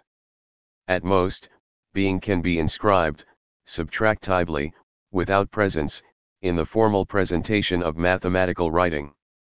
The one or the multiple. So much for the question of numbers or things. No sooner have we accepted the ontological priority of number, however, than a second and no less fundamental question arises: which sort of number comes rst, the one or the many, unity or multiplicity. Ever since Plato's Parmenides, Badiou maintains, classical metaphysics has been unable to reconcile these two categories. For if being is one, that which is not one, that is, the multiple must not be. But the beings we can present to our minds are presentable precisely as multiple and variable beings. Presentation itself is clearly multiple. If being is one, it appears that presentation itself must somehow not be. On the other hand, if being is multiple, it would seem impossible to conceive of a presentation as a single presentation, that is, as one being. Badiou's way out of this conceptual quagmire is to accept that being is not one, while recognizing nevertheless that ones are made to be. El on en est pas, there is no being of the one but ilya de el on, a statement whose meaning might be best rendered as there is a one-ing. The one is not, but there is an operation that ones or makes one. There is no one, there is only an operation that counts as one, e. And if the one is not, only the multiple is. As we might expect, this conclusion is not so much justified by way of a neo-Aristotelian investigation of reality, in order to verify its actual multiplicity, as it is decided from the outset, in order to found any subsequent investigation. It is perfectly possible, of course, to make the opposite choice. What Badiou calls the ontology of presence, as distinct from an ontology of presentation, turns on the assumption that beyond the multiplicity that mathematics presents there lies the one, cloaked in an aura and vested with an intensity that no reasoned concept or presentation can convey. All the same, since the being of this one is itself unpresentable, since it must be a one beyond being in the broadly Neoplatonic sense, both ontological approaches agree that its status must depend upon a decision rather than upon a perception or demonstration. And both decisions agree, in their own way, that if it is at all, this one must in a certain sense be a nothing, or not be. As we shall see, above or behind the structured presentation that is the mathematical situation, the mathematician, like the metaphysician, can acknowledge only the nothing of pure inconsistency, the characteristic of quantities that cannot coherently be considered quantities at all, such as the unthinkable quantity that would include every possible quantity. It is perhaps no accident that the same man who invented the theory of consistent sets, George Cantor, also fervently believed that the inconsistent quantities that elude any coherent quanti-cation point directly, in a sort of meta-mathematical confirmation of negative theology, to the absolute infinity of a transcendent God. Badiou, for his part, contents himself with the realization that if we decide that ontology exists, we cannot consistently invest non-being with any quality other than non-being pure and simple. And he thereby concludes, once and for all, that God does not exist, and that there is no concept of infinity other than that which Cantor himself called the merely transnite, or mathematically innite. As soon as we accept a mathematical rather than a metaphysical or ethical conception of infinity, the very notion of a divinely inclusive one all is made irredeemably incoherent. There can be no largest possible number, for any attempt to specify such a number leads immediately to paradox and the derivation of ever larger numbers, through multiplication or addition. For instance, Badiou's philosophy, we might say, is ontologically atheist.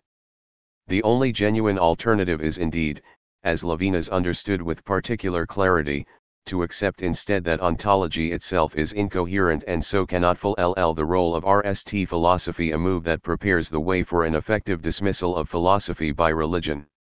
L'evenement begins, then, with the decision that the one is not, and once we have made this decision it follows that multiplicity is the general form of presentation, e.e.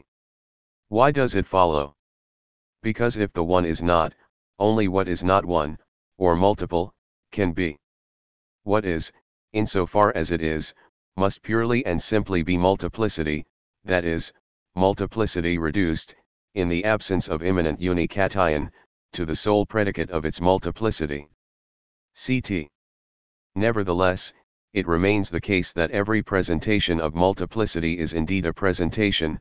Multiplicity, which is the being of presentation, is always presented as a multiplicity that has been put into one, or counted as one. The one is not, but every presented multiplicity is presented as one id. Such one cation does not affect the being of what it counts, which remains pure, or inconsistent, multiplicity. But it constrains, and constrains absolutely, every presenting of being. Nothing can be presented that is not presented as one. And conversely, whatever is thus presented as one, whatever can thus be counted as one, shows itself for that very reason to be not one, that is, multiple. The one is not, precisely because ones, unications, come to be as results. Now if every unity or one is conceived as the result of an operation, it seems plausible to conclude that the undenied, intra-operational stuff upon which this operation operates must itself be multiple. This is all very well, the skeptical reader may object, but how can we demonstrate that whatever is not one actually is multiple? Badiou is quite happy to admit that we cannot. Pure multiplicity cannot be dened, precisely because it is not accessible as a unity. Moreover, though such mathematical multiplicity characterizes what can be said of being as being, we cannot thereby conclude that being itself, what is presented, is multiple, since the multiple is a characteristic of presentation alone. Being is multiple, so to speak, insofar as it is presented to thought. But though we can certainly decide that what is presented of being is multiple, we cannot say that substantial being itself is either one or multiple, e. And this for the simple reason that actual beings are clearly not themselves numbers. Badiou's ontology is not a fanciful return to Pythagorean speculation. The substantial being of beings, pens, pigs, trees, stars, etc., cannot meaningfully be considered either one or multiple, since these categories apply only to mathematical forms. Badiou's point is that the qualities of such a substantial being put no constraints on what can be presented of its pure being, that is, on what can be said of this being as a one-id multiplicity. His ontology stands or falls on the validity of this distinction. A philosopher like Deleuze, by contrast, who makes the opposite ontological choice, must resist this opening move. As Deleuze understands it, the strict univocity of being requires us to think the pure being of a tree, say, along with and in the same sense as all the other qualities or effects expressed by such a being, its greening, its woodening, its swaying, and so on. Multiple of nothing, the proper name of being substantial being itself, then, is indifferent to every counting as one, that is, to every structured presentation. This certainly implies that being has no structure, e. It does not mean, however, that ontology itself has no structure, and thus that only a metastructural intuition of being will allow access to the hidden or chaotic intensity of its presence. Pursuit of this option, which culminates in mysticism and negative theology, is barred by Badiou's insistence that, though being itself has no structure, what can be presented of being itself must be a situation, where a situation is dened as a structured presentation of multiplicity, e.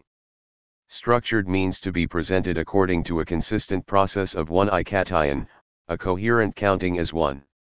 And multiplicity describes, as we know, the being of what is thus counted.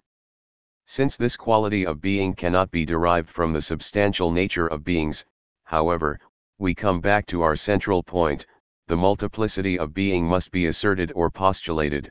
The precise relation of mathematics to being is entirely concentrated for the era to which we belong in the axiomatic decision that authorizes set theory, e. Badiou can take comfort, however, in the necessity of this axiomatization. Because it must think the purely multiple without recourse to the one, ontology is necessarily axiomatic. Only nothing, strictly speaking, can be presented as not one, or as pure multiplicity. Once again, since nothing has no qualities, the attribution of unity or multiplicity cannot be derived from an inspection of the nothing. So what mathematics must do, very precisely, is impose this attribution, and it can do so only by literally calling the nothing multiple by giving being the proper name of the multiple of nothing. How are we to make sense of this seemingly perverse piece of reasoning? Bear in mind the following points. First, whatever is presented must be presented as one, that is, it must be structured in such a way that it can be counted as a one, Badiou de Nessa situation, in the most general sense, as the result of any such structuring or counting operation. To exist is to belong to a situation, and within any situation there is normally no chance of encountering anything unstructured, that is, anything that cannot be counted as a one. Second, we know nonetheless that this operation is a result, and that whatever was thus structured or counted as one is not itself one, but multiple. Although the being of what was thus counted cannot be presented as the inconsistent multiplicity that it is, its multiplicity continues to hover like a shadowy phantom or remainder on the horizon of every situation, e.e. But because it is unpresentable, this multiplicity must grow from within the situation purely and simply as nothing. As far as any situation is concerned, there is simply nothing that resists the operation of the count, nothing that cannot be presented as a one, as a particular person or thing. All the same, and this is a third point, this nothing cannot amount to a mere absence of being, since its positive existence, over and beyond the horizon that circumscribes the situation, is a necessary implication of the counting or structuring operation that makes the situation what it is. It is perfectly coherent, then, to affirm the being of the nothing. The nothing is, it is not mere non-being. As a nothing, however, this being clearly cannot be described or denied. The nothing can never be identified in a situation, it cannot belong to a situation as one of its elements or places, as nothing, it clearly cannot itself be counted as a one. A situation simply implies its indiscernible existence, as in some obscure sense indistinguishable from the very stuff structured and discerned by that situation, but which in itself remains unstructured and uncounted, e.e. This nothing, which Badiou calls the void vitae of a situation, is the unpresentable link that connects, or sutures, any situation to its pure being.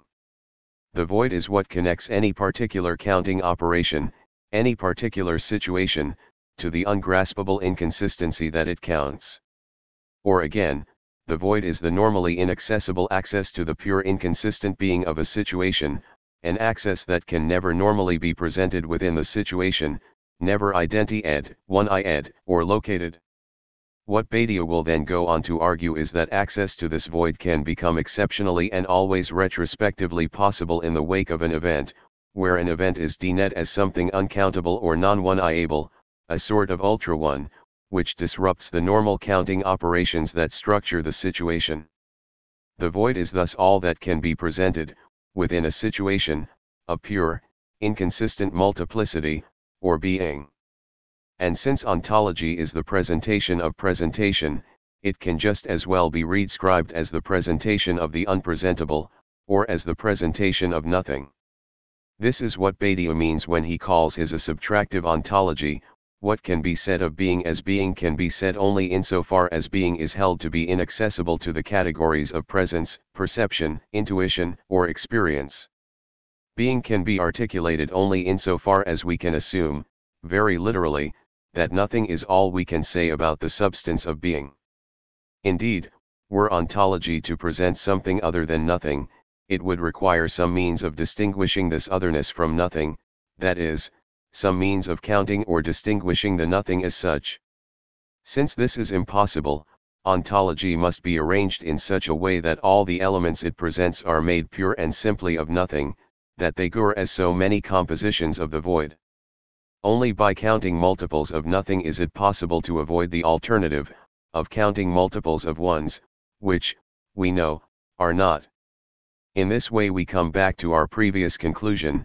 If the multiplicity of being cannot be positively presented, if multiplicity as such can be presented only as nothing, the multiplicity of this very nothing must be declared. Or assumed. It is the active presenting of the nothing that must proclaim itself as multiple.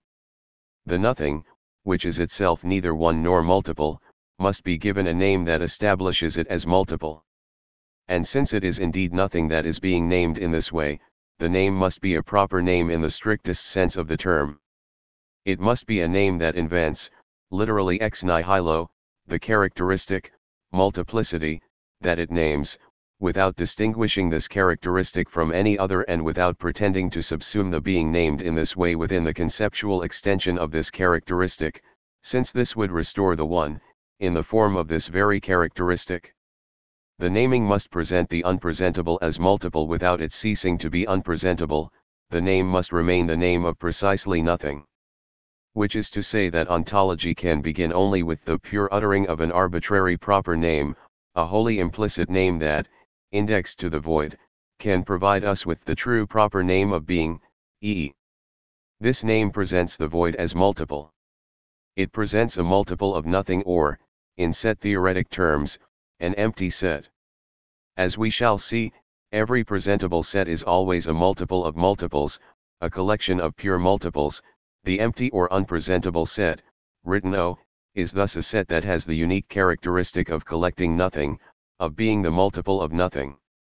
To sum up, we have established that while every presented multiple must indeed be a multiple, that is, a consistent multiple, a multiple coherently counted as one, nevertheless the true ontological foundation of any multiple being is not its consistency and thus its derivation from a procedure that counts as one but its inconsistency, that is, a multiple deployment that no unity can assemble, e.e. Though it can only be presented within any situation as nothing or void, pure inconsistent multiplicity is irreducible to mere non-being. The void is just the name of inconsistent multiplicity within a situation, nothing names all that any situation can directly present of inconsistency. Inversely, whatever names inconsistency or being for a situation must remain nothing for that situation. Nothing is presentable about this name, other than the necessary implication of its referent, inconsistent multiplicity, beyond or behind the horizon of the situation, e.e. Actual and potential in 90, Cantor's intervention before moving on to consider the details of Badiou's ontology. In the next chapter, this is perhaps the best time to introduce in their own right the two most general consequences of his mathematical turn: his commitment to an in 90 both actual and axiomatic, and his campaign against any constructionist or intuitionist conception of truth. This will require a brief detour into the ontological universe opened for exploration by the undisputed founder of modern mathematics, George Cantor. This opening is perhaps the single most important condition of Badiou's philosophy as a whole, and it demands careful, though minimally technical, attention. That every singular human life is an uncountable in 90, sp, can mean one of two things. That we are substantially in night in the intensity or plenitude of our tangible experience, in our perception of reality, or in our appreciation of nature is of course an old romantic motif and one that mainly belongs to an aesthetic orientation, Van Gogh's vertigo of the in-night, Miraut's towards the in-night, and so on. Its great modern locus is the sublime, and its logic is consistent with ultimately religious notions of transcendence, the dreadful in-nighty of the divine beyond. By contrast, a purely subtractive conception of the in-night implies no such intuition or experience. That we are subtractively in night simply means that what we do as subjects, without any reference to an object, has in nighty as its dimension. We are in night because we think in nightly. We are in night, most obviously, because we can think mathematically, that is, because we can think the being of in night quantities or sets. But what is the existential status of such in nighty? Is it best described as real or ideal? Is it the actual dimension of an actual process, or can it only indicate the virtual limit of any actuality? It is precisely the achievement of post-Cantorian mathematics to have nally answered, at least up to a point, the ancient question of the relation between actual and potential conceptions of in nighty, and with it, the relation of the night and the in night more generally. While speculative metaphysicians had long invested actual in nighty in something supremely adequate, autonomous, all-transcending the divine one beyond being of the Parmenids and the Enneads, along with all its theological variants. Aristotle's refusal to accept the existence of anything actually innate, or non-traversable, in physical nature conditioned the expectations of mathematicians for centuries to come. Mathematicians restricted themselves to the more prosaic conception of the innate as a pure horizon indicated, beyond the limits of number, by the succession of one thing after another, n. Descartes summed up the pre-Cantorian consensus: since we are innate, it would be absurd for us to determine anything concerning the innate, for this would be to attempt to limit it. Philosophers from Zeno to Bergson, as Russell noted in the immediate aftermath of Cantor's work, had based much of their metaphysics upon the supposed impossibility of innate collections. This impossibility had conditioned Kant's division of pure from practical reason, for instance, a division transcended only through the sublime presentation of the unpresentable, just as it had Hegel's distinction of a good, or metaphysical, from a spurious, or mathematical, innate.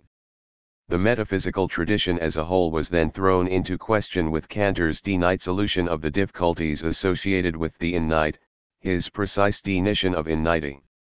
Almost all current philosophy, Russell wrote, is upset by the fact, of which very few philosophers are as yet aware, that all the ancient respectable contradictions in the notion of the innate have been once and for all disposed of. For the first time in history, Cantor proposed an exact science of the innate, thereby conquering for the intellect a new and vast province that had been given over to chaos and old night. His achievement, Russell declared, was probably the greatest of which the age can boast. Badiou and the Balance of Modern Mathematical Opinion endorses Russell's enthusiastic assessment. Cantor's axiom of innate has nothing obvious about it, Maddie notes, but it was this bold and revolutionary hypothesis that launched modern mathematics. Cantor's was a wildly radical and altogether unprecedented step. His accomplishment, another commentator writes, was monumental. He made the study of innate precise.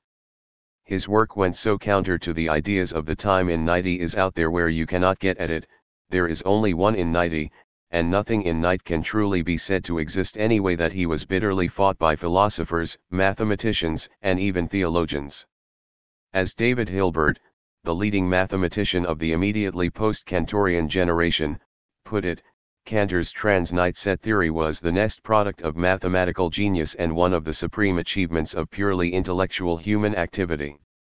No one, he famously concluded, will succeed in driving us from the paradise Cantor created for us.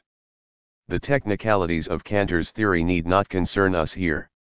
What matters is that he found a way of conceiving the innate not simply as the indinately growing but in the denite form of something consummated, something capable not only of mathematical formulation but of definition by number.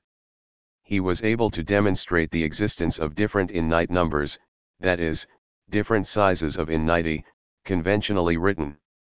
In particular, he showed that the innate set of all denumerable numbers, i.e., all the natural numbers and fractions, was dwarfed by a still larger set made up of these along with real, irrational and transcendental, numbers, written c. The real numbers play a fundamental role in physical science, since they allow for the calculus of motion and continuous variation. The set of all real numbers C is the set mathematical convention ascribes to a complete numerical description of the so-called geometric continuum, the set of all points on a line. The size of the continuum can thus be shown to be innately larger than the innate set of all natural and rational numbers. At the same time, from our RST, denumerably innate set, it is an apparently simple matter to construct a further innate series of ever larger sets, each one exponentially larger than its predecessor. Starting from the denumerable set of all natural numbers, we can generate an endless sequence of ever larger innate numbers.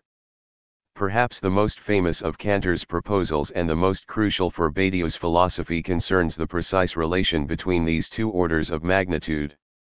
In a celebrated proof, Cantor was able to demonstrate that C is equal to might, then, this number C, the number of all real numbers, itself be equal to, that is, the number d net as the next largest innate number immediately after? Cantor was convinced this must be so, and what is known as his continuum hypothesis, or CH, for short, states that the size or cardinality of the second, next largest, in 90 must be nothing other than the cardinality of the power set of the RST, denumerable, in 90. If CH is true, then equals. This apparently abstruse conjecture has vast ontological implications. It asserts an orderly, well-defined relation between the conventional measuring system of mathematics, the numerical hierarchy of Alephs, and the real numbers of physical science. If this continuum hypothesis were true, not only would there be, pace Bergson, a precise, measurable link between physical continuity and number, but everything within the transnite universe could be thought of as in its appropriate place, as occupying degrees in a clearly ordered hierarchy. The power set sequence would coincide with and exhaust the transnite numerical sequence. The numerical universe in which CH holds true would be, so to speak, the smallest, most rigorously ordered transnite universe possible, an implication eventually confirmed by Gödel. On the other hand, if CH cannot be proved, there is at least one in-night number, that cannot be assigned a d-night place in the cumulative hierarchy. Looking at the equation the other way around, if CH is not true, the smallest in-night power set, is in a kind of pure, immeasurable excess over the set itself. A universe that denies CH would thus accept a constituent degree of ontological anarchy. It would tolerate the existence of sets that could not be assigned any clear place in an order that would include them. Cantor himself was unable, to his growing despair, to prove CH. After decades of speculation, in Paul Cohen confirmed that CH is indeed independent of the basic axioms of set theory, if not, as Cohen himself suggested, obviously false. Mathematics itself thus points directly to an irreducible excess of being beyond objective measurement, and a further theorem, formulated by Easton in Con RMS, the virtually absolute radically of this excess, may be equal to, but it may just as well be equal to or E. In short, the science of number points to a fundamental discrepancy between pure being as being, on the one hand, and, on the other, what any science of being can measure or number. The problems associated with measuring the continuum, or with numbering, occur as an intrinsic obstacle to mathematical formalization, as its own internal and irreducible point of impasse. Or, in Lacanian terms, the seeming impossibility of measuring the numerical continuum is the real of mathematical measurement itself. It was Badiou's laborious engagement with the implications of this real, as he explains, that RST led him to the equation of ontology and mathematics, e. Along with Cantor's initial discovery, Badiou includes Cohen's result among the great conceptual events of our time, and it was perhaps the single most important event to have shaped the composition of l'evénement. As far as Badiou is concerned, Cohen's theorem completes the modernity opened by the distinction between thought and knowledge, c. In Cohen's own words, his work demonstrates that CH is a very dramatic example of what might be called an absolutely undecidable statement. CH cannot be deduced from more primitive assumptions, it is a matter of pure and unguided choice.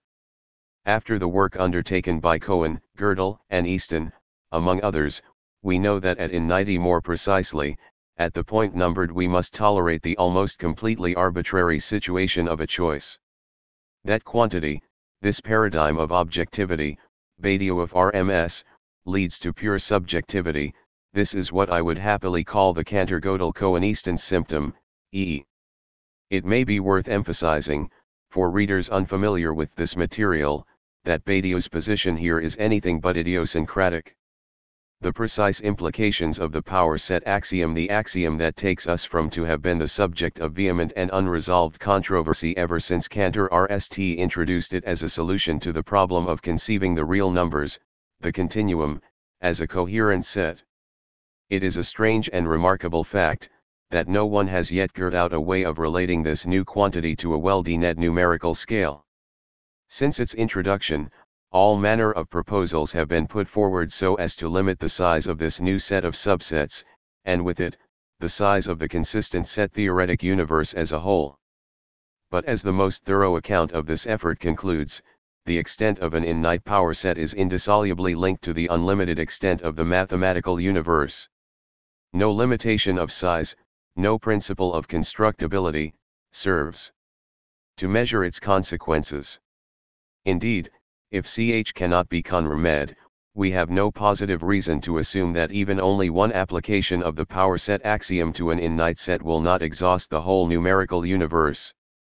In other words, we seem compelled to accept that the power set axiom is just a mystery. Axiomatic set theory was constructed as much to capture the structure of Cantor's transnite number scale as it was to capture classical mathematics. Yet we are still no closer to knowing how these domains tie together. Indeed, given the effort and ingenuity expended since Cantor's time, one has to say that the mystery is deeper today than it ever was. This objective mystery is precisely Badiou's own subjective opportunity. In ontological terms, it situates what he calls the real impasse of being and with it, the passé of the subject, e.e. Badiou's philosophy stakes a properly fundamental claim to the famous Kantorian paradise of which Hilbert spoke, ct. It is this claim that grounds the full laicization, or numeration, of the innate, and a consequent end to the romantic or Heideggerian investment of nitude. In the wake of Cantor's intervention, it is the night that must be denet as a derivative limitation of the innate, and not the other way around, even if the cumulative hierarchy of numbers is built up from through. It is only retroactively, in the wake of the decision that asserts the existence of an innate number, that we can describe the sequence of night numbers as night, that is, as a limitation of the innate sequence that leaves them behind, e.e. Finitude is not the natural attribute of being, but a secondary restriction that unusual circumstances sometimes force upon being. At a stroke, the pathos of a night creature confronted with the innate indifference of the cosmos, the heroic resolution of a Dacian facing its being for death, is made literally out of date. No more will it be possible to say, with Nietzsche, that there is nothing more awesome than innate, or, with Jaspers, that our innate possibilities stem from a mysterious, transcendent source, an inaccessible one truth. Post-Kantorian mathematics enables, we might say, an exact refutation of anti-philosophy, which is nothing other than an investment in our inability to think the innate. At the same time, true thought ceases to be constrained by the confusion of objects, by the night plurality of competing claims to knowledge. It operates in the essentially simple medium of the purely innate or indifferent, at an absolute distance from merely statistical confusion. Formalism, realism, intuitionism. My account so far has been egregiously incomplete in at least one sine qua respect. I have yet to describe in what sense an innate sequence of numbers actually can be held to form a niche totality or set. Cantor certainly showed that if the innate can be considered in this way, it follows automatically that numerical distinctions apply to the realm of the innate every bit as much as to the realm of the night.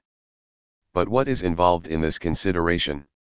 It is no exaggeration to say that this seemingly innocuous question has been, and to some extent remains, the major point at issue in the elaboration of the three great schools that have long divided the philosophy of mathematics. For it was quickly pointed out in part by Cantor himself, and most famously by Cantor's great admirer, Russell, that a naive consideration of sets as so many collectings of objects into wholes leads to insoluble paradox, both at the upper end of the scale, as regards the impossibility of a set of all sets, or largest possible number, and at the very heart of collecting itself, as regards the set of all sets that do not include themselves. Realism, formalism, and intuitionism, the three major philosophical approaches to the foundations of mathematics, evolved in the RST decades of the 20th century as so many ways of coping with these paradoxical implications.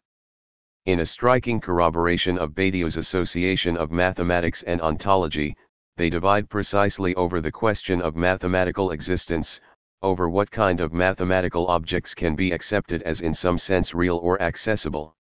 And for all three positions, as Matty observes, set theory is the ultimate court of appeal on questions of what mathematical things there are, that is to say, on what philosophers call the ontology of mathematics. It is indispensable to revise very quickly the essential orientation of each position, so as to be able to make some sense of Badiou's own unusual combination of realism and formalism in what might be called an axiomatic realism. For a formalist like David Hilbert, the champion of axiomatics, and according to many critics the foremost mathematician of our age, Cantor's discovery was decisive but should be limited to a purely heuristic status. Nowhere is the innate realized, Hilbert maintains, and the mathematically innate is simply a necessary ideal, a quasi-Kantian regulatory concept that helps guide mathematical practice, nothing more. Rather, than make any reference to being or existence, formalism limits itself to the rigorous manipulation of mathematical symbols, symbols whose reality is in turn grounded only in their own internal logical consistency. Mathematics begins with axioms justi et not by their self-evident truth or approximation to reality, but by their utility, simplicity, and consistency with other equally useful and primitive postulates. Formal axioms are asserted, purely and simply. In formalist or axiomatic set theory, consequently, a set is regarded not as an actual bundle of objects collected into a unity, but simply as an on-D-net object satisfying a given list of axioms. The most popular list, and the version adopted by Badiou himself, is known as the Zermelo-Fraenkel system. These axioms assert the existence of an empty set and the legitimacy of those operations, the subset axiom, the power set axiom, the axiom of innity, and several more, that allow for the generation of the entire numerical universe from this one exclusive foundation. Among other things, these axioms preclude the existence of sets belonging to themselves and thereby avoid Russell's paradox. Thus axiomatized, set theory as such refers to nothing outside its own internal and purely abstract consistency, its subsequent, and perfectly legitimate, application to other, physical, domains is not itself considered properly mathematical at all. The price axiomatic set theory pays for this coherence is the loss of any clear sense of just what a set actually is. One consequence is the suspension of claims to truth and reality in the familiar sense. Within formalism, as one popular account puts it, one cannot assert that a theorem is true, any more than one can assert that the axioms are true. As statements in pure mathematics, they are neither true nor false, since they talk about undefined terms. All we can say in formalist mathematics is that the theorem follows logically from the axioms. Mathematical realists, by contrast, insist that mathematical objects retain some kind of existence beyond what is required for their internally consistent manipulation. Mathematical operations are performed upon a domain whose reality may never be exhausted by these operations. Orthodox mathematical Platonists hold that a theorem is actually true or false, independent of the available means of proving it so. For instance, Kurt Gödel, the most celebrated Platonist of recent times, defends the self-evident quality of the set theory axioms, grasped via an assumed faculty of mathematical intuition every bit as basic and reliable as sensual perception. That we are able, then, to conceive of apparently undecidable situations, such as Cantor's continuum hypothesis, is simply proof of how far we have to go before our powers of understanding catch up with reality. The actual innity of this reality is here assumed as a matter of course. Intuitionists propose a very different approach to the paradoxes of set theory. Constructivists in general, and intuitionists in particular, accept as valid only those propositions that can be directly verified. The only mathematical objects with any defensible claim to reality are those that can be produced or constructed in a series of clearly defined steps. Only by virtue of an effective construction, an executed proof, does an existential statement acquire meaning. Intuitionists insist that we can know only what we have made or could in principle make.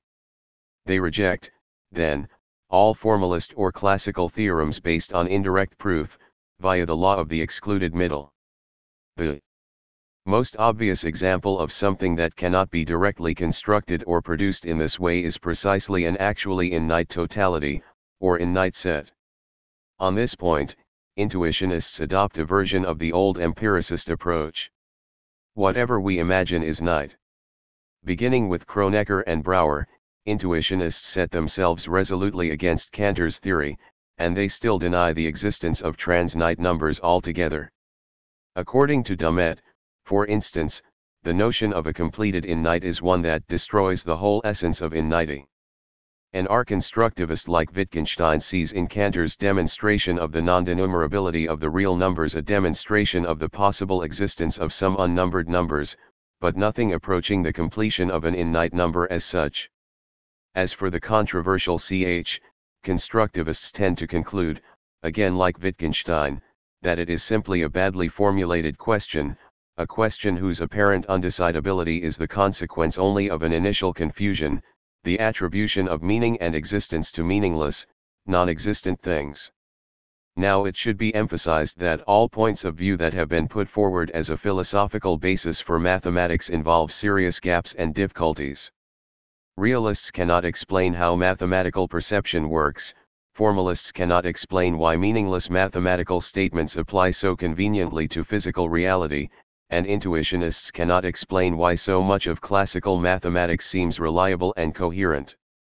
Not only are there problems with each position, but there is nothing within mathematical practice itself that can decide unambiguously which position is most legitimate.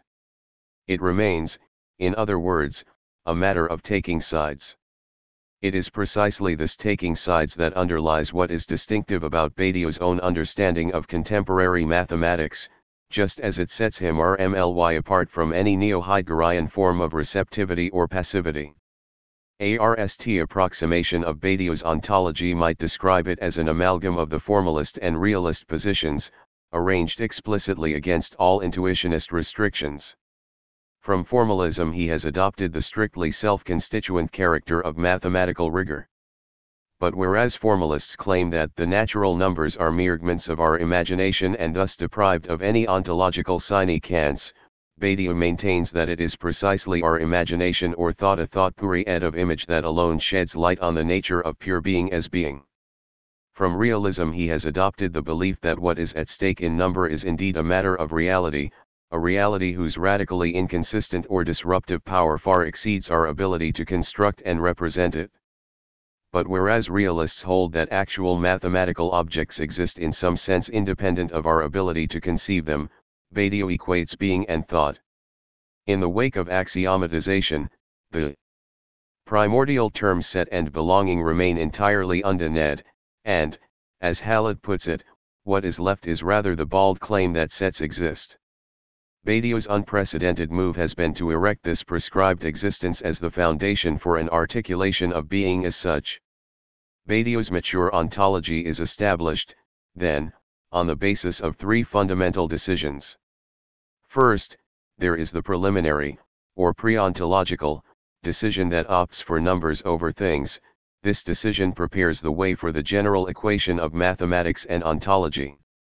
Second, there is the central decision that opts for the multiple over the one.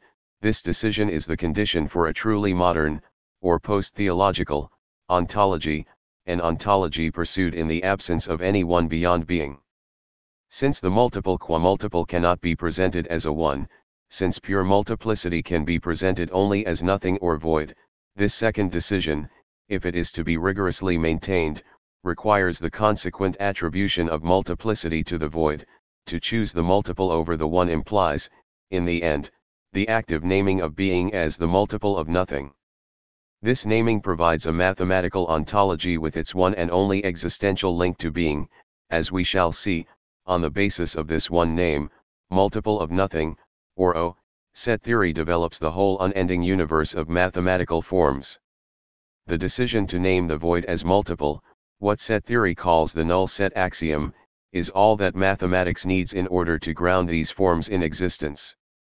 A further decision is required, however, to establish that the unending universe of mathematics is indeed actually in-night. Only this third decision, what set theory calls the axiom of in-nighty, ensures that every situation is ontologically in-night, am, cfe, nn. Certainly no mathematician would be willing to base assertions concerning the existence of innate structures on physical considerations. Actual innate cannot be perceived as the attribute of an empirical existence. After all, even the estimated number of particles in the currently observable universe amounts to the admirably compact number of only around to the power of. In strictly mathematical terms, innate must be decided, because the simple construction of successive ordinal numbers can never be said to reach an actually innate number. If there is an innate number, it must be imposed as a break in the continuity of numerical succession, as what set theorists call a limit ordinal. However we approach it, the thesis of the innate of being is necessarily an ontological decision, that is to say, an axiom, e.e. This last decision need not compel disagreement with the fact that, in Adrian Moore's words, we know that we are innate. We know that as individuals we are limited in a universe that exceeds us, that remains forever other than us. We know this nitude, Badiou acknowledges, just as we know the nitude, say, of a work of art, p.m. Every subject, Badiou accepts, is innate. We must represent ourselves as innate, we exist, like everything else, as counted for one. But we can assert the truth of our innate, we can present the innate of what we think, precisely as a subtraction from such knowledge. Unlike the Romantics and unlike Cantor, Wittgenstein, or Moore, Badiou does not make of the knowledge of our structured nitude a motive for reverence of an innate that exceeds us. Such knowledge is not the spur to something else but the material through which truth will emerge. In the absence of any objective knowledge of innate, the truth of innate is available only to its subject. What links all the aspects of Badiou's ontology, his formalist axiomatics, his realist claims to very cation transcendent existence, and even his insistence on the unending development of ontology itself is thus its triply decisive foundation. At the operational foundations of Badiou's ontology we find neither revealed word nor reconstituted thing but the subject in its purest form. What comes RST is the decision and its decider, the subject who asserts the axiom, the subject who decides questions beyond proof, who of RMS the inconsistent medium of being, and who takes another step in the endless pursuit of ontological consistency. It is thanks to this explicitly subjective orientation that Badiou has been free to make of the most urgent problem confronted by modern mathematics his own great opportunity. This is the problem posed by the increasingly obvious partiality of mathematical knowledge. For centuries, mathematical truths had provided philosophers with their most apparently irrefutable examples. Descartes and Spinoza, for example, referred to elementary relationships in Euclidean geometry as the very paradigm of self-evident truth. Copernicus and Kepler defended the heliocentric theory with the argument that God's creation should conform to the most mathematically economical solution. Both Newton and Leibniz grounded the applications of calculus on the immanent unity of a divine rationality and physical reality, and so on. As an eminent historian of the discipline reminds us, the Greeks, Descartes, Newton, Euler, and many others believed mathematics to be the accurate description of real phenomena, and they regarded their work as the uncovering of the mathematical design of the universe. Mathematics did deal with abstractions, but these were no more than the ideal forms of physical objects or happenings.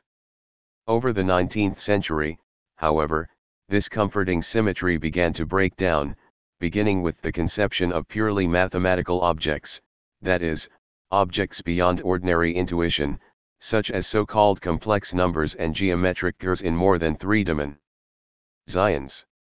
More than anything else, the invention in the RST decades of the 19th century of elaborate counterintuitive and non-Euclidean geometries, capable of describing properties of space as accurately as the self-evident Euclidean system, suggested that mathematical relationships are imposed upon rather than derived from nature. As Klein observes, the introduction of quaternions, non-Euclidean geometry, complex elements in geometry, n-dimensional geometry, bizarre functions, and transnite numbers forced the recognition of the artificiality of mathematics. By mathematics had broken away from reality, and had become the pursuit of necessary consequences of arbitrary axioms about meaningless things. In other words, there is not just one, but several different mathematics, perhaps justifying the plural s with which the word has been used for centuries. According to many commentators, the overall effect of post-Cantorian set theory has been to demonstrate once again the relative nature of mathematics and to accelerate the gradual retreat from the belief that set theory describes an objective reality. The axioms that condition any given mathematical eld have been widely recognized to be arbitrary to a considerable extent. In the wake of non-Euclidean geometries and post-Cantorian set theories, most philosophers have responded by shifting the focus of mathematics away from ontology, which asserts the inherently mathematical nature of reality, to epistemology, whose focus is the ultimately arbitrary nature of human knowledge. Most authorities seem to agree that when one is engaged in pure mathematics in the modern vein, nothing is further from one's mind than ontology. Those who would invest mathematics with an essentially objective universality, rather like those soixante-huitards who put their faith in the historical objectivity of the popular movement, can only be dismayed by this outcome. Since what this story con RMS is precisely the subjective nature of mathematical ideas and results, however, Badiou's philosophy can at the very least make a strong claim to be conditioned by a truly contemporary conception of mathematics. Rather than seek, as did Freya, Hilbert, or Russell, to overcome the apparently irreducible partiality of modern mathematics, Badiou strives in his ontology to rise to the challenge of this partiality and confront its implications head-on, to confront them, that is, through the independent creativity of axiomatic decision itself. Before going any further, two elementary misreadings of Badiou's mathematical ontology should be dismissed out of hand. First, a vulgar Heideggerian reading. Badiou's recourse to mathematics has little to do with what is understood by Heidegger under the name of science or technology. Badiou's recourse to mathematics cannot be diagnosed as an investment in beings at the expense of being. Pure mathematics is supremely indifferent to the instrumental manipulation of mere objects as such. Embracing a mathematical ontology is a space-clearing gesture even more radical than Heidegger's own. Second, Badiou's orientation is anything but sympathetic to some kind of statistical or quantitative method of analysis. Badiou cannot be accused of complicity in what Davis and Hirsch, among others, attack as the unthinking mathematization of the world and the social tyranny of number. On the contrary, the static mathematical description of being presents, precisely, that which any true philosophy of the subject must transcend, what we must get beyond. Is being, insofar as it is being. Badiou readily accepts that whatever can be numbered has no real value, NN, and that the passage of a truth is signaled by its indifference to numericity. The merely numerical domain is what denotes the world as such, the world of opinion polls, stock options, and market research. Within the world, all that matters can be counted in terms of dollars or votes. In the end, only capitalism applauds the rule of thoughtless numerical slavery. What has true value, by contrast, always begins with an event, or that which is not being as being ce qui en est pas l'être en tant qu'être, e. Every event is absolutely supernumerary with respect to all that we are in the habit of counting, to all that we believe counts. An event is something that cannot be recognized as a one within a situation, it is the necessarily ephemeral presentation of unpresentable inconsistency in a situation. An event thus reminds us of what we truly are, i.e., of what it is that numbers count. Our day-to-day knowledge of numbers depends upon ignorance of the truth of number. The socio-economic rule of number imposes the fallacious idea of a link between numericity and value, or truth. But number, which is an instance of being as such, can support no value, and has no other truth than that which is given in mathematical thought, NN. Part 2. Being and Truth. The next three chapters outline the central components of Badiou's mature philosophical system. Chapter goes over the details of Badiou's ontology, his general theory of situation. It includes a summary of the basic concepts of set theory, and an explanation of the crucial distinctions between belonging and inclusion, consistent and inconsistent notions of multiplicity, presentation and representation, and the structure and state of a situation. Chapter is concerned with the intervention, in a situation, of a subject and the truth she or he sustains. This chapter provides a comprehensive analysis of each stage of a truth procedure, from its inaugural decision, the naming of an indiscernible event, to its eventual restraint, with respect to a new nameable. Chapter then more closely considers the precise axiomatic status of truth, before moving on to evaluate Badiou's response to his major philosophical rivals, Kant, Spinoza, Hegel, and Deleuze. Chapter: The only possible ontology of the one, Badiou maintains, is theology. The only legitimately post-theological ontological attribute, by implication, is multiplicity. If God is dead, it follows that the central problem of philosophy today is the articulation of thought immanent to the multiple, d. Each of the truly inventive strands of contemporary philosophy, Badiou mentions Deleuze and Lyotard in particular, along with Derrida's dissemination and Lacan's dispersive punctuality of the real, have thus presumed the radical originality of the multiple, meaning pure or inconsistent multiplicity, multiplicity that is ontologically withdrawn from or inaccessible to every process of unication, every counting as one. For Lyotard and Deleuze, of course, such multiplicity is caught up with the neo-Aristotelian, substantial or intensive connotations of difference, fragmentation, and incommensurability. We know that Badiou's innovation is to subtract the concept of multiplicity per se from any such reference, however implicit, to the notion of substantial differences between multiples, indeed from the very medium of the between. Instead, what comes to ontological thought is the multiple without any other predicate other than its multiplicity. Without any other concept than itself, and without anything to guarantee its consistency, ct. Since the concept of the multiple is subtracted from any constituent reference to unity or units, its only conceivable foundational point must be void. Pure and simple, a none rather than a one. The multiple must have literally no limit, or, to put it another way, its limit must be void from the beginning. This is precisely the step that Badiou, unlike Bergson or Deleuze, for instance, has been only too happy to take. Only on this condition, only as founded on nothing or nothing but itself, can the concept of multiplicity be made properly absolute. Were the multiple to be founded on something else, an élan vital, a primordial organism, a creative or chaotic principle, an elementary unit or atom, its multiplicity would to some degree be constrained by this thing beyond its immanent logic. The multiplicity of elements in our physical universe, for example, however vast, is certainly constrained in a number of ways, not least by its origin in an inaugural bang. At both ends of the scale, then, Badiou's pure multiplicity must have no limit to its extension, neither intrinsic nor extrinsic, neither from above nor from below. Any such limit would reintroduce a kind of one beyond the multiple or reduce the sphere of the multiple itself to a kind of bounded unity. Pure multiplicity must not itself be made to consist. Badiou needs, in short, a theory that both confirms the multiple as unlimited self-difference and bases it only on the absence of a limit, that is, on the sole basis of an original nothing or void. Both requirements are fulfilled, very neatly, by contemporary set theory.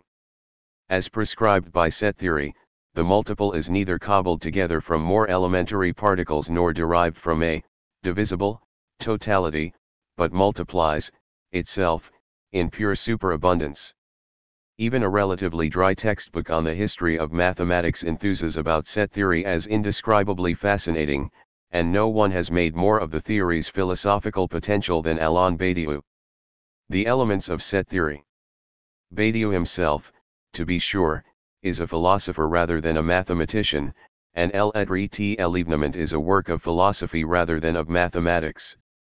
If every new piece of mathematical research makes a direct contribution to the extraordinarily rami-ed discourse of ontology, Badiou's own philosophical project, though conditioned by this research, is concerned with the properly meta-ontological task, that is, the active identification of mathematics as ontology, since there is nothing within the discipline of mathematics itself that affirms this identity, and the elucidation of those properly fundamental principles that shape the general side of every work of ontological research, since most such research takes these principles for granted. Badiou is happy to admit that set theory is now far from the cutting edge of most truly inventive ontological work, but it retains an exemplary philosophical or meta-ontological value as that branch of mathematics which expressly considers the nature of its objects and terms, that is, what they are or how they are made. A survey of set theory is absolutely essential to any discussion of Badiou's work, and in working through it we shall be only reconstructing the elementary stages of the abstract argument of l'événement itself. Badiou himself provides the patient reader with all of the technical knowledge required, and the initiated can certainly skip the following outline. Here, for the mathematically illiterate, those readers like myself, whose mathematical education ended in secondary school, I summarize the most basic aspects of the theory in deliberately analogical style. It is a risky technique and is certain to annoy, or worse, those familiar with the pure mathematics involved. We already know that all analogies with substantial objects or situations are in a very real sense wholly inappropriate, and can serve only to convey the basic gist of the logic involved. The analogies presented here are intended as strictly disposable pedagogical aids. What set theory itself provides is precisely a way of describing terms whose only distinguishing principle is distinction itself, the distinction inscribed by an arbitrary letter or proper name, e.g. Badiou sees in set theory's 9 canonical axioms nothing less than the greatest effort of thought ever yet accomplished by humanity, e.g.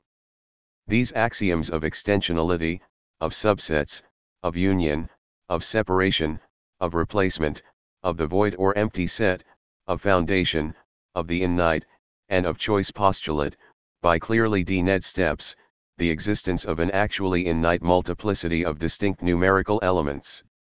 Any particular set, nite, or innate, is then to be considered as a selection made from this endless expanse.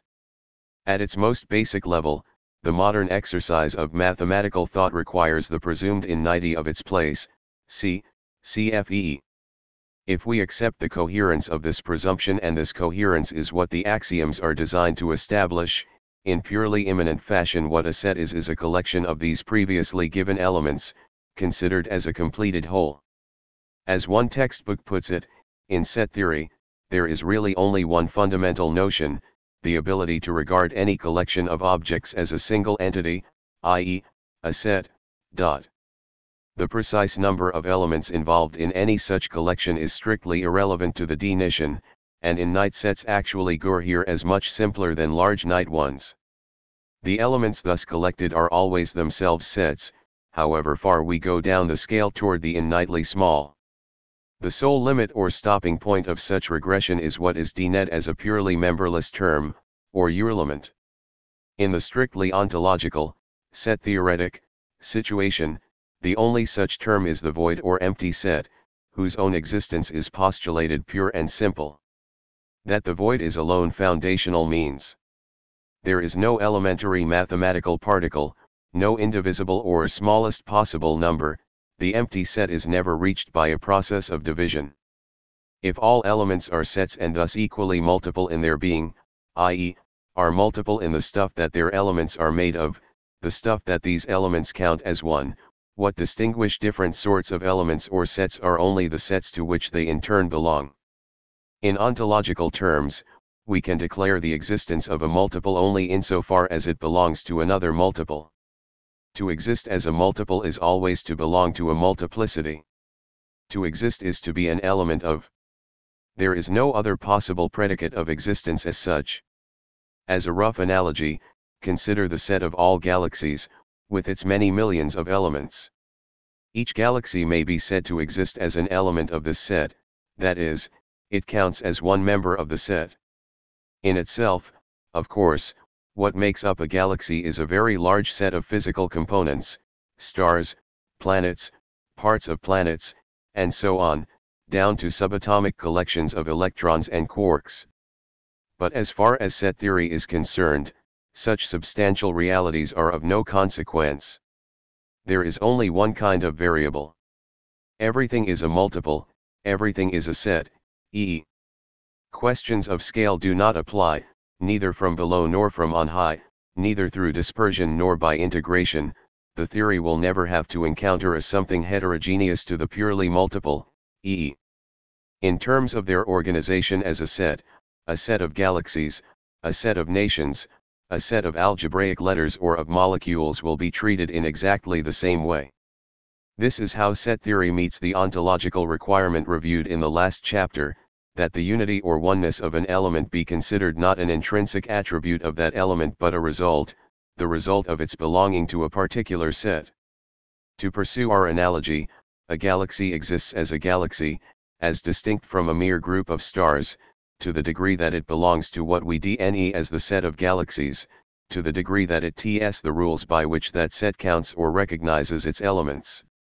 Remember that what is inconsistently multiple and eludes all presentation, but whatever can be presented consists as counted as one in some set, or sets.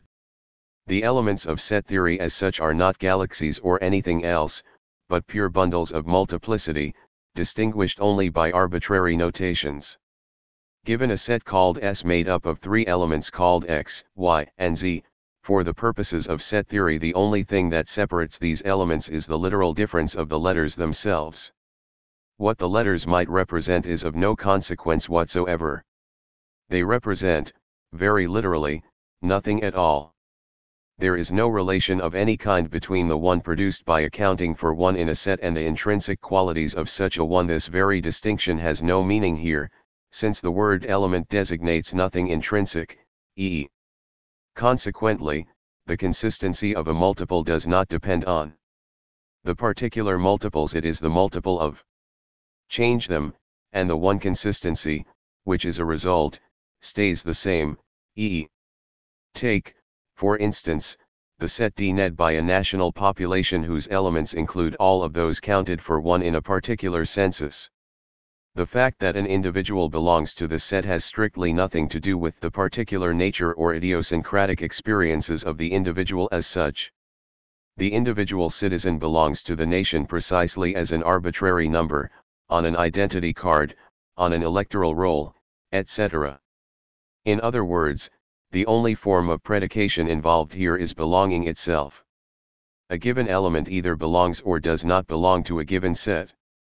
There can be no partial or quali-ed belonging, and since to exist is to belong to or be presented by another set, it is impossible for an element to present itself, that is, to belong to itself. Belonging, written set membership symbol, is the sole ontological action or verb, e.e. Now then, although to belong, to a set, is the only form of predication, it is immediately obvious that those elements which belong to a set can, if we so choose, be variously grouped into distinct parts, or subsets, of that set, that is, distinct groups of belongings. A subset P of a set Q is a set whose own element, S, all belong to Q. A part or subset is said to be included in its set. The distinction between belonging and inclusion and thus between member and part, element and subset is crucial to Badiou's whole enterprise. Elements or members belong to a set, subsets or parts are included in it. The most inclusive of these subsets, the whole part, so to speak, clearly coincides with the set itself. For example, it is possible to establish, within the set of galaxies, an altogether astronomical number of subsets or parts of this set, for example, galaxies grouped according to shape, number of stars, age of stars, the presence of life forms, and so on. The elements of a national set can be distinguished, in the same way, according to the subsets of taxpayers or prison inmates, social security recipients or registered voters, and so on. The elements of these subsets all belong to the national set, and in their substance remain indifferent to the count effected by any particular subset. To belong to the subset of French taxpayers has nothing to do with the substantial complexity of any individual taxpayer as a living, thinking person. Such elemental complexity is always held to be innately multiple, nothing more or less. The whole of Badiou's admittedly complex ontology is based upon this simple foundation. Before reviewing his terminology in more detail, however, it is worth pointing provisionally to three especially important theoretical consequences, which concern matters of selection, of foundation, and of excess. In the RST place, axiomatic set theory decides the basic ontological question: what is a set, in terms of a strictly extensional, rather than what used to be called intensional, principle of selection. This was once a matter of some debate. An intentional notion of set presumes that a set is the collection of objects that are comprehended by a certain concept. The sets of prime numbers, of red things, of people living in London, are intentional in this sense. Versions of intentionality were defended by Freya and Russell. In today's standard version of set theory, however, the guiding idea is that the members of a set enjoy a kind of logical priority over the set itself. They exist RST. The RST and most widely endorsed of the theory's axioms, the axiom of extensionality, simply declares that a set is determined solely by its members. Under the axiom of extensionality, sets Y and Z are the same if they have the same elements, regardless of how these elements might be related or arranged. By the same token, every difference between two beings is indicated in one point. Every difference proposes a localization of the differing. Relations between elements have no place in the set theoretic universe as such. Considered as a set, the set A, B, C is exactly the same as the set B, A, C. As Cantor points out, we can begin talking about the mathematically relevant features of a set M, such as its size or cardinality, only when we make abstraction from the nature of its various elements M and of the order in which they are given. This extensional or combinatorial conception of set ensures the entirely open-ended character of the set theoretic universe. Since the only requirement for the construction of a set or collection is the presumed priority of collectible elements, as Penelope Madicon RMS, every possible collection can be formed, regardless of whether there is a rule for determining which previously given items are members and which are not. Sets are determined solely by their elements. Just how these elements are brought together, in the extensional conception of set, is a perfectly open question. The possibilities can include, as a matter of principle, every conceivable intentional selection, as well as purely haphazard selections made without reference to any concept at all. The extensional selection may conform to a property or may be determined by a completely random choice. Mary Tiles suggests a useful illustration: faced with a page of print, one cannot say how many objects there are on it. One needs to know whether to count letters, words, sentences, lines, etc. An intentional approach to the enumeration of the sets included on such a page would seek to specify the vast range of definitions distinguishing letters, words, sentences, and lines, before counting the elements that fall under each definition, say the number of words beginning with E, the number with 3 letters, the number with Latin etymologies, and so on. An extensional approach would accept the validity of any sort of combinatorial approach to collections, every possible intentional selection, as well as purely arbitrary collections, such as the set of words enclosed by a rough circle drawn on the page. Relative tolerance of such an open conception of being with is a characteristic indication of the differences between Badiou's classical approach to mathematics and the intuitionist approach he so staunchly opposes. Intuitionists refuse to accept a purely extensional understanding of innate sets, just as they deny many applications of the axiom of choice. An intuitionist conception of set requires a well-defined principle of construction, that is, clear criteria for members belonging. But intuitionism is resisted, for compelling reasons, by the great majority of working mathematicians, and it is Badiou's conviction that people, like numbers, are not constructible in the intuitionist sense. Seen through Badiou's ontological lens, the human universe is one where absolutely no criteria of membership or belonging apply. Badiou's ontology recognizes no constraints, social, cultural, psychological, biological, or other, as to how people are grouped together. It remains the case, clearly, that at this particular moment in history our dominant groupings are indeed national, religious, ethnic, or otherwise communal, but from the ontological point of view this dominance is strictly contingent. There is nothing about people, Badiou presumes, to suggest that they should be grouped in one way rather than another. As a rule, the most truly human groupings, i.e., those most appropriate to a purely generic understanding of humanity, are those made in the strict absence of such communal or social criteria. In the second place, for any particular set to be founded means, in set theoretical terms, that it has at least one element which presents nothing of which it itself presents, NN. The foundational term of a situation is that element to which, as seen from within the situation, nothing belongs, i.e., has no members in common with the situation.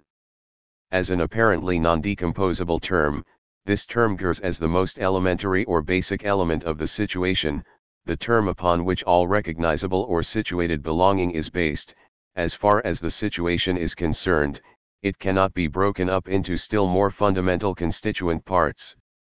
In a situation made up of sets of books, a single book would serve as this foundational term, so would a single musical note in situations made up of sequences of notes. The set of living things offers another example.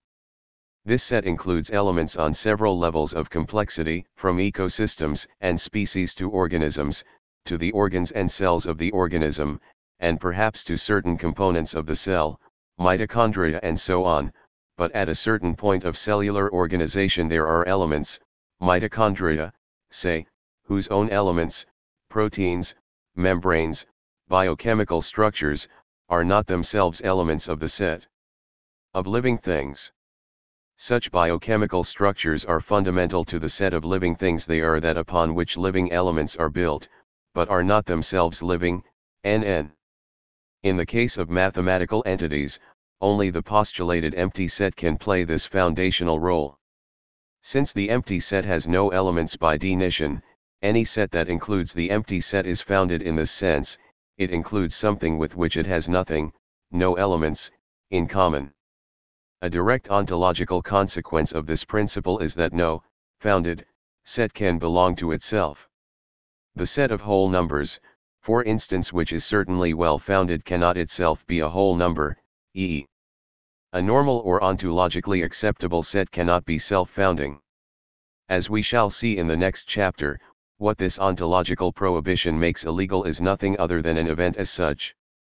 To put things a little more formally, what is known as the axiom of foundation, addressed in mediation of l'événement, states that, given a set X, there is always an element Y of X, such that Y has no elements in common with X. This means that, starting out from a given collection of members, we are blocked from counting indefinitely down from that set to a member of the set and then to a member of that member. Eventually, we must reach something that belongs to the set but that itself has no members that can be discerned from within that set, the empty set, or element. In the metamathematical applications of ontology, this member or element can be anything at all, so long as it is defined as having no members in common with the set. Elementary particles might act as elements in certain physical situations, so could an individual phoneme, say, in linguistic situations made up of sets of phonemes. Finally, the number of possible ways of grouping together the elements of a set, the number of parts, or subsets of the set, is obviously larger than the number of elements themselves. As a consequence, and no matter what kind of situation we might consider, it is formally impossible that everything which is included in it, all subsets, belongs to the situation. There is an irremediable excess of subsets over elements. It would be hard to exaggerate the importance of this excess in Badiou's philosophy. There must always be more subsets than elements, because these subsets include not only each individual element, considered as the sole element or singleton of its own private subset, but also every possible combination of two or more elements, say, to stick with our national analogy, elements combined according to civil status, tax rates, criminality, levels of education or salary, or indeed according to any arbitrary criterion, everyone with black hair, everyone living east of the Seine, etc. The combination of all these parts, the set made up of the subsets of a set, is in massive excess of the set itself. More precisely, given a night set with n elements, the number of its subsets or parts is to the power of n. For example, the set alpha with 3 elements, x, y, and z, has 8 parts, as follows: x, y, z, x, y, x, z, z, y, x, y, z, and o, this last, empty, subset O, for reasons I will explain in a moment, is universally included in all sets. A set with 9 members has, i.e., parts. But with an in-night set and all human situations are in-night, the excess of parts over elements is, thanks to the undecidability of the continuum hypothesis, properly immeasurable. So are the ontological consequences Badiou draws from this excess. This gap between alpha, a set that counts as one its members or elements, and the set of its subsets p, alpha, a set that counts as one its included parts or subsets, indicates precisely the point at which lies the impasse of being, e.e., cf. This point, whose measurement or specification is ontologically impossible, is thus the real of being as being. To give a rough sense of the kind of excess involved here, consider the set made up of the letters of the English alphabet, a set with 26 elements. Excluding repetitions, we know that these letters can be arranged in different ways. Allowing for repetition, they can be arranged in any number of words, a small portion of which are listed in the most comprehensive English dictionaries available. Moving from the combination of letters in words to the combination of words in sentences, we move into a still vaster combinatorial range, a tiny fraction of which is covered by the history of the English language and the various ways it has been used. The sort of overabundance Badiou has in mind here is a bit like that of the excess, over the relatively small collection of letters at our disposal, of all that has ever been or could have been said. Thanks to this imminent excess of parts over elements, Badiou, unlike Bergson or Deleuze, has no need to invoke a cosmic or chaotic vitalism in order to secure the principle of an excess over itself of pure multiplicity, nor does he need to explore the virtual dimensions of an intermination or undecidability that affects all actualization. For it is in actuality that every multiple is haunted by an excess of power that nothing can measure, other than a decision. Precisely this excess of parts over members locates the place of ideology in Zizek's clear and compelling sense. At its most elementary level, ideology exploits the minimal distance between a simple collection of elements and the different sets one can form out of this collection. More specifically, the ideology of a situation is what organizes its parts in such a way as to guarantee the structural repression of that part which has no recognizable place in the situation, that part which, having no discernible members of its own, is effectively void in the situation. Such, Zizek continues, is the basic paradox of the Lacanian logic of Potout. In order to transform a collection of particular elements into a consistent totality, one has to add, or to subtract, which amounts to the same thing, posit as an exception, a paradoxical element which, in its very particularity, embodies the universality of the genus in the form of its opposite. This element is what Zizek calls the symptom of the situation. For example, Hegel's rational constitutional state requires the irrational exception of the proletarian rabble as an element within civil society which negates its universal principle. Likewise, the anti-Semitic situation requires for its coherence the phantasmatic gur of the Jew as its intolerable other, just as the contemporary liberal capitalist consensus is built on the marginalization of the variously excluded, the unemployed, the homeless, the undocumented, and so on. Such symptomal elements, rabble, Jew, immigrant, are perceived within the situation as absence embodied. Hence Zizek's most concise definition of ideology, a symbolic eld which contains such a ler holding the place of some structural impossibility, while simultaneously disavowing this impossibility. What Badiou calls the site of an event plays almost exactly the same role in his own system, and Zizek's terminology ts it nicely. The site, or symptomal real, is both that around which a particular situation is structured, i.e., its foundational term, and the internal stumbling block on account of which the symbolic system can never become itself, achieve its self-identity. Consistency and inconsistency. The distinction of consistent from inconsistent multiplicity may remain one of the most confusing in all of Badiou's work for RST time readers, and it is well worth going back over the essential points again here. We know, from the previous chapter, that pure or inconsistent multiplicity is the very being of being. Consistency is the attribute of a coherent presentation of such inconsistent multiplicity as a multiplicity, that is, as a coherent collecting of multiplicity into a unity, or one. Mathematics presents only consistent multiplicities, multiplicities collected into ones, but what these multiplicities are, what is thus collected, is itself inconsistent. Mathematics is nothing other than a consistent presentation of pure, inconsistent multiplicity. And mathematics is the one and only such presentation. Axiomatic set theory is the only theory we have that allows us coherently to think inconsistent multiplicity as such. If we do not make use of this theory, we will always be forced back to Plato's conclusion in his Parmenides: pure dissemination, pure oneless multiplicity, must be unthinkable pure and simple. Only set theory can present inconsistency, e.e.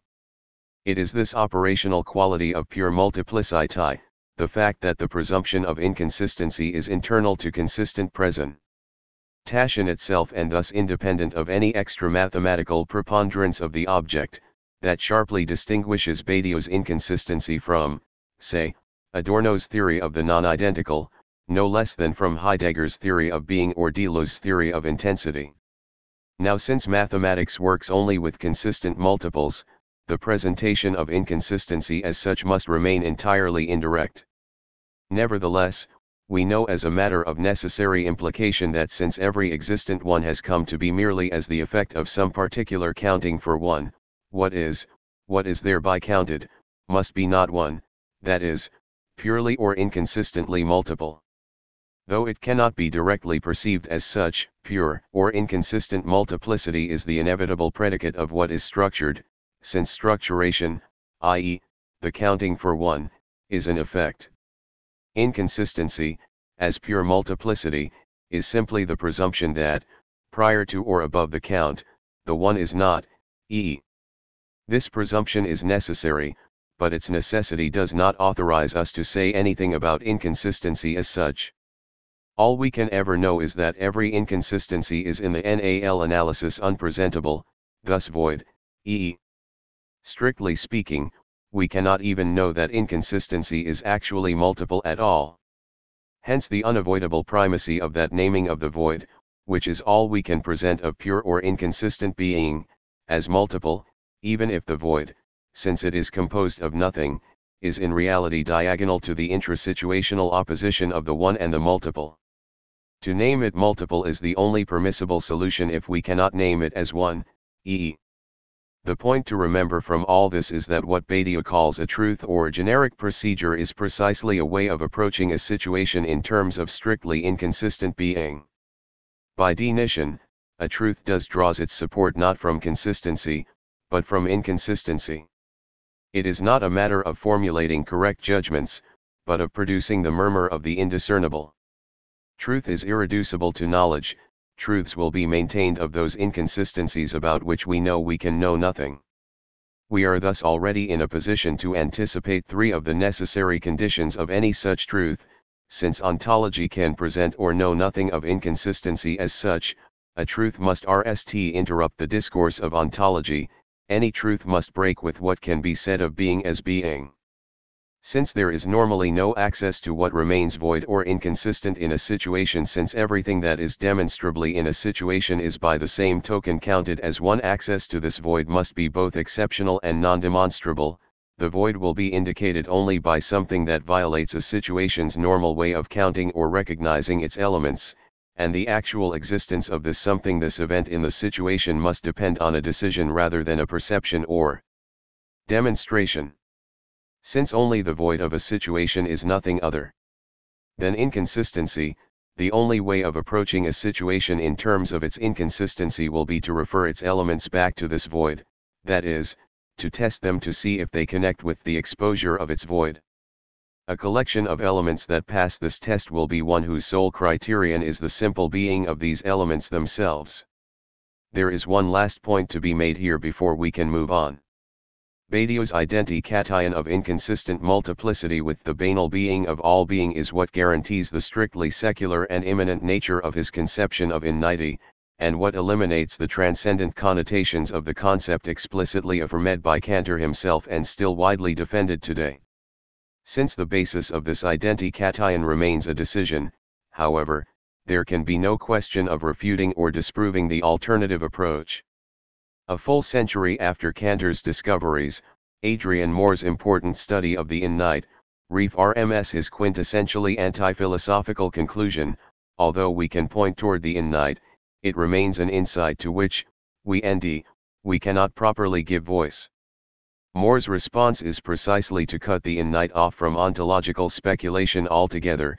We are shown that the truly innate exists, though in fact, as we are bound to say, it does not. It does not exist because what does exist, in other words what is innate. What is what can be encountered, addressed, attended to, grasped, managed, known, dened. It is what can, in some way or another, be limited. It would be an abrogation of the very concept of innate to apply it directly to anything of this kind.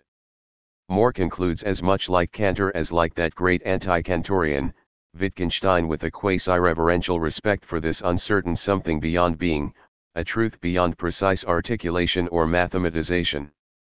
This is obviously a conclusion that Badiou philosophy must refute at all costs. Cantor was indeed right, he says, to see in inconsistency the true orientation of being. But it is wrong to conceive of inconsistency as the inaccessible limit to numerical consistency. Inconsistency is instead the stuff of every consistent presentation in precisely the same way that it lies beyond any such presentation. At the limits of being there is only inconsistency, that is, nothing. In other words, there simply is no limit. And since there is no limit, it must be all being that is inconsistent. In the absence of any God, any outside, any absolute transcendence, being simply multiplies in an open, innate dissemination, as if in confirmation of Lucretius's acosmism, ct. Rather than mute testimony of a divine beyond, Badiou sees in unpresentable inconsistency the very substance of every consistent structure. The whole effort of Badiou's philosophy, as distinct from his ontology, has been to equate this unpresentable inconsistency or no thing with the very being of every consistent situation, but to reserve the articulation of this equation to the subject of a truth procedure. Access to inconsistency can be only subjective, though it can never be grasped as the object of knowledge. It is occasionally possible to affirm its truth. What may remain a matter of some debate, no doubt, is the degree to which Cantor or, for that matter, Moore or Hallward, or even Jamet and Lardria would recognize the absolutely innate as a one in any sense of the term. They present it instead as that inconceivable horizon of thought where all distinctions between the one and the multiple collapse. In what precise sense is the Neoplatonic one beyond being, the deity of Plotinus or Sarawardi, one or even one all, rather than an indication of the limit of our ability to conceive of unity? Badiou's RMLY axiomatic treatment of the problem, moreover, deploys what some readers might see as effectively absolute powers of its own, that is, the exceptional power of a constitution that creates the very medium of its existence. After all, is there any more divine a power than that which creates consistency out of a pure inconsistency through a mechanism that can be referred to only as a pure proper name? Situation, state, void. Having considered the more abstract implications of Badiou's equation of mathematics and ontology, we can move on now to detail what this equation allows him to do in practice, what it allows him to say about the elements, structure, and state of a situation in general. The simplest thing is to review the basic terms as they come up. A situated theory of situation. In L'être l'événement, Badiou writes, I will maintain it is the wager of this book that ontology is a situation, that is, that ontology is itself a structured presentation, e. The object of this presentation, we know, is simply the immanent logic of presentation itself.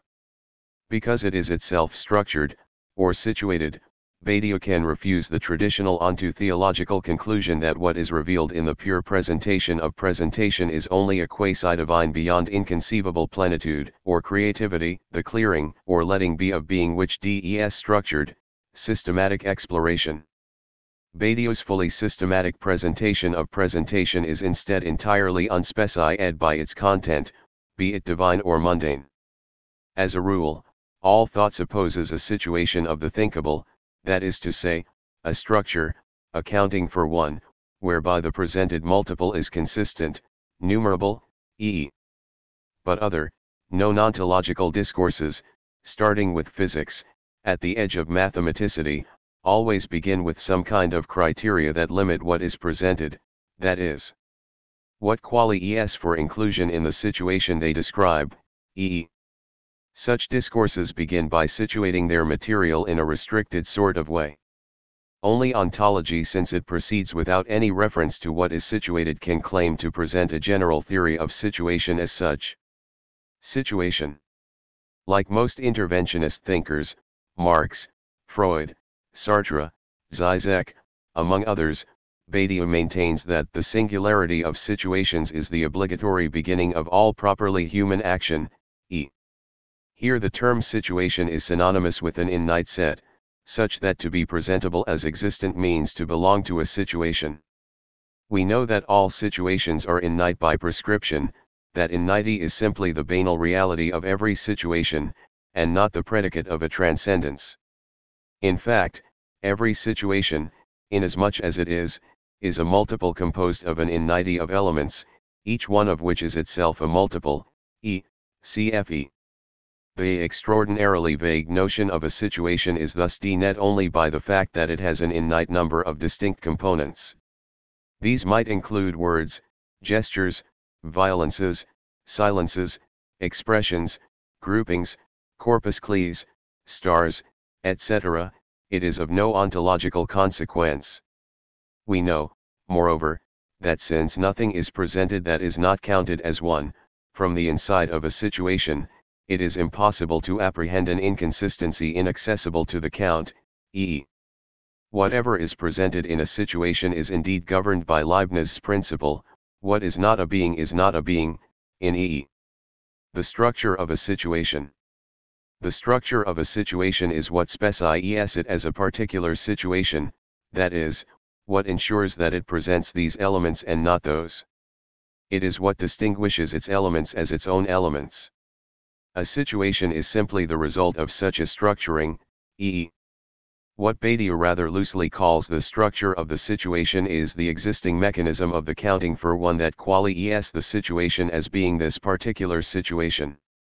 The structure of life, for example, is made up of those operations that distinguish the elements of the set of living things from the elements, which make up living elements, of the set of non-living, biochemical elements. The structure of the nation is whatever guarantees the belonging of its own elements while excluding the rest, and so on. As opposed to truth, vérité, what Badiou calls the merely variable, veridic, is always a function of structure and knowledge, savoir, that is, a correct application of the rules by which a situation identifies its elements and classifies its parts. Of the structural statements admissible in the situation, we will never say that they are true, but only that they are variable veridics. They are a matter not of truth, but of knowledge. The state of a situation. The role of the state is a little more complicated. For both the early and later Badiou, the state is the serious issue, the central question. Every vast revolt of the workers and the people sets them against the state, invariably, and every genuine thought is nothing other than the desire to niche with the exorbitant excess of the state, e. Even if Badiou's most recent thinking mitigates his once unqualified determination to pursue the withering away of the state, reducing it to a minimum and foreclosing it from the properly subjective realm remain high on the list of principles that guide his philosophy. We know that the number of parts or subsets of a set always exceeds the number of its elements, and that for an innate set this excess is wildly immeasurable. The mere structure of a set provides no order to this excess of parts over elements. What Badiou calls the knowledge, savoir, operative in a situation does supply the means of arranging these parts. Knowledge is a class of subsets, its task is to discern or name the subsets of a situation, c. But knowledge by itself provides no global organization to these arrangements. Nothing is more disruptive errant than the general idea of a part of a set, ct. Since it cannot be ordered in any obvious way, the excess of parts over elements is properly anarchic and immediately dangerous. It risks, so to speak, the introduction of an elementary disorder.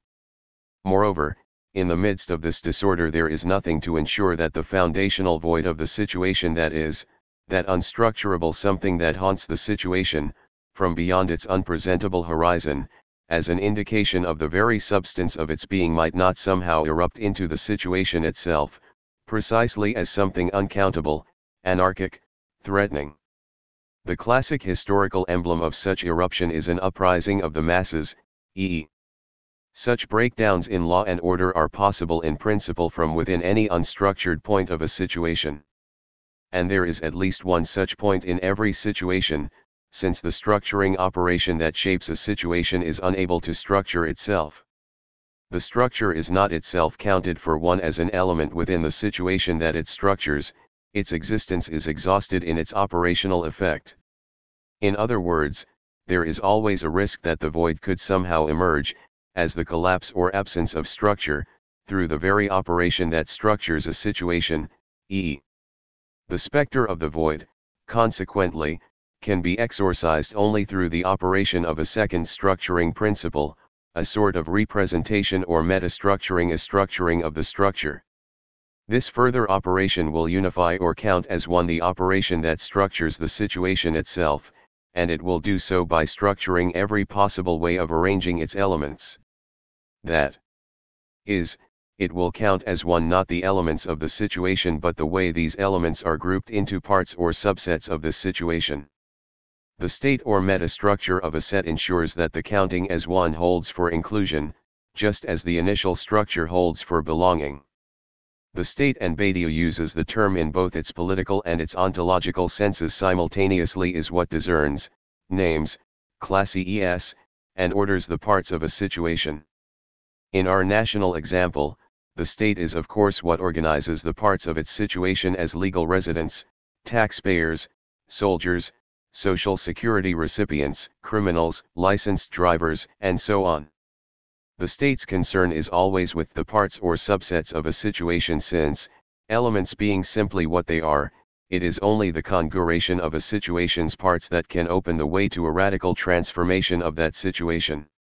In particular, though the void can certainly never appear as an element of the situation, it could always appear as an indeterminate, inexistent part or subset of the situation. The state is what ensures that this inexistent but universally included part will remain merely inexistent.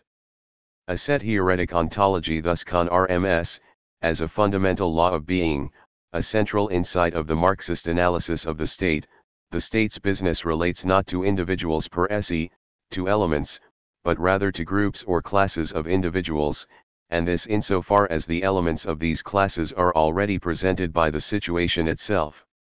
That the state is always the state of the ruling class means that it represents, or arranges, the existing elements of its situation in such a way as to reinforce the position of its dominant parts, e.e.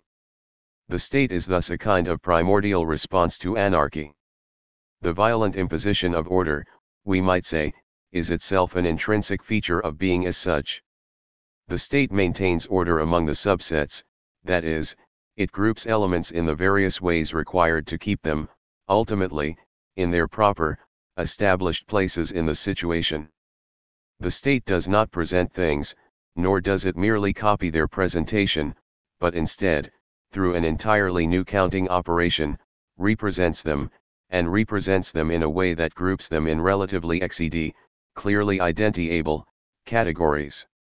Because the state is itself the immeasurable excess of parts over elements made ordered or objective, under normal or natural circumstances there is a literally immeasurable excess of state power over the individuals it governs, namely, the innate excess of over.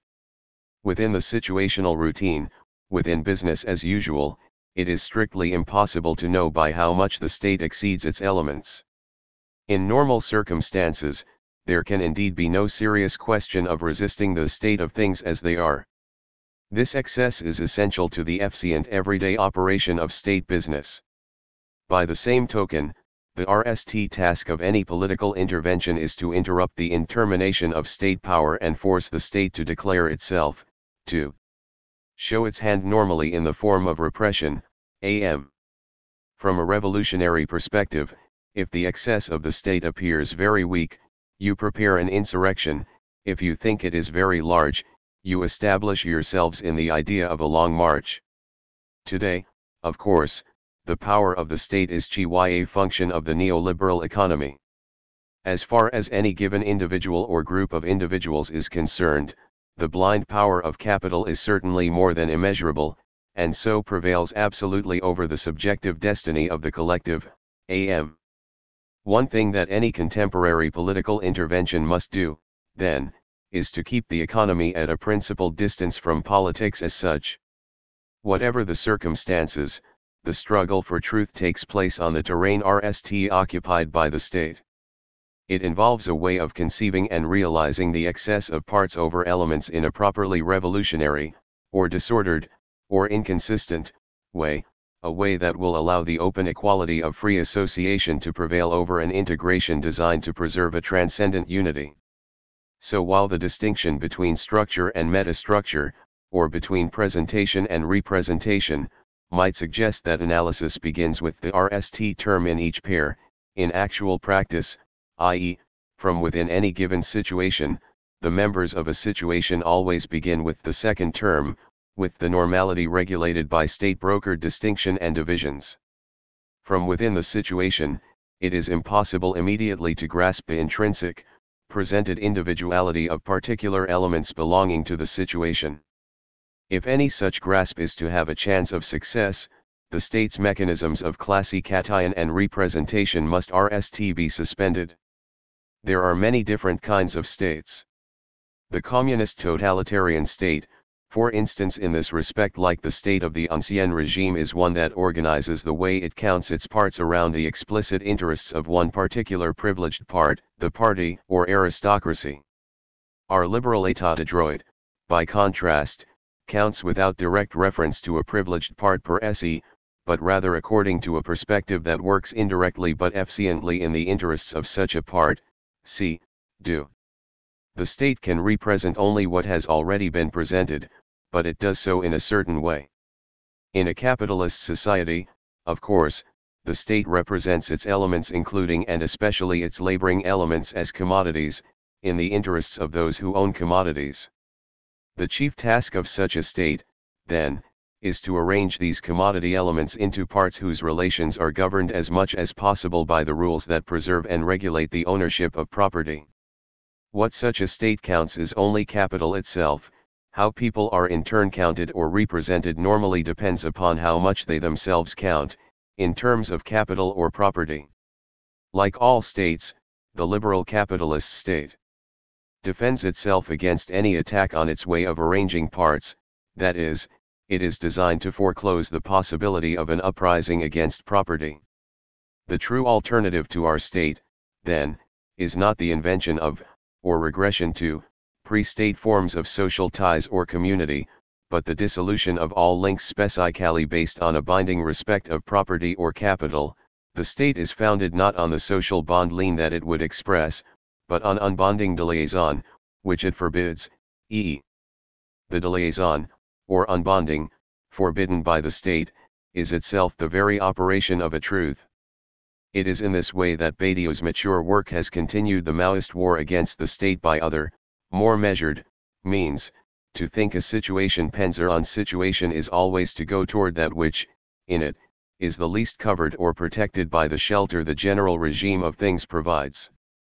For example, in contemporary France, the political situation, the situation that structures the nature of a specifically French democracy, is to be thought from the point of view of the vulnerability of the sans-papiers. In Israel, the political situation must be thought from the point of view of the dispossessed Palestinians. To count nally as one that which is not even counted in a situation is what is at stake in any genuinely political thought, am. But we know, too, that Badiou is no longer waging a struggle for the strict elimination of the state. L'evenement provides a properly ontological reason for Maoism's historical defeat. The state is co-original with any situation. It is objectively irreducible.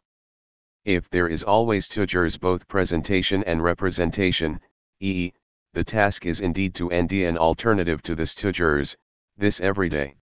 Simply, such an alternative can no longer be a once and for all transformation, a destructive redemption from historical time, so much as a rigorous conception of the exceptional as such, a basis for a notion of time that transcends, without terminating, the toujours and the tous les jours. Badiou's goal, early and late, has been to outline in the world an imperative that is able to subtract us from the grip of the state. What has always been invariant about the communist ideal is precisely the connivity between the masses and the state, cf. do. Marxists have always sought the end of representation, and the universality of simple presentation, an egalitarian counting for one and the unrestricted reign of the individual qua individual, e.e. To this day, the heart of the question is indeed the reformation of the state reassurance étatique, the disjunction between presentation and representation, e.e. But the whole point is that this disjunction can be tackled only subjectively and not objectively. Badiou's project persists as the destatication of thought, destatization de la pensée, the subtraction of subject from state. For as long as his philosophie remains a philosophy of the subject, it will remain a philosophy written against the state. Badiou summarizes the ontological distribution of terms as follows. Structure, situation, metastructure, state of the situation, element, subset, part, presentation, representation, belonging, inclusion, the counting for one, the counting as counted for one. Normality, excrescence, singularity. The relation between situation and state, or between presentation and representation, can logically take one of three forms, e.e. What Badiou calls normality applies when presentation and representation effectively coincide. A normal element is one that is both presented and represented in the situation. Not only does a normal element belong to the situation, but all of its own elements also belong to the situation. Consider the example of an ordinary army platoon. The platoon belongs to its military, or national, situation, and so do the individual soldiers who make up the platoon. The platoon is a normal subset of its situation. An entire situation is fully normal if every member of its every subset is duly recognized and classé by its state. What Badiou calls an excrescence, excroissance, is a term that is represented but not presented in the situation. An excrescence usually corresponds to a state institution in the purest sense.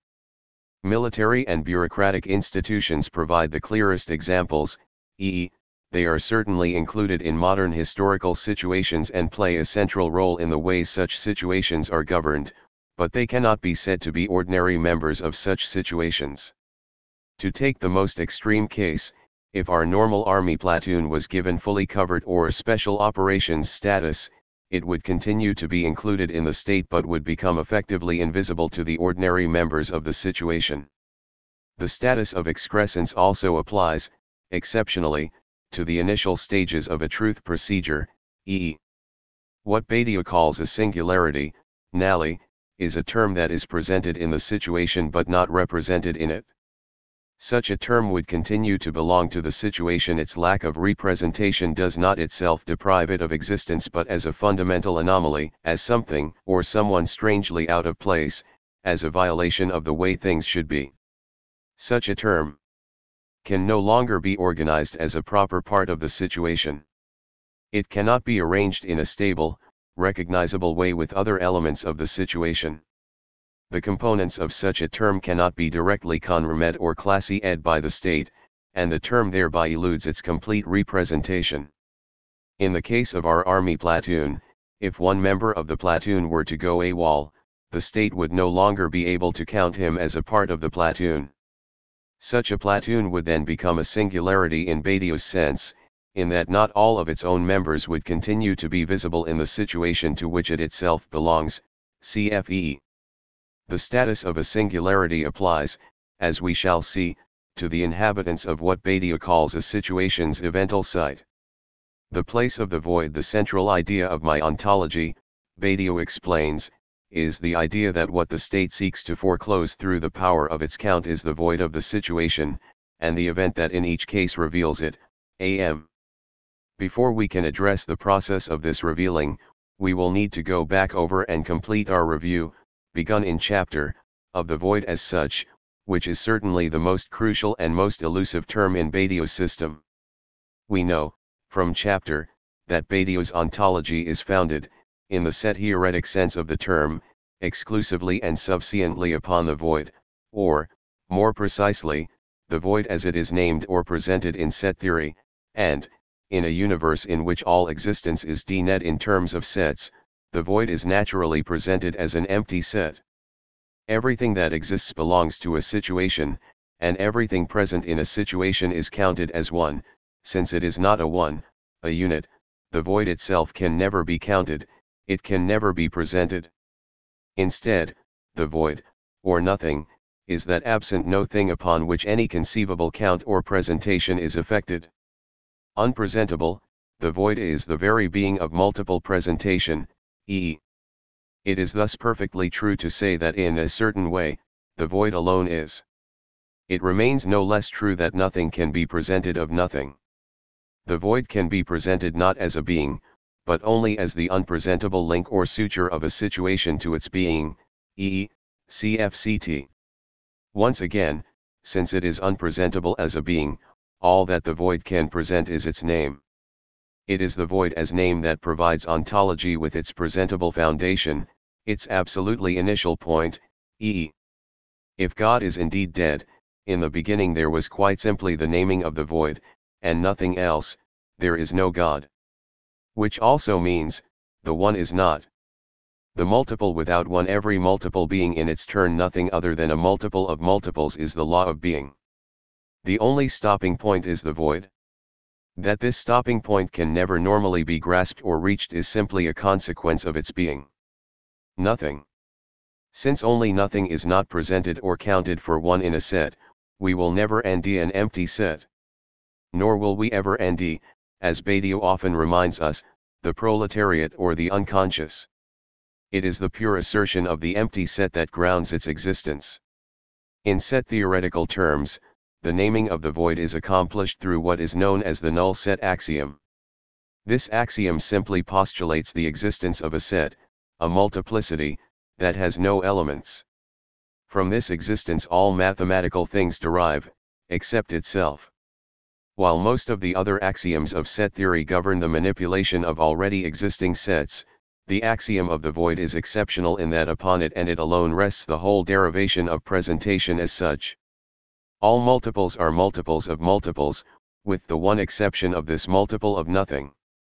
In other words, though to exist is to belong to a set, the axiomatic foundation of existence is itself the exception that establishes this rule. The null set axiom states, in effect, that there exists that to which no existence can be said to belong. There exists a presentation of the unpresentable, and this unpresentable is nothing other than the very being of all other presentation. Or again, in terms that will please readers with a taste for paradox, being allows itself to be named, in the ontological situation, as that whose existence does not exist, e. To put this another way, if inconsistency itself can never be presented, can never belong to a situation, what can be presented of inconsistency is just the mark of its unpresentability, that is, its name. Every naming takes place under the structural constraints of that place. In the fully depoticized set theoretical situation itself, that the void is what can only be said or grasped as pure name, PM, means that the void is simply an empty sign or letter by convention, the letter O. In terms of the theory, this letter indicates the existence of an empty set, and its own literal existence, its existence as a letter, is exhausted by this indication. O is thus not properly the name of inconsistency in itself, but the name of inconsistency according to a particular situation, that is, as it is presented in ontology, e.e. The only privilege of this particular name, the ontological name, is that it presents the being of naming at its most subtractive or abstract. Ontology demonstrates that, considered in its being, and whatever the situation, the name of the void is a name normally deprived of all meaning and resonance, a name for anonymous namelessness as such. By thus founding his ontology on the letter O, Badiou can fairly claim to fulfill Lacan's great program.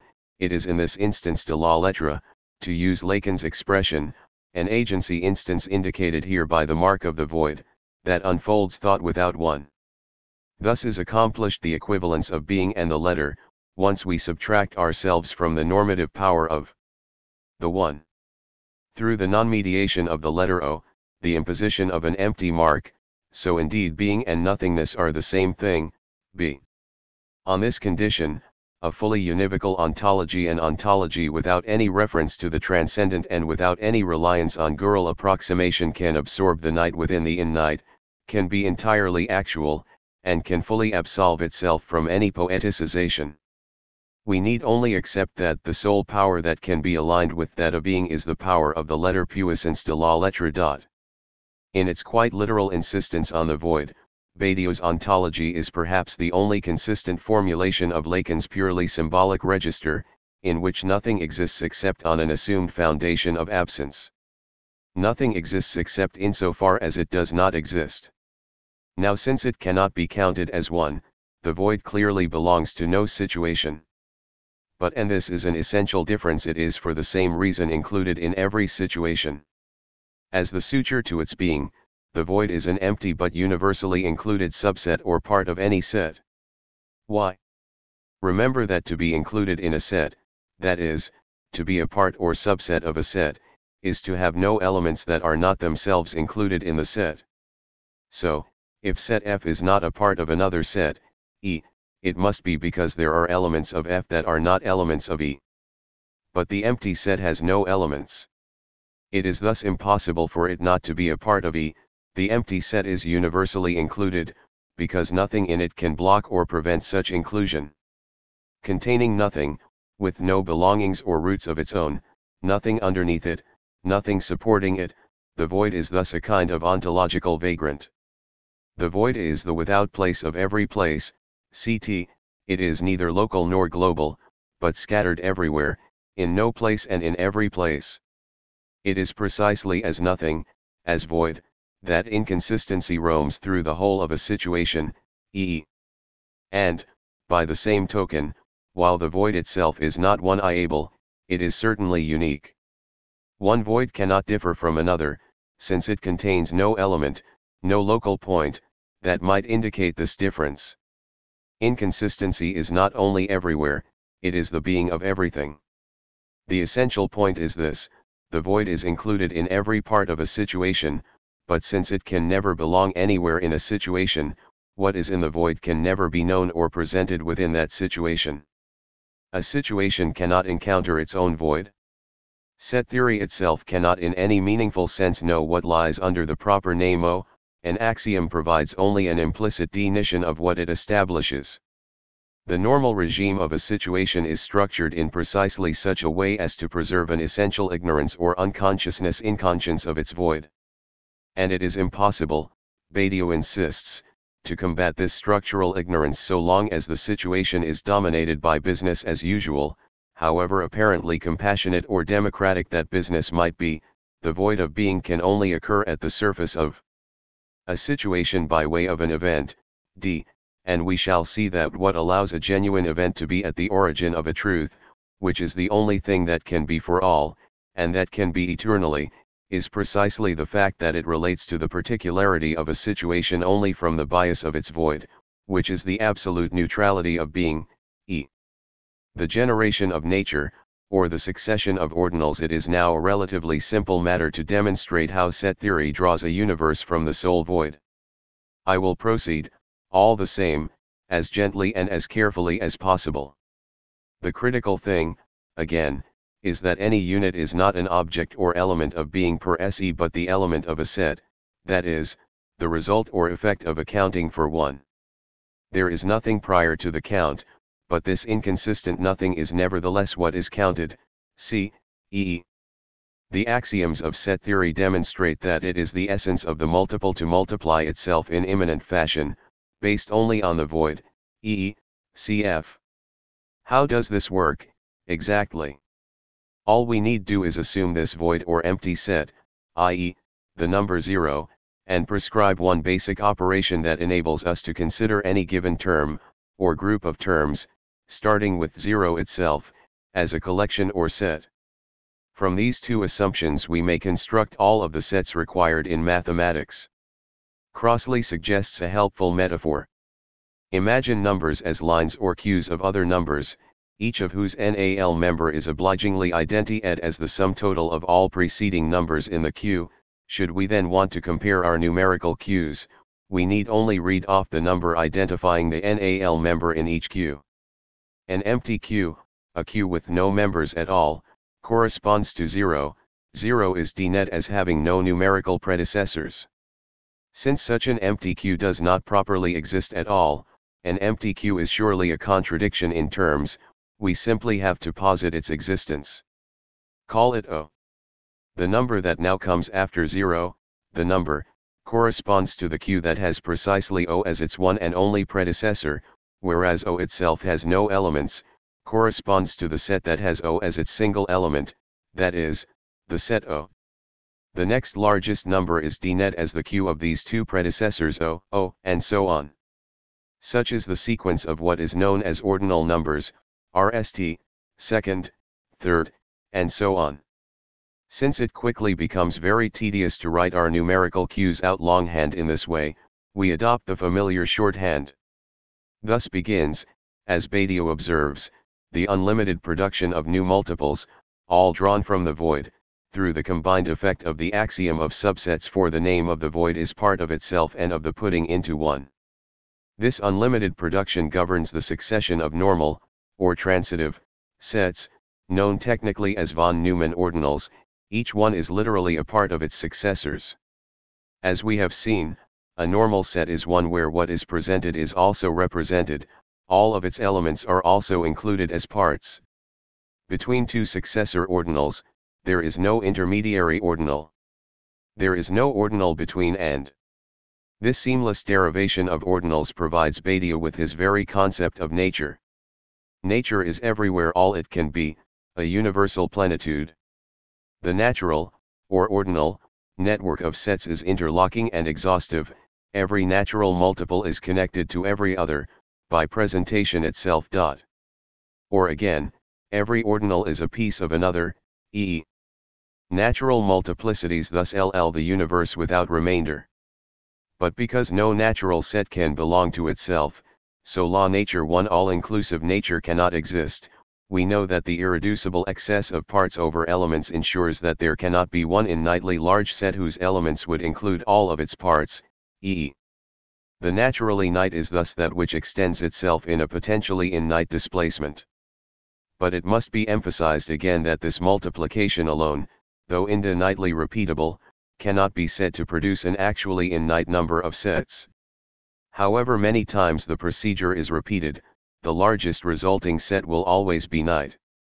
The simple succession of ordinals itself and endless counting to innate does not by itself provide effective access to the innate as such. As Russell accepts, it cannot be said for certain that there are in fact any innate collections in the world.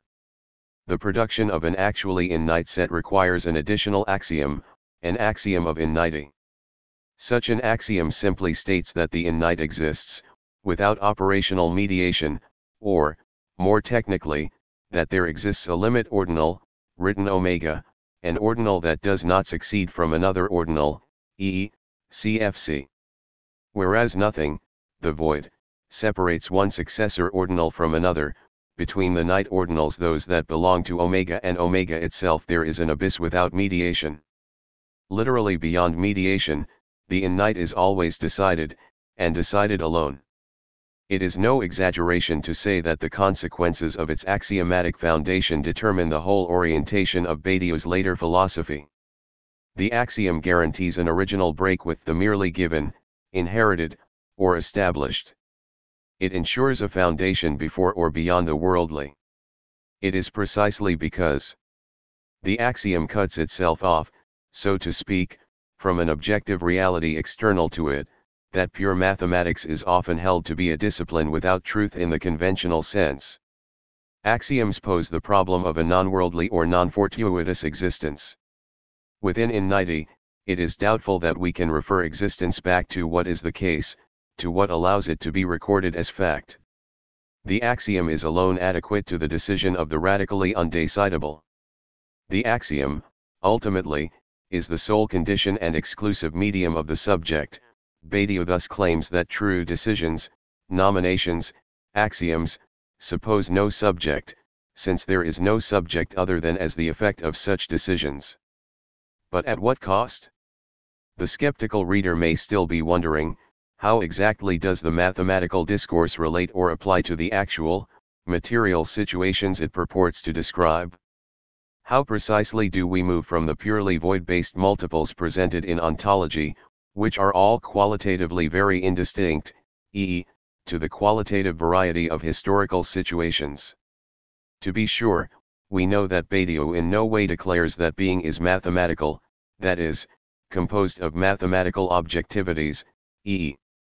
Nevertheless, his conviction is that the substance of material or historical situations offers no sine qua non resistance to their mathematization, and that insofar as they can be thought, all situations are to be subtracted from the uncertain domains of substance, perception, and the object. He takes a further step when he argues against Kant's foreclosure of the void, against Kant's insistence on the conjunction of object and concept in the orderly perception of heterogeneous existence, that the void or nothing, rigorously, mathematically, subsumed under a concept, is precisely what upholds the heterogeneously existent. Such, for instance, is the ontological path opened by Epicurus and Lucretius, for whom the void is the RST name of the heterogeneously existent, splendidly indifferent both to subjects and to gods. Now, while Badiou might easily dismiss as simply forms of intuitionism the perception or imagination-dependent conception of mathematics held by thinkers like Deleuze or Merleau-Ponty, it is less clear that the ontological dispute per se is so easily resolved. Both Deleuze and Merleau-Ponty would no doubt retort that pure mathematics leaves mainly untouched the great problem of ontology as they understand it, namely the relation between abstract being and concrete existence. However immediately it may think the being of being, mathematics proceeds at an irreducible methodological distance from our experience of beings, from what phenomenology famously dubs our return to the things themselves. This return, as Merleau-Ponty puts it, is always a return to that world which precedes knowledge, of which knowledge always speaks, and in relation to which every scientific schematization is an abstract and derivative sign language, as is geography in relation to the countryside in which we have learned beforehand what a forest, a prairie, or a river is.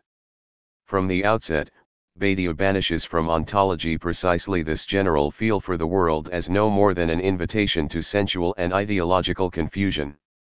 The question is whether the resulting clarity can ever adequately move beyond its operational abstraction.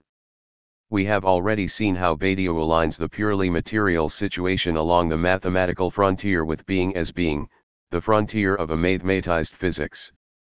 But can the same logic apply, in the same way and without further modulation, to all human situations in general? In what meaningful sense can set theory account for the fundamental structure of, say, biological or psychological situations? In what pertinent sense can set theory claim to articulate the being of such situations, whose most elementary characteristics are inconsistent with the axioms of extensionality and replacement?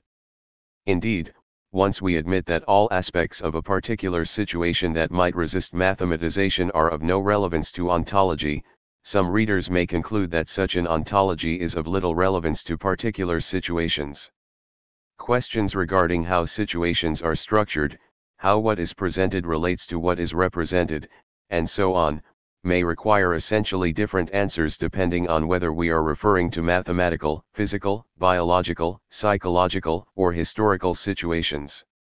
Answers to such questions may require, beyond an extensional theory that denies a situation exclusively in terms of the elements that belong to it, a still more fundamental account of how the elements in any particular situation might relate to each other. Chapter. We arrive now at the dynamic core of Badiou's system, the dynamism that moves beyond the objective normality enforced by the state of a situation. It is vain to suppose, Badiou writes, that we can invent anything at all, and all truth is invention if nothing happens, if nothing takes place but the place, p.m. A truth is something that happens, something both exceptional and universal, both punctual in its origin and for all in its implication. With the concepts of subject and event, Badiou has broken out of the merely natural con-ness of being as being. His ontology provides a negative but exact description of that which exceeds it. An event is precisely that which is not being as being, e.e. What a truth process composes is indeed the truth of a situation, but its composition requires something more than the situation itself can provide.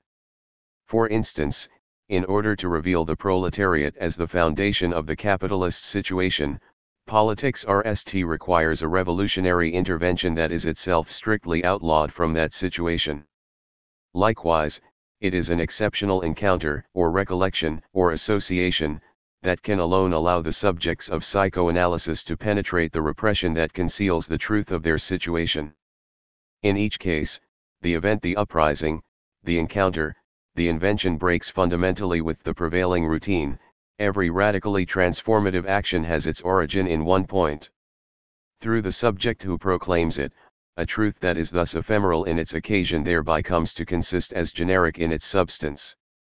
Badiou adopts Cohen's notion of forcing, Nally, to describe the process by which such a consistent truth may eventually produce very able components of a new knowledge, a new way of understanding the parts of the situation.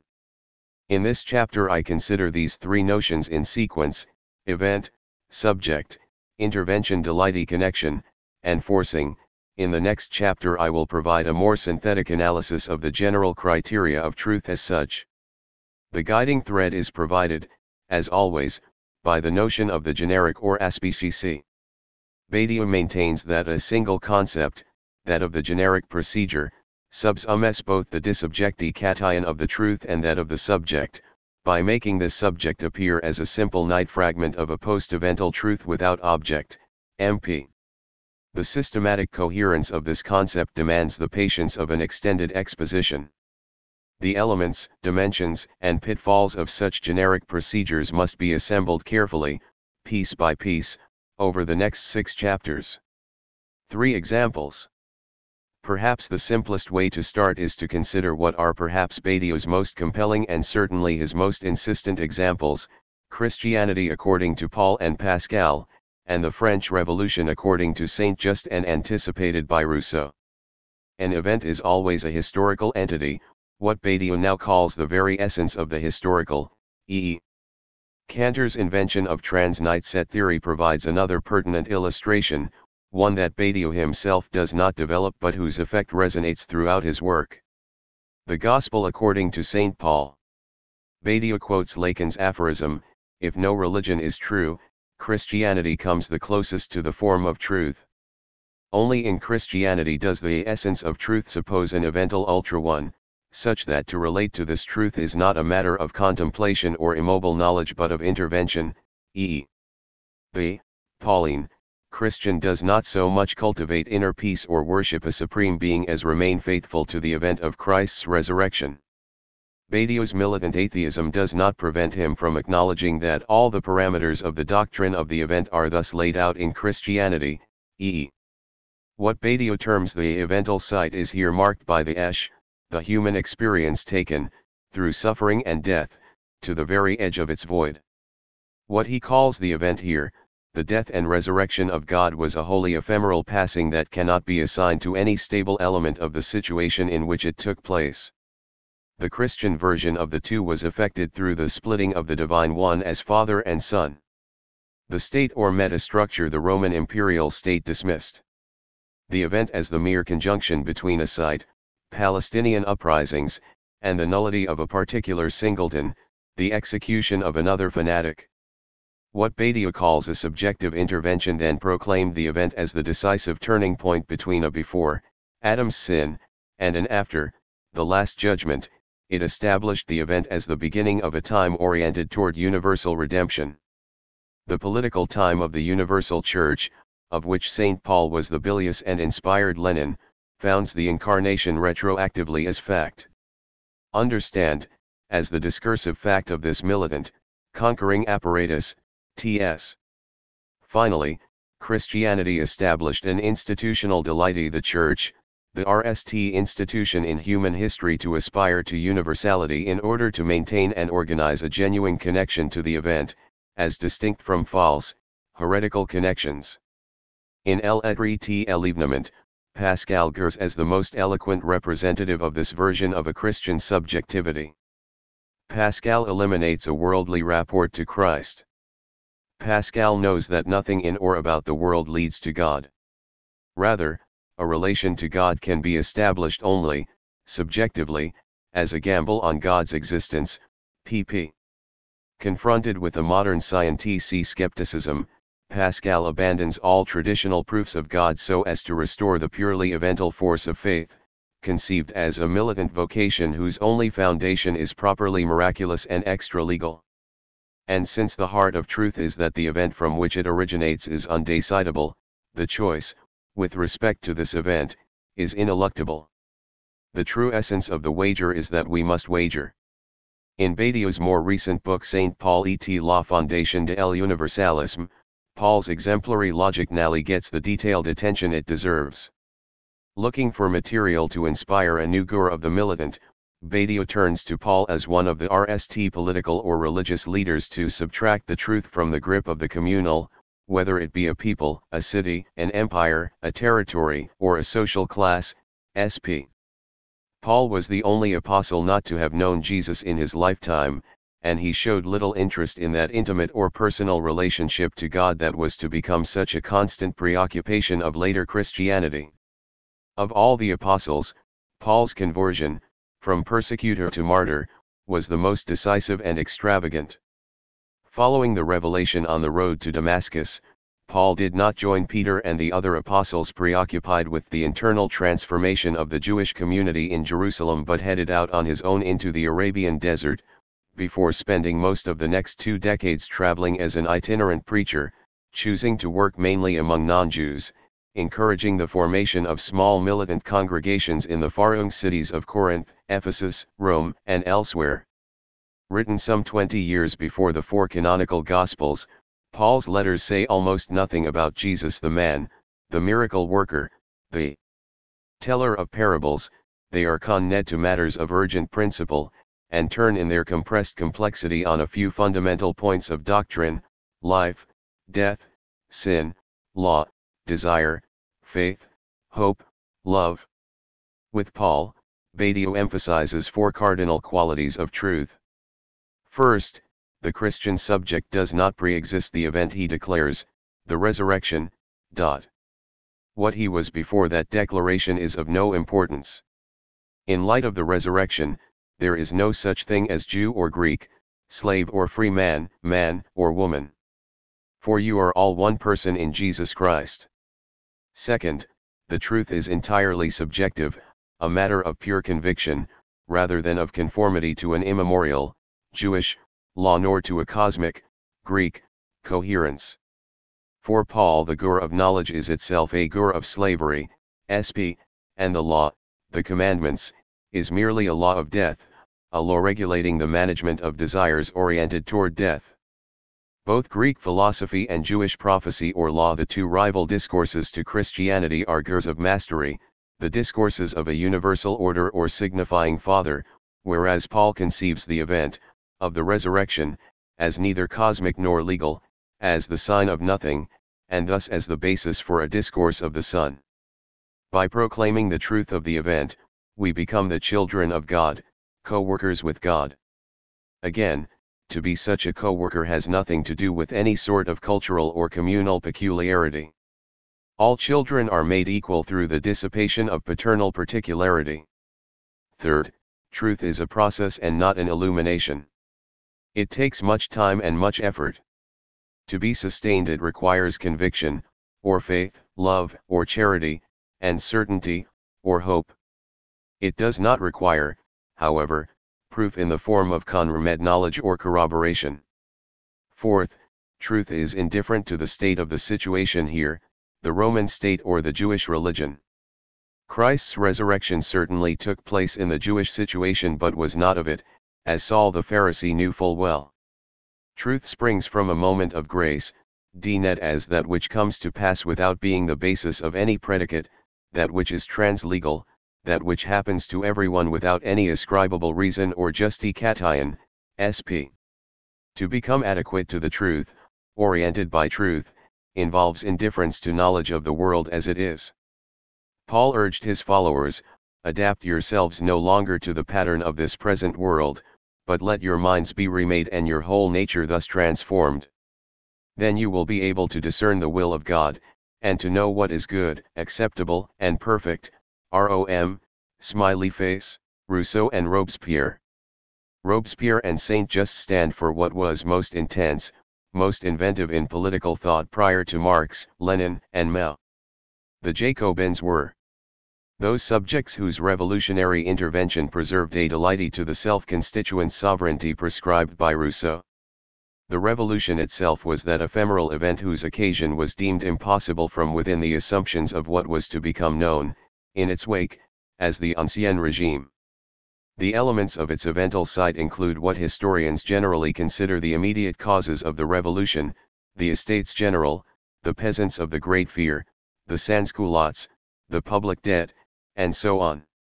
What sets a limit to this dissemination of causal factors is the mode whereby the revolution becomes an axial term of the revolution itself, that is to say, the way the consciousness of that time and the retroactive intervention of our own alters the whole site through the one of its evental qualication, e.e. The event of the revolution takes place as that imperceptible moment of transition after which the groups of people involved conceive themselves precisely no longer as members of this or that group but as so many subjects of the revolution itself, which suspends the political pertinence of any group qua group, or faction. As proclaimed, the revolution became an element of itself, constituent of the revolutionary process as such, the universal declaration of human rights, the abolition of privilege and slavery, the assertion of a national or popular sovereignty, etc. Revolutionary truth then persisted through those groups who preserve a delight to this event and these declarations. It was Rousseau who formulated the logic of a revolutionary politics, that is, a self-founding politics, one based on the event of its own assertion. Rousseau established once and for all the modern concept of politics because he declared that the political as such always begins with an event rather than a structure. Rather than emerge from any sort of social bond, politics begins all at once with an effectively axiomatic contract, where contract is the evental form that we must presume if we want to think the truth of this aleatory being that is the body politic, e.e., CFPP. The subject here is Rousseau's famous legislator. The legislator names the event, the social contract, from a position outside it, from the void of an unspecifiable space. Rousseau's legislator is the very prototype of an interventionist avant-garde, which is to say of the subject in general. The social contract is not a naming, after the fact, of an already constituted people, but the constitution of a people through this self-naming itself. The consequent political or subjective, or general, will is subtracted from the mediation of particular wills, the evental self-belonging that governs it, under the name of the social contract, makes of the general will a term inaccessible to soustrate all distinction, e.e. The sovereign general will is indivisible by definition, it cannot be broken into more elementary units or interests. It exists precisely as the active process that transcends such division, that transcends the operations of the state. Or again, the political is that which cannot be represented. Is primarily concerned not with policy or administration but with the militant constitution of a people, a local and fragile creation of collective humanity, e.e., its most pressing imperative is to continue or persist in this creation. Simply, Rousseau failed to go far enough in the direction of a practically generic destatization, Rousseau was not quite Marx. Cantor's commitment.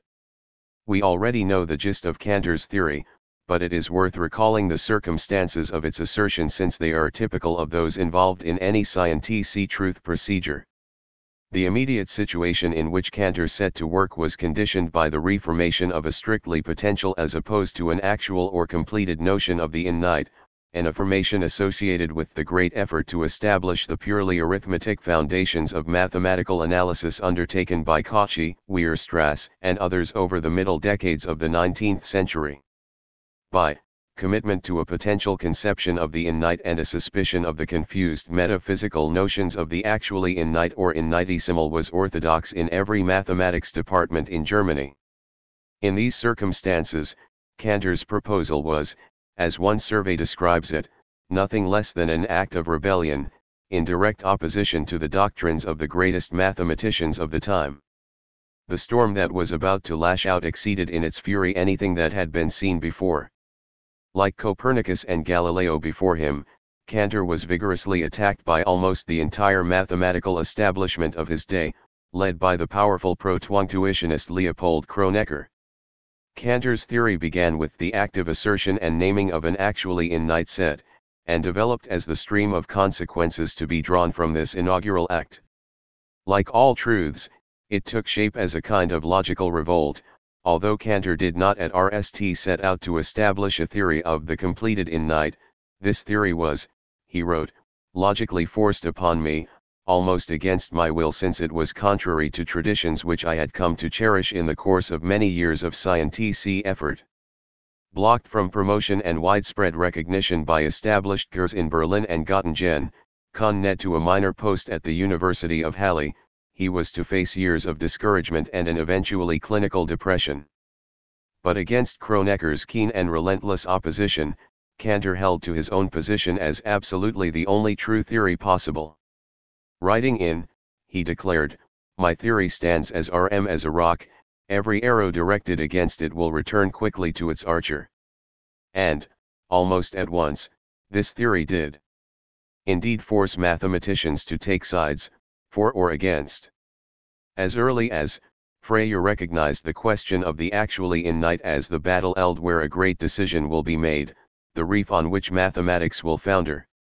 On the one hand, Poincaré joined Kronecker in condemning set theory as pathological, as a disease from which future generations would eventually recover. Wittgenstein and the more extreme constructivists were to follow suit in due course. On the other hand, Cantor's idea was taken up and reneged by a whole legion of set theorists: Zermelo, Fraenkel, von Neumann, Bernays, Skolem, Gödel, Cohen, and others. Their delight to Cantor's original declaration has shaped much of contemporary mathematics. Not only did this declaration change the scope and orientation of mathematical inquiry, it changed the very concept of mathematical truth itself. Cantor's set theory had brought mathematicians to a frightening and perilous precipice.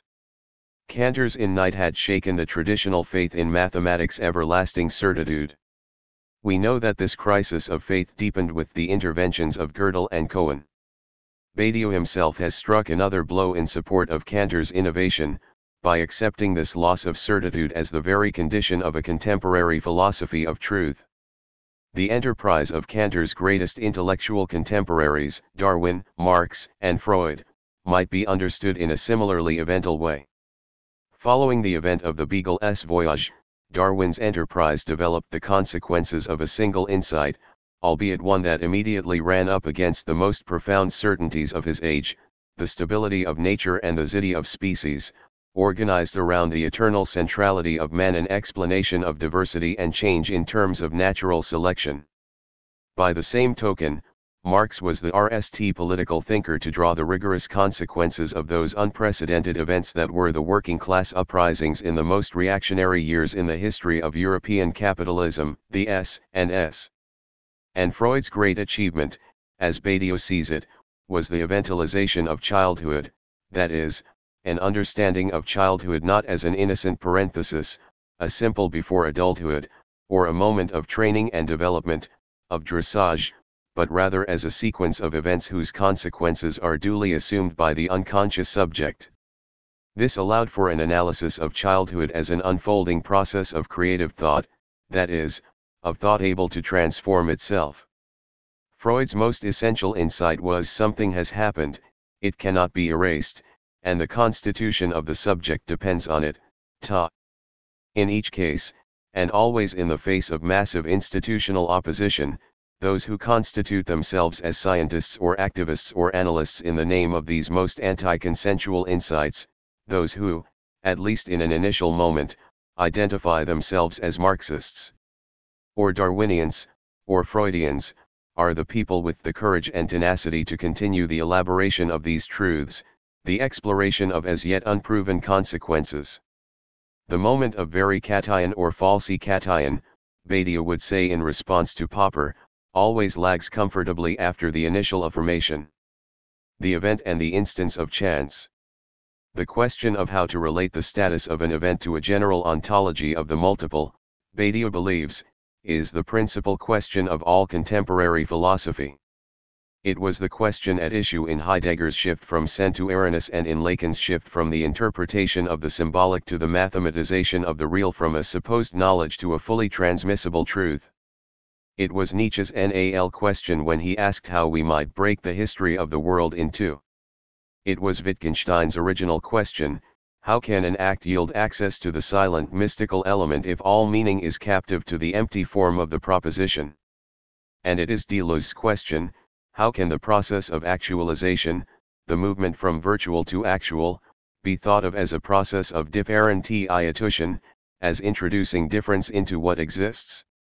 In each case, the question is much the same, how can the merely reactive discipline of philosophy grasp what happens or what has value in all its urgency and activity? Is truth what comes to being, or what unfolds being? Ct. Since the event is what demonstrates that not all is ontological, must we then accept, with Deleuze, a heterogeneity of the multiple, an original dualism of the intensive and the extensive? Badiou's commitment to a radical ontological univocity precludes this option. The only alternative is to develop the argument that in any case the truth itself is only a multiplicity, but an exceptional multiplicity, a multiplicity put together in an exceptional way, ct. What is an event? For Badiou, RST, and foremost, an event is purely hazardous, and cannot be inferred from the situation, e.e. An event is the unpredictable result of chance and chance alone. Whereas the structure of a situation never provides us with anything other than repetition, every event is unprecedented and unexpected, do. Only the event enables the assertion that there can be genuine novelty in being, cfe. It is its evental origin that ensures that true innovation is indeed a kind of creation ex nihilo, a chance to begin again from scratch, to interrupt the order of continuity and inevitability. For what is encountered through an event is precisely the void of the situation, that aspect of the situation that has absolutely no interest in preserving the status quo as such. The event reveals the inadmissible empty point in which nothing is presented, pp. cfe, and this is why every event indicates, in principle, a pure beginning, the inaugural or uncountable zero of a new time, a new calendar, a new order of history. It is not from the world, in however ideal a manner, that the event holds its inexhaustible reserve, its silent, or indiscernible, excess, but from its being unattached to it, its being separate, lacunary. In this Badiou follows in Paul's footsteps, an event comes from beyond, undeserved, unjustly ed, and unjustly able. From within the situation, the occurrence of an event always resembles an instance of grace, a kind of laicized grace. It is thus futile to wait for, let alone try to anticipate, an event, for it is of the essence of the event not to be preceded by any sign, and to surprise us by its grace. We must instead accept that everything begins in confusion and obscurity. The emergence of clarity is always the result of an active and never-ending clarication. It is not that the event itself is nothing. It has the same, inconsistent, being as anything else. An event can be only a multiple, but it is one that counts as nothing in the situation in which it takes place. If everything that exists in or belongs to a situation is numbered or counted for one in that situation, an event is supernumerary, i.e., it is something that evades the count. As something that cannot be recognized as one in a situation, an event is the, necessarily ephemeral, presentation of inconsistency in the situation. Though it thus indicates the true being of the situation, an event must for that very reason count as nothing for this situation. As a result, from within the situation, the existence of an event cannot be proved, it can only be asserted. An event is something that can be said to exist, or rather, to have existed, only insofar as it somehow inspires subjects to wager on its existence, e.g. An event can be only evanescent, though what is subsequently done in its name may transcend time altogether, or rather, may provide the basis for an altogether new time. Since the event has no present and leaves no durable trace, the temporality of the event as such is necessarily connected to the time of a future anterior. Thanks to a subsequent subjective intervention, the event will have been presented, e.g. The event cannot itself provide this intervention, upon which its very existence depends, with any compelling justification or reason. If Mallarmé's coup d'état provides Badiou with an absolute symbol of the event, it is because the poem demonstrates that, since the essence of the event is to be undecidable as regards its effective belonging to the situation, so an event whose content is the eventuality of the event, and such is precisely the dice thrown in eternal circumstances, can have only indecision as its form, e.g. Being purely undecidable, an event can be affirmed only through equally pure subjective decision, by the same token, truly decisive or subjective. Action can continue only insofar as it grounds itself upon nothing other than this inconsistency.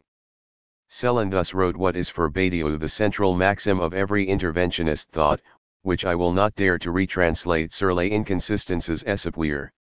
Where exactly lies the ontological peculiarity of the event? Unlike all normally structured or well-founded multiples, an event belongs to no already existent set. Insofar as it exists at all, and remember that to exist means to belong to a set, the event simply belongs to itself.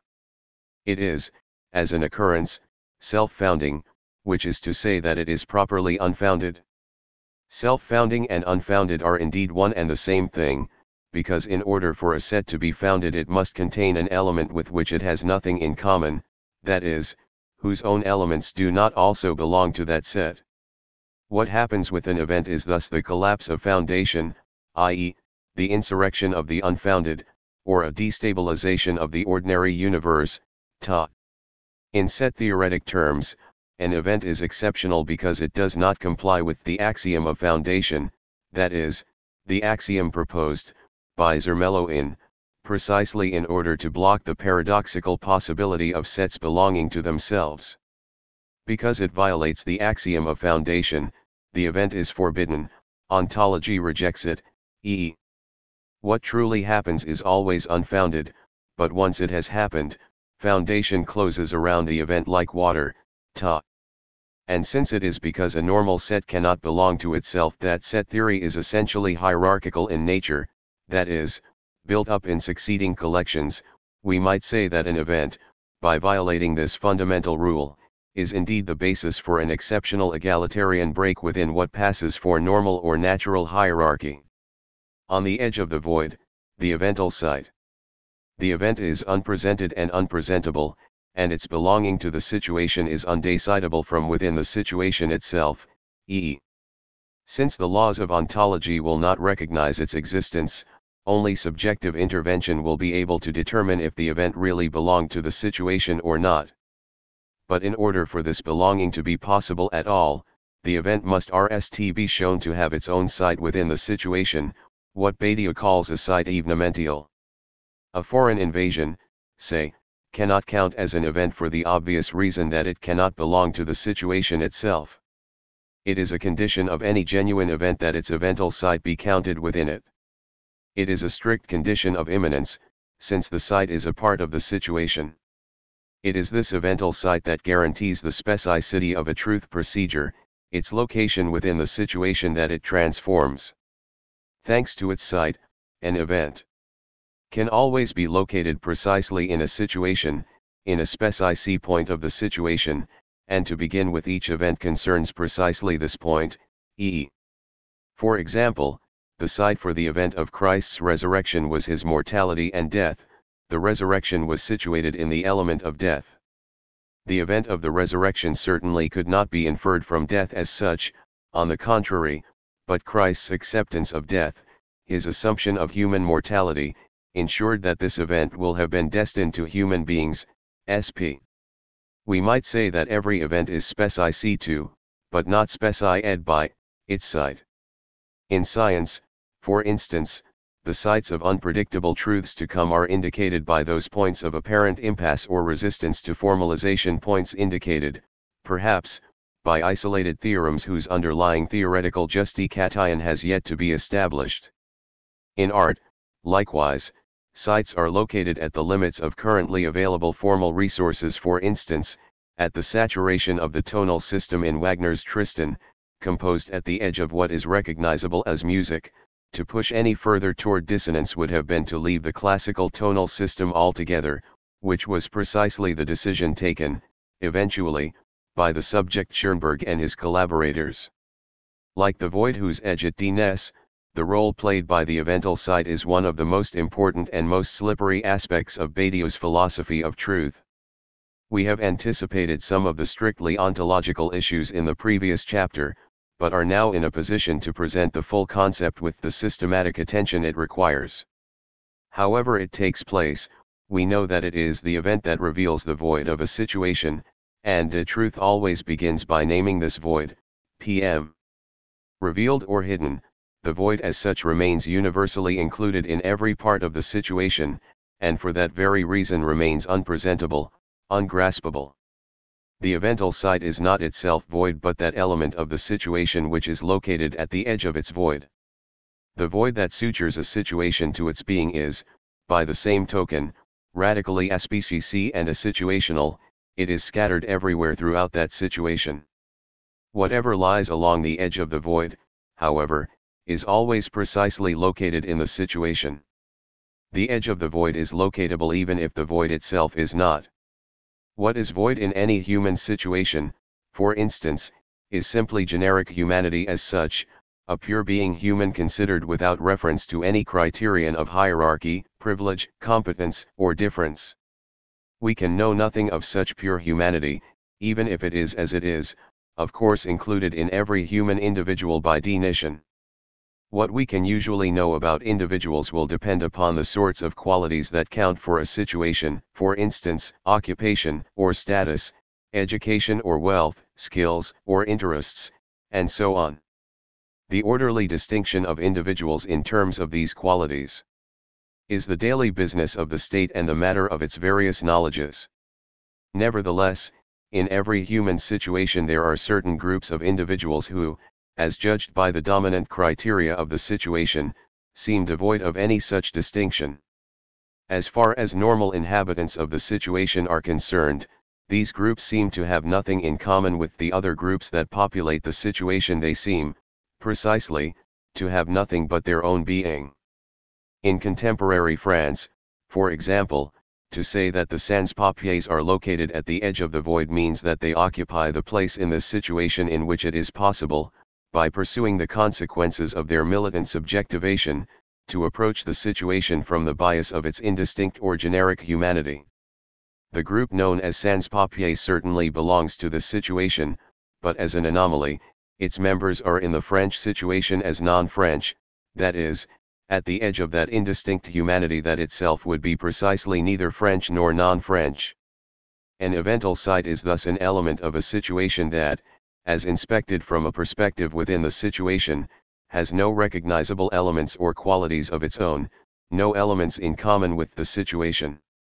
As a collective group this element belongs to the situation, but the situation has no means of meaningfully individuating particular members of this element.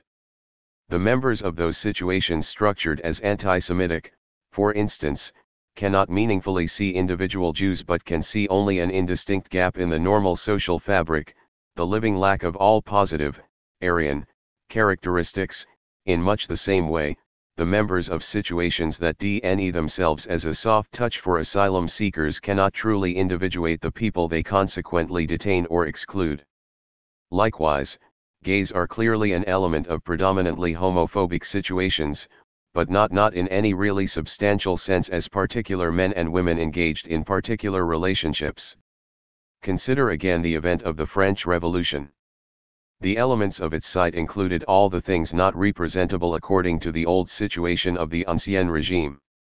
These were presentable elements, the peasants, the sans-culottes, the guillotine, etc., whose own elements were not presentable. The peasantry was certainly a presented category of the Ancien Regime, but not these peasants of the Great Fear, who took over castles, e.e. The guillotine was perfectly presentable, but not this guillotine, the one that cut off the king's head. The canonical example, of course, is the eventual location of the proletariat the name Marx gave to the central void of early bourgeois societies, in the site denuded by the exploitation of waged laborers. Having nothing other than its own being, i.e., having nothing other than its chains, the proletariat is the void that sutures the capitalist situation to its being.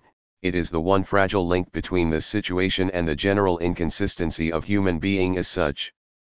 As denuded by Marx, the working class inhabits the eventual side of this situation because there is nothing between it and the explosive void of humanity that is the revolutionary proletariat. Or again, the proletariat is itself the without place of the capitalist conjuration of place, but it is from a particular, laboring, place that a proletarian subject may rise up to transform that conjuration. Since a site has nothing in common with the rest of the situation, i.e., since there is nothing between the eventual site and the void, it provides that situation with what we have called its foundational element. See the RST section of this chapter. What does this mean, exactly? Remember that ordinary or non-foundational elements are always made up of further elements of their own, that is, they can always be decomposed into their constituent parts. A foundational element, then, is simply one that has no distinguishable parts at all. Since it is presented in such a way that nothing belonging to it is also presented, the existence of such an element in the situation cannot be the result of a combination of other still more elementary elements. It follows that the eventual sites block the innate regression of the combinations of multiples. As they are on the edge of the void, we cannot think what is beneath their being presented. It is thus legitimate to say that the sites found the situation, since they are its absolutely primary terms, e.e. Extrapolating from this logic, Badiou concludes that any element of a situation that is not rooted in that situation can enter into an eventual site, that is, into the foundation of that situation. This does not mean that every founded situation necessarily contains an eventual site. Within the ontological situation itself, we know that normal sets, or ordinals, are founded exclusively upon the empty set O, for the obvious reason that nothing belongs to O. O can have nothing in common with any other set, even though all other sets are nothing other than compositions of O. It is clearly impossible for any material or non-ontological situation to be founded upon the literal, or mathematical, void O as such. There is an essential difference, however, between non-ontological situations endowed with the same sort of foundational stability that ontology attributes to the succession of ordinal numbers, on the one hand, and, on the other hand, non-ontological situations deprived of any such stability. Badiou calls the former natural, or normal, and the latter historical, or abnormal. A historical situation contains an eventual site, a natural one does not. This last point should come as no surprise. We know from chapter that set theory denies the situation of nature as a universal dissemination of interlocking transitive sets, that is, as a set of elements all of whose own elements also belong to that set. A natural non-ontological situation, then, contains no element whose own elements elude presentation in the same situation, no element that itself seems, as seen from within the situation, to be founded on nothing, e.e. A normal or natural situation contains no element that lacks respectable roots in the situation, nothing that threatens its fundamental stability and continuity, e.e.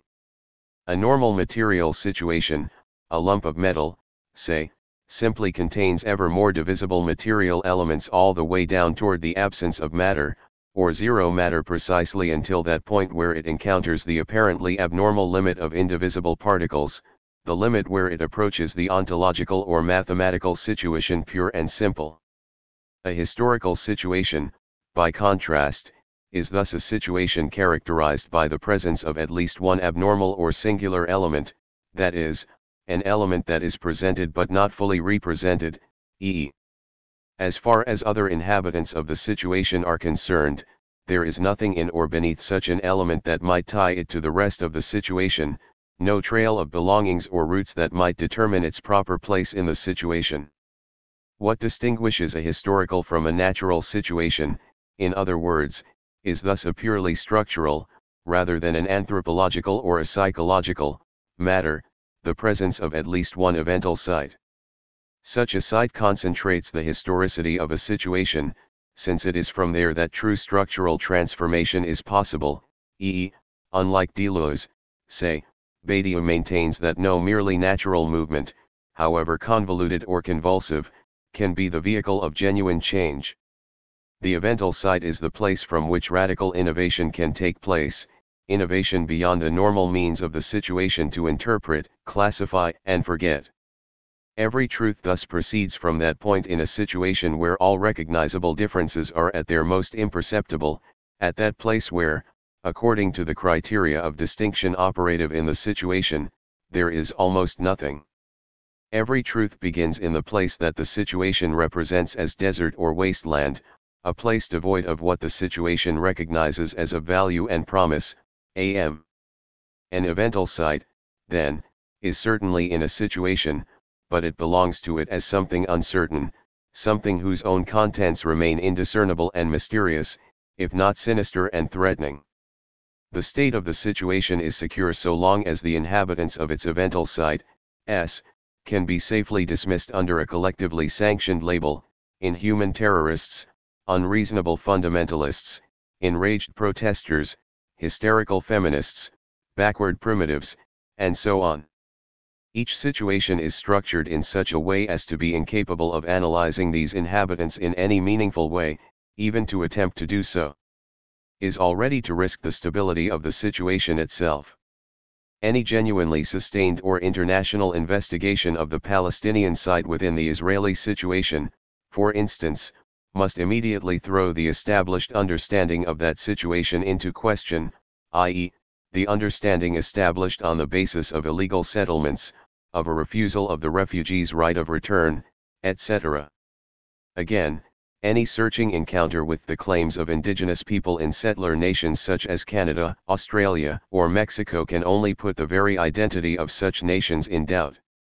The same applies to the claims of immigrants from the Third World to the First World, to consider them in ways that avoid facile recourse to the dismissive label of asylum seeker, or that take seriously the violence that creates an economic migrant, is already to call into question the cardinal principle that underlies political normality in the so-called advanced countries, the belief that the unrestricted pursuit of progress is a benevolent or at worst a neutral force of progress in the world.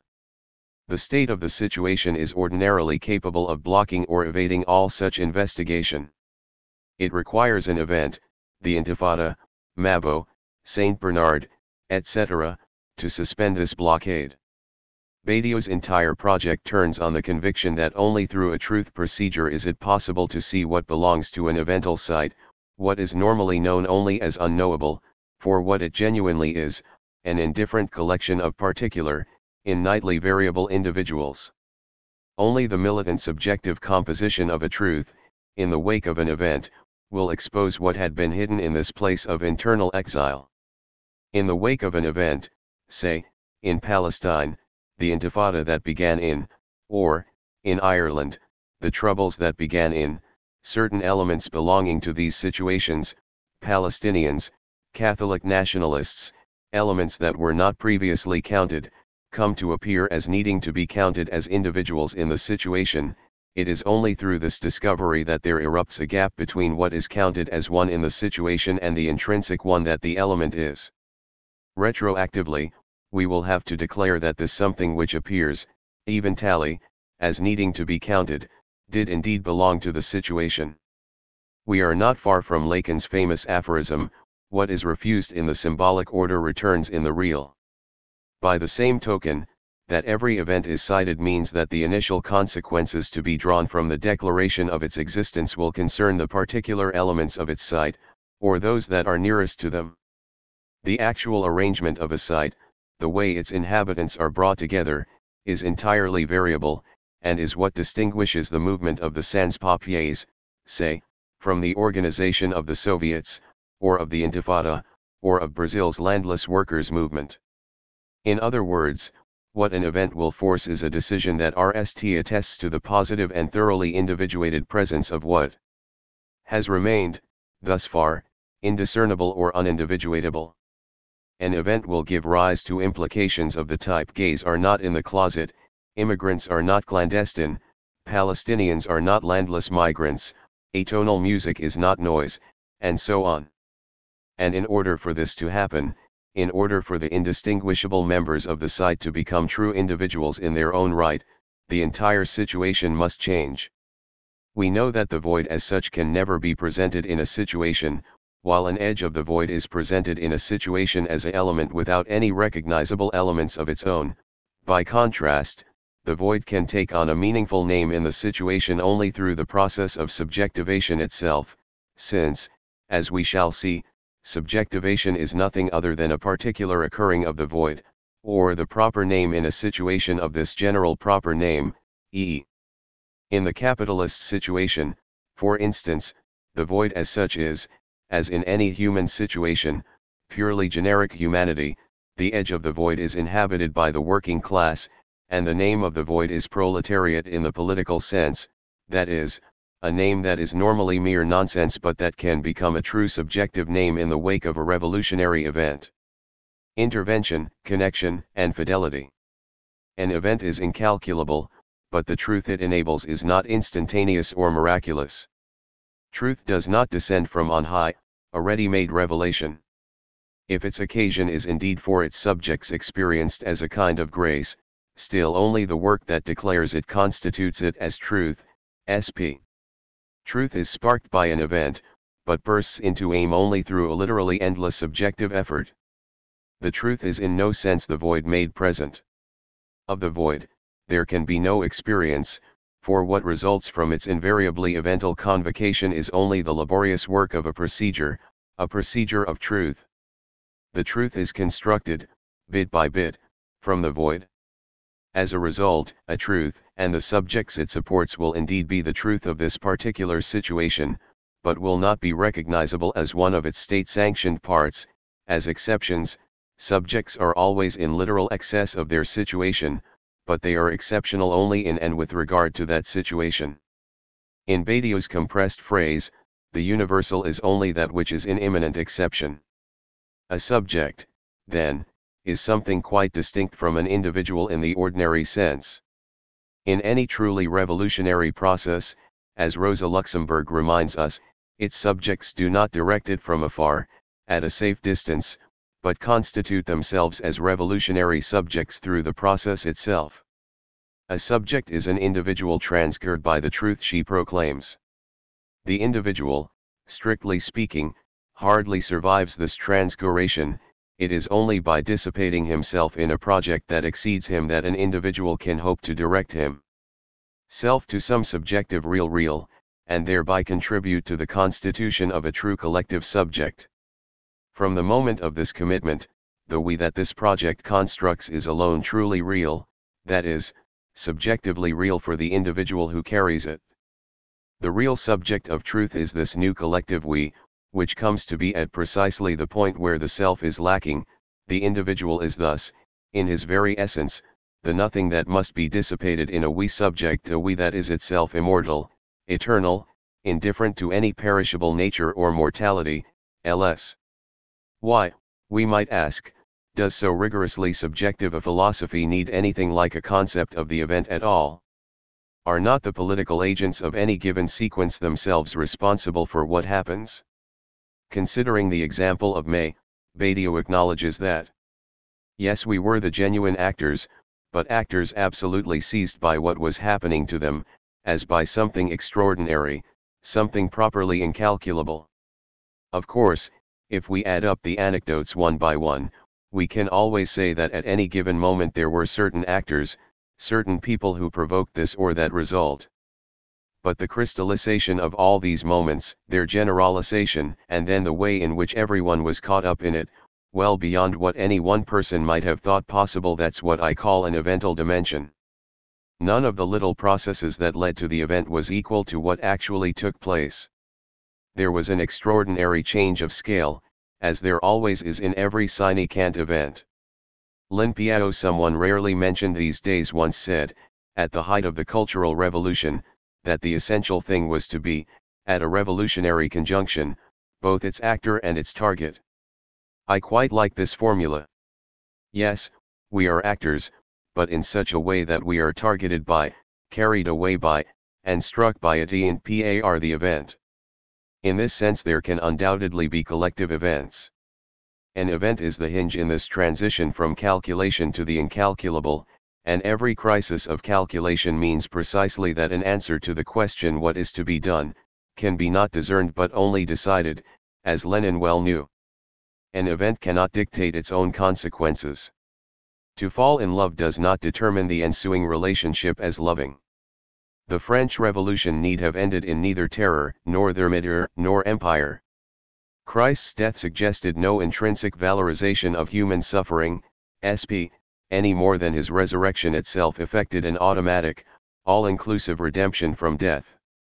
It is precisely the evental orientation of Badiou's philosophy, in other words, that determines its strictly subjective basis.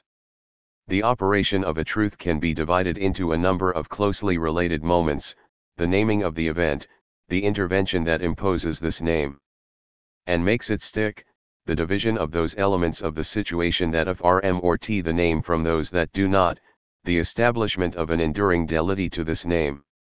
The subject is the agent or instance of this process as a whole, a process that bears some comparison to what Benjamin described, in often quoted words, as a moment of deliberate crystallization, singled out by history at a moment of danger. Where thinking suddenly stops in a conguration pregnant with tensions, it gives that conguration a shock, by which it crystallizes into a monad. A historical materialist approaches a historical subject only where he encounters it as a monad. Badiou's subjects are always solitary, singular, always endangered, in something like Benjamin's sense. Nomination and implication. First, the name. Since the name must be drawn from the void of the situation, the event will have as its name the nameless as such. Any event will carry the name of its unknown soldier, but of its particular unknown soldier, the soldier of its sight. With Mallarmé and against Heidegger, Badiou reserves the legitimate meaning of the term poetic for this nomination. Poetry is language directed to the expression of the void, language used without object or reference. Poetry is the language of pure invention as such. In a particularly forceful illustration of what Kripke calls an antidescriptivist use of language, evental nomination is the creation of terms that, without reference in the situation as it stands, express elements that will have been presented in a new situation to come, that is, in the situation considered, hypothetically, once it has been transformed by truth, e. The names proletariat, Christian, and revolutionary are terms that incant their eventual reference, insofar as proletariat is not the working class, Christian is not a particular kind of Jew or Roman, and revolutionary is not merely an advocate for the third estate. The same goes for individual proper names, as evental. The names Haydn, Schoenberg, Picasso, and Grothendieck refer to a process that, from the point of its presumed completion, converts an insignificant anonymity into the inspiration of a universal truth. In his most recent work, Badiou has revised this conception of the name of the event somewhat. The risk of the conjuration proposed in l'événement itself is that the name might effectively operate as just that sort of evental trace that the axiom of foundation so rigorously forbids. It is essential to maintain that there can be no ontological remnant of the event. So, rather than somehow leave its name behind, Badiou explains that an event simply implies a statement, the evental statement. All that belongs to the event disappears, and all that remains is the evental statement, say, I love you, or the revolution has begun, or Christ is risen. This evental statement is ontologically fully detached from the event itself. The evental declaration I love you is not properly a name of the evental encounter, but an implicative remnant of the encounter. Only the encounter is properly real, the declaration is not itself the real, but its direct implication. The connection between an event and an evental statement can thus be expressed as an explicitly logical connection, as an implication, precisely, and the consequences of a decision to affirm the statement can be described more exactly as a transformation of the rules of logic currently operating in a situation. According to the logic that governs the status quo, the evental statement will simply make no acceptable sense at all, that cannot be right, I cannot possibly be in love with this person, no revolution could take place here. The initial affirmation of the statement is thus a matter of anguished confusion pure and simple. The anguish eventually recedes as the truthful consequences of the statement begin to transform the existing rules of logic, so as to force explicit acknowledgement of the statement, yes, I am indeed in love, yes, the world does move around the sun, yes, Jesus was truly resurrected. Intervention. The term intervention describes both the courage to name the event, or to affirm its implication, and the determination to make this implication apply. Without any relation to an already existing object or situation, the implication intervenes but does not represent, or interpret. There is no interpretation in this business, writes Badiou, there is a name, by which it is decided that the event belongs to the situation. I call intervention every procedure by which a multiple is recognized as event. Or again, the axiom of truth is always of the form, this took place, which I can neither calculate nor demonstrate, see. Intervention is purely a matter of yes or no, it did happen or it did not happen, and this yes or no applies only to the existence of the event rather than to its alleged, and always debatable, meaning or manner.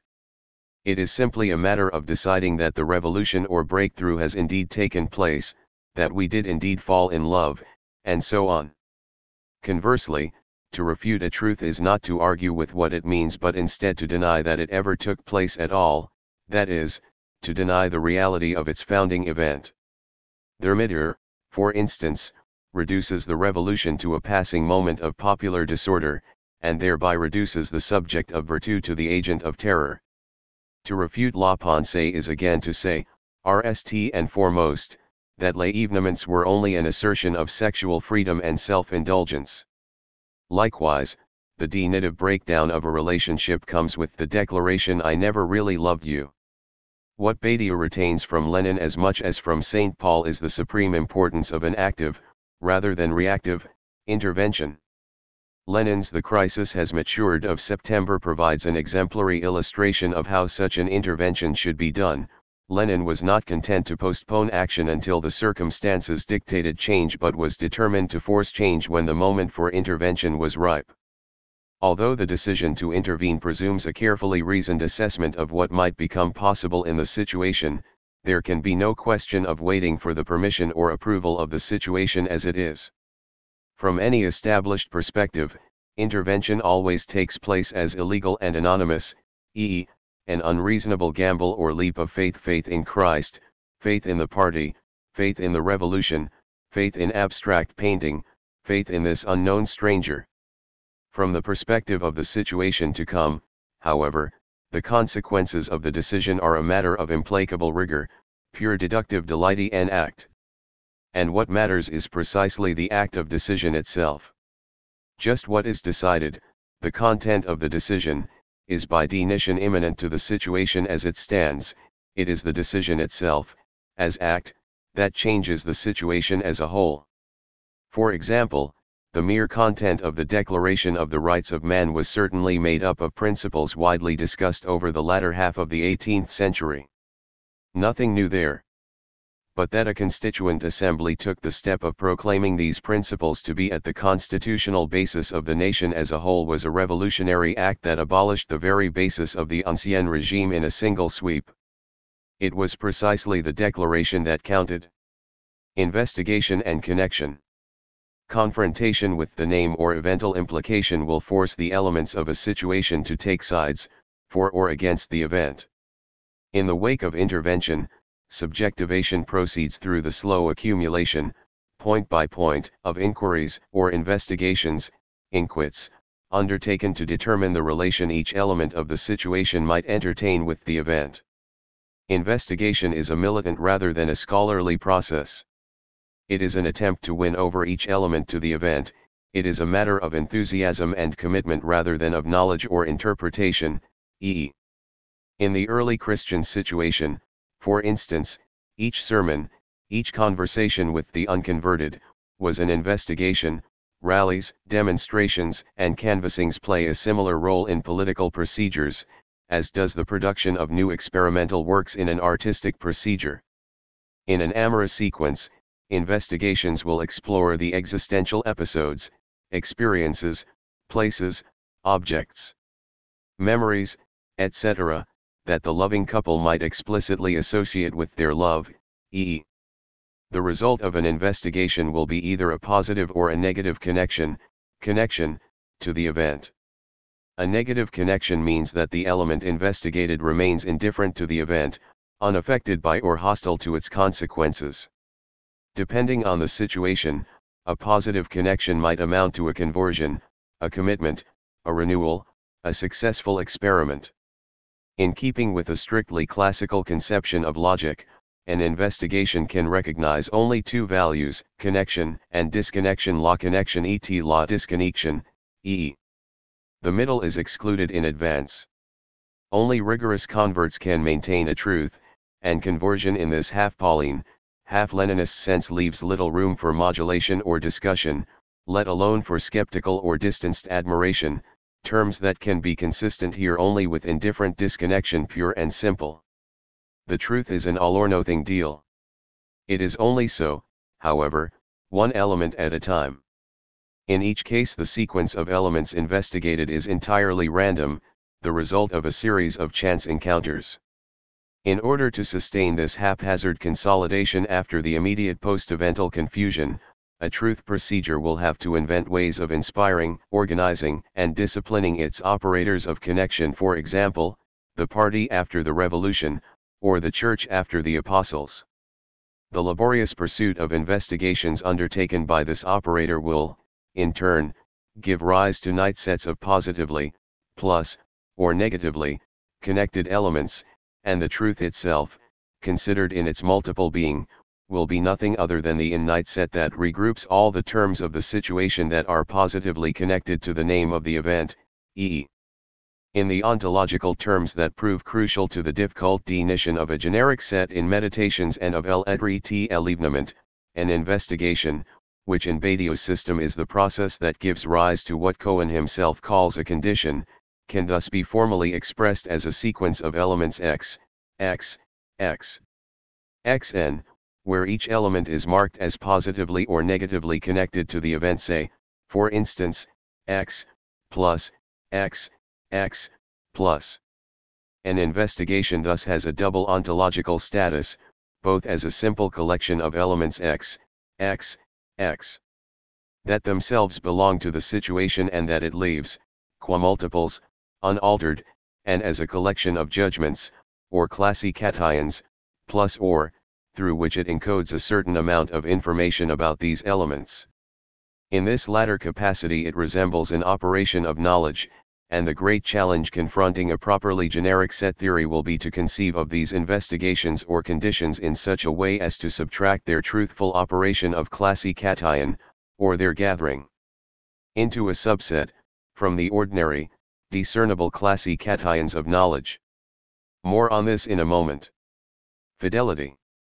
Fidelity is the virtue required to sustain a literally endless sequence of investigations, or, an investigation is a night stage of a delighty to truth e. In the simplest terms, to be faithful to an event is to move within the situation that this event has supplemented, by thinking the situation according to the event, e. To take the most obvious case, two lovers remain faithful to the event of their encounter insofar as they preserve its various consequences as the basis for a new understanding of their shared situation. Along the same lines, Berg and Webern are among the composers who have worked in delighty to Schoenberg's initial break with tonal harmonies, just as the political practice of French Maoists between and was conceived in terms of a delighty to two entangled events, the Cultural Revolution in China, and May in France. Whatever the procedure, delighty is what lends it an enduring, eventually institutional, stability or solidity, without yielding to an internal objecti-cation. The subjects of love, art, and politics all discover, in their different domains, that delighty is the opposite of repetition or routine. The essential thing to understand is that only those who remain actively faithful to the implications of an event can grasp them at all. To perceive an event as an event is in no sense to appreciate it at a safe distance, as Kant admired the French Revolution, say. The truth is true only for its subjects, not for its spectators, as Zizek notes, all subject language involves the logic of the shibboleth, of a difference which is visible only from within, not from without. This is again most obvious in the case of love. A third person looking in on a loving couple may be charmed or irritated, but is unlikely to share in the experience of love itself. Those whose subjective parti pris is to treat love as sentimental delusion, moreover, will of course see only the semblance of genuine emotion. The same with modern art, those whose vision is limited to realist perspectivism will see in modern abstraction only a kind of practical joke played by the art market. We know, too, what Schoenberg sounds like to those brought up on Bach and Mozart. Is no different. The revolution qua revolution, that is, as distinct from a political crisis, disturbance, or disorder, will appear as such only to those who in some sense adopt its cause as their own. In short, it will remain forever doubtful if there really was an event, except for those who, by intervening, decided that it belonged to the situation, e.e. Remember though that if, as the name implies, to be deli is properly a matter of faith, this does not at all mean that delighty is a matter of blind or arbitrary faith. On the contrary, Badiou's model of delighty is the adventurous rigor of mathematical deduction itself. We know that mathematics cannot establish the existential foundation of its constructions, the void and the in-night, otherwise than through their axiomatic declaration or nomination. The careful, step-by-step deduction of proofs from the presumption of these terms is authorized, in the end, only by a prescription that nothing founds. By the same token, there is nothing private or introspective about delighty. Fidelity is, by definition, eccentric, directed outward, beyond the limits of a merely personal integrity. To be faithful to an evental implication always means to abandon oneself, rigorously, to the unfolding of its consequences. Fidelity implies that, if there is truth, it can be only cruelly indifferent to the private as such. Every truth involves a kind of anti-privatization, a subjective collectivization. In truth, I matter only insofar as I am subsumed by the impersonal vector of truth, say, the political organization, or the scientific research program. On the other hand, the collective dimension of a delighty need not imply uniformity or orthodoxy. In the same situation and for a same event there may exist different criteria of connection that dne different delighties, e.e. There are clearly many ways of maintaining a delighty to Christ, Marx, Freud, or Schoenberg, for instance, and there was nothing about the event of October, say, that implied the inevitable triumph of a Stalinist approach to delighty. It is in order to distinguish a truth procedure from ephemeral or disastrous distortions of delighty that Badiou distinguishes the generic criteria of connection that characterize an indiscernible collection from spontaneous criteria of connection on the one hand, whereby only those elements directly involved in an event are deemed to be truly connected to it, and from dogmatic criteria of connection on the other, whereby all elements in the situation are presumed to be connected to the event as a matter of course. The more general questions remain open. Do certain types of event or certain sorts of intervention appeal to particular sorts of deity, spontaneous, dogmatic, or generic? Can the general rules of a deity be deduced from the nature of the evental conversion itself? How far, for instance, can we make sense of the differences between French and American politics in terms of the ways these nations maintain a deity to their founding revolutions? Such questions have profound theoretical implications. If the subject is the very process that sustains the link between the event, and thus the intervention, and the procedure of deity, and thus its operator of connection, then, Badiou suggests, most philosophical systems will adopt, as their fundamental organizing principle, a theoretical proposition regarding this link, e.e. the more substantial the link, the more its effects will be conditioned by stability, continuity, and consistency with the remainder of the situation, the less substantial the link, the more dramatic and disruptive will be its effect. Neither extreme is sustainable. Pure continuity eliminates the very possibility of an event, while pure disruption suggests that any post-evental intervention must itself proceed as a second event. The generic subset. Since the evental origin of a truth aligns it precisely with what is not being as being, ontology has strictly nothing to say about the active process of truth. What can be said of truth qua truth and being qua being, Pace Hegel and Heidegger, can never be said in one and the same discourse. Thanks to Cohen's revolutionary elaboration of a generic set theory, however, the disjunction of these discourses does not amount to a genuine contradiction. Although mathematics has nothing to say about the production and imposition of a truth, it can at least demonstrate the ontological form of its accumulation.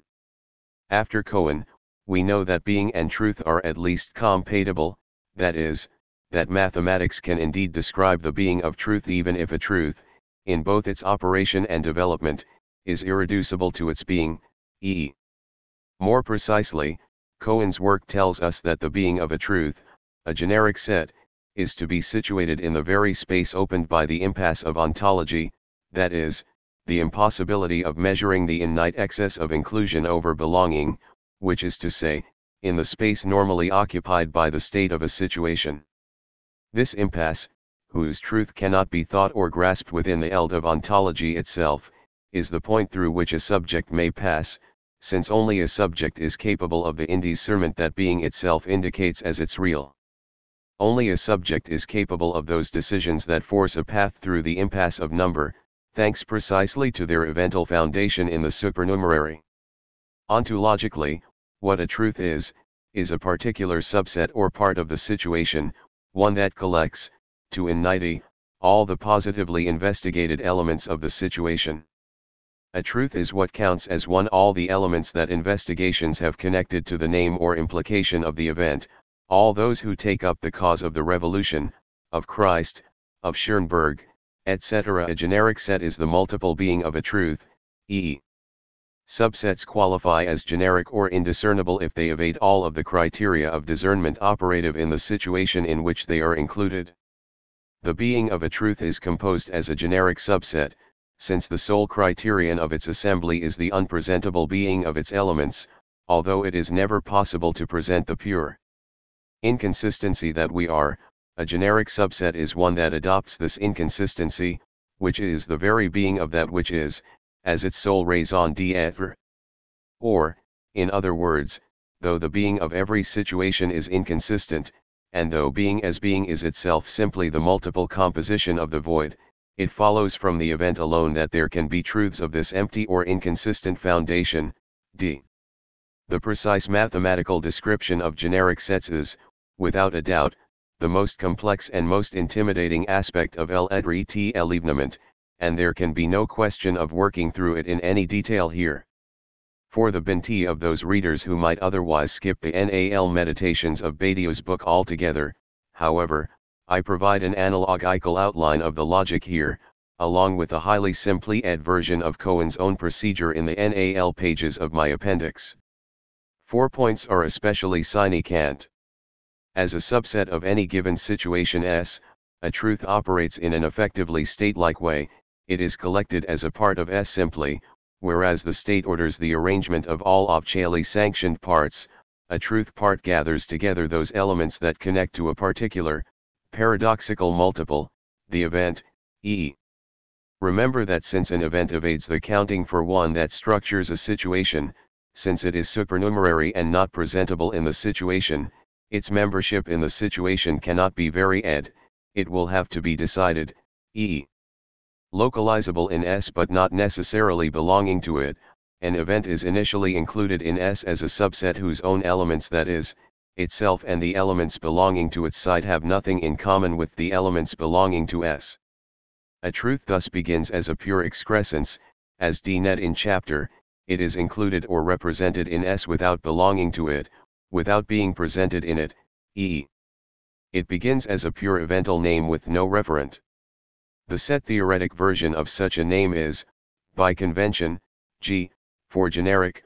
Badiou himself, for reasons his Lacanian readers may guess, uses the symbol G in its place, e.e.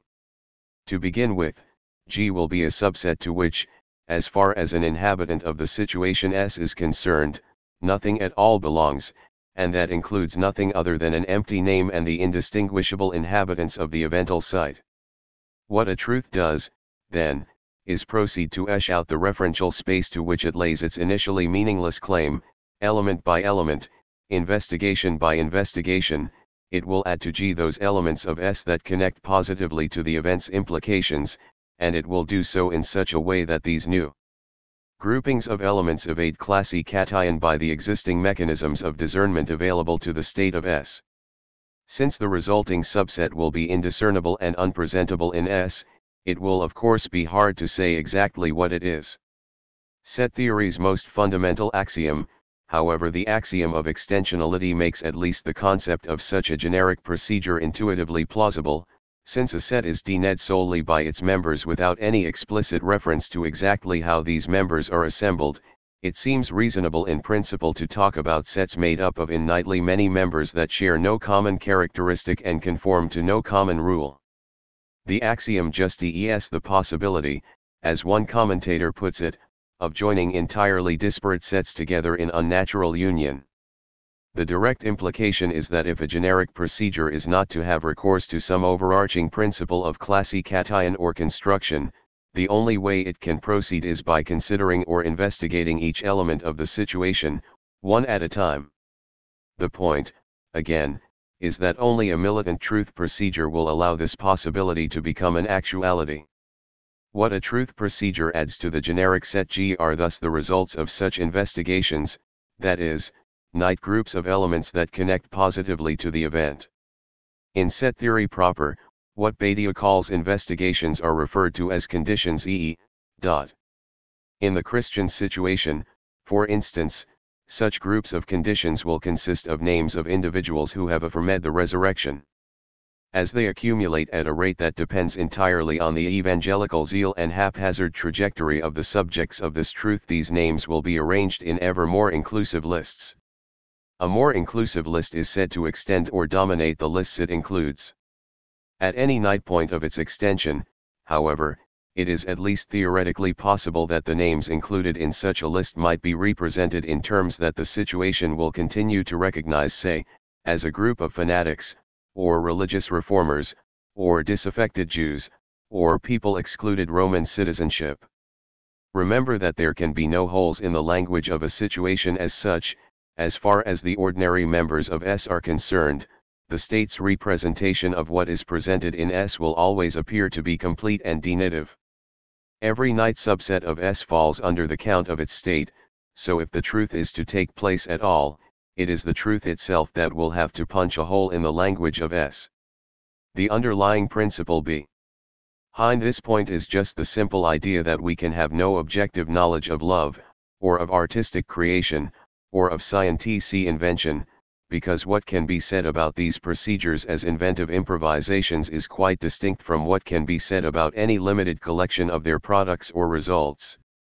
The very attempt to treat procedures of love, or of art, in terms of demonstrable certainties or interpretative keys, destroys them as a matter of course. For a set to qualify as generic, then, it must be unending and thus open in principle to any number of new inclusions, e.e., and these inclusions must avoid classication within the encyclopedia of knowledges operative in S.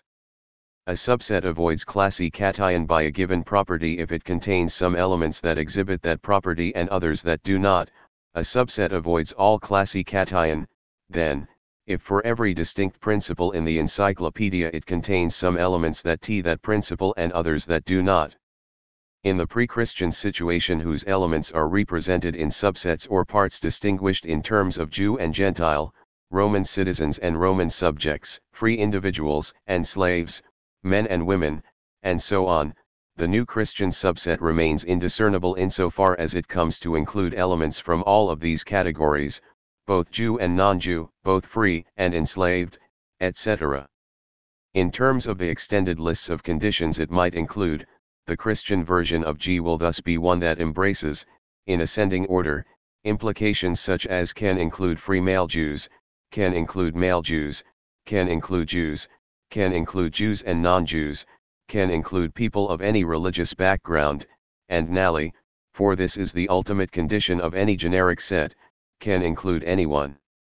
The result will be a subset that, by intersecting with every possible extension of its conditions, includes a little of everything belonging to S. It will be a subset about which, using the resources of the situation, we can say nothing distinct or particular, other than that it simply is a set. What such a set is thus nothing other than the truth of the situation as a whole, since what it means to be indiscernible is to demonstrate as a one multiple, i.e., as a set the very being of that which belongs to it, inasmuch as it belongs to it, pure and simple, e.e. A generic set, in other words, is an inclusion, a representation, whose only property is to expose belonging, presentation, in its purest state, an exposure that the state of the situation is precisely designed to foreclose. The investigations or conditions that belong to G are thus distinct from other multiples in S because their inclusion in G brings with it a certain amount of cumulative information about these elements, such as its knowledge-like dimension, e.e. As it is assembled, the generic subset will provide both the raw material, the elements, of a truth and the conditions of its intelligibility, since the conditions that the indiscernible must obey so as to be indiscernible within S will be materialized only by certain structures of the given situation, e.e. In the generic procedure dened by modern painting after the Cézanne event, for instance, a condition or investigation will be made up of both those elements, those works of art in the artistic situation that in some sense qualify as post-Cézanne, as distinct from pre-Cézanne, anti-Cézanne, or indifferent to Cézanne, along with an implicit recognition of the test they passed in order to qualify as such. Such painting will qualify as properly generic if and only if there is no way of characterizing the cumulative set of investigations that coincides with pre-modern criteria of classification, that is, as it comes to include subjects from all discernible genres and perspectives, to explore both the girl and the abstract, to emphasize both line and color, and so on. Likewise, in their delight to the encounter, two lovers will come to explore their situation in such a way as to end out what is related or unrelated or difficult to relate to this primordial event. In so doing they will trace a subset of the situation, little by little over time, because the extraordinarily rameate activities of love necessarily circumscribe a particular time. The subset is generic and therefore, indiscernible. This means that the lovers cannot discern the truth that they themselves constitute. It's in this sense, Badiou concludes, that I'd say they are its subject. To sum up, a generic subset is an innate and unconstructible subset that evades all available means of classification, that collects the most indifferent or anonymous qualities of the situation, that is thus both immanent to the situation and indistinguishable in thought from its being. What Badiou calls a truth process or a generic procedure is, ontologically, the coming to be of this subset, through the succession of night investigations that test the elements of the situation with respect to a supplementary element, which is the trace in the situation of the vanished event. A subject is in a sense the active face, the naturing nature of these explorations, materially indiscernible from their existence. Forcing, verite and veridicit. The last major step or component of a truth procedure is the operation whereby a truth changes the situation in which it is included, so as to impose or force its recognition in a transformed version of that situation. Forcing is the process whereby the truth that was initially collected as an indiscernible and anonymous part, or inclusion, of the situation S comes to belong as an element or member of S, e.e. Unlike nomination, intervention, or delity, forcing is thus a relation that is variable by knowledge, e.e., a relation that allows for the eventual confirmation of a truth that allows the effects of a verite to become veridic, variable. Like the mathematization of a generic subset, the logic of forcing, again adapted from Cohen, is both too tricky to summarize in any detail and too important to be passed over altogether. The gist of the sequence is as follows. Although an ordinary inhabitant of S can understand the concept of a generic set, i.e., one that intersects every possible extension of the conditions belonging to S, nevertheless he or she will not be able to see such a set in S. Since it can never belong to S, it will always seem that a generic collection G could exist only in another world. From within S, it will always seem, so to speak, that only God could be indiscernible, e.e.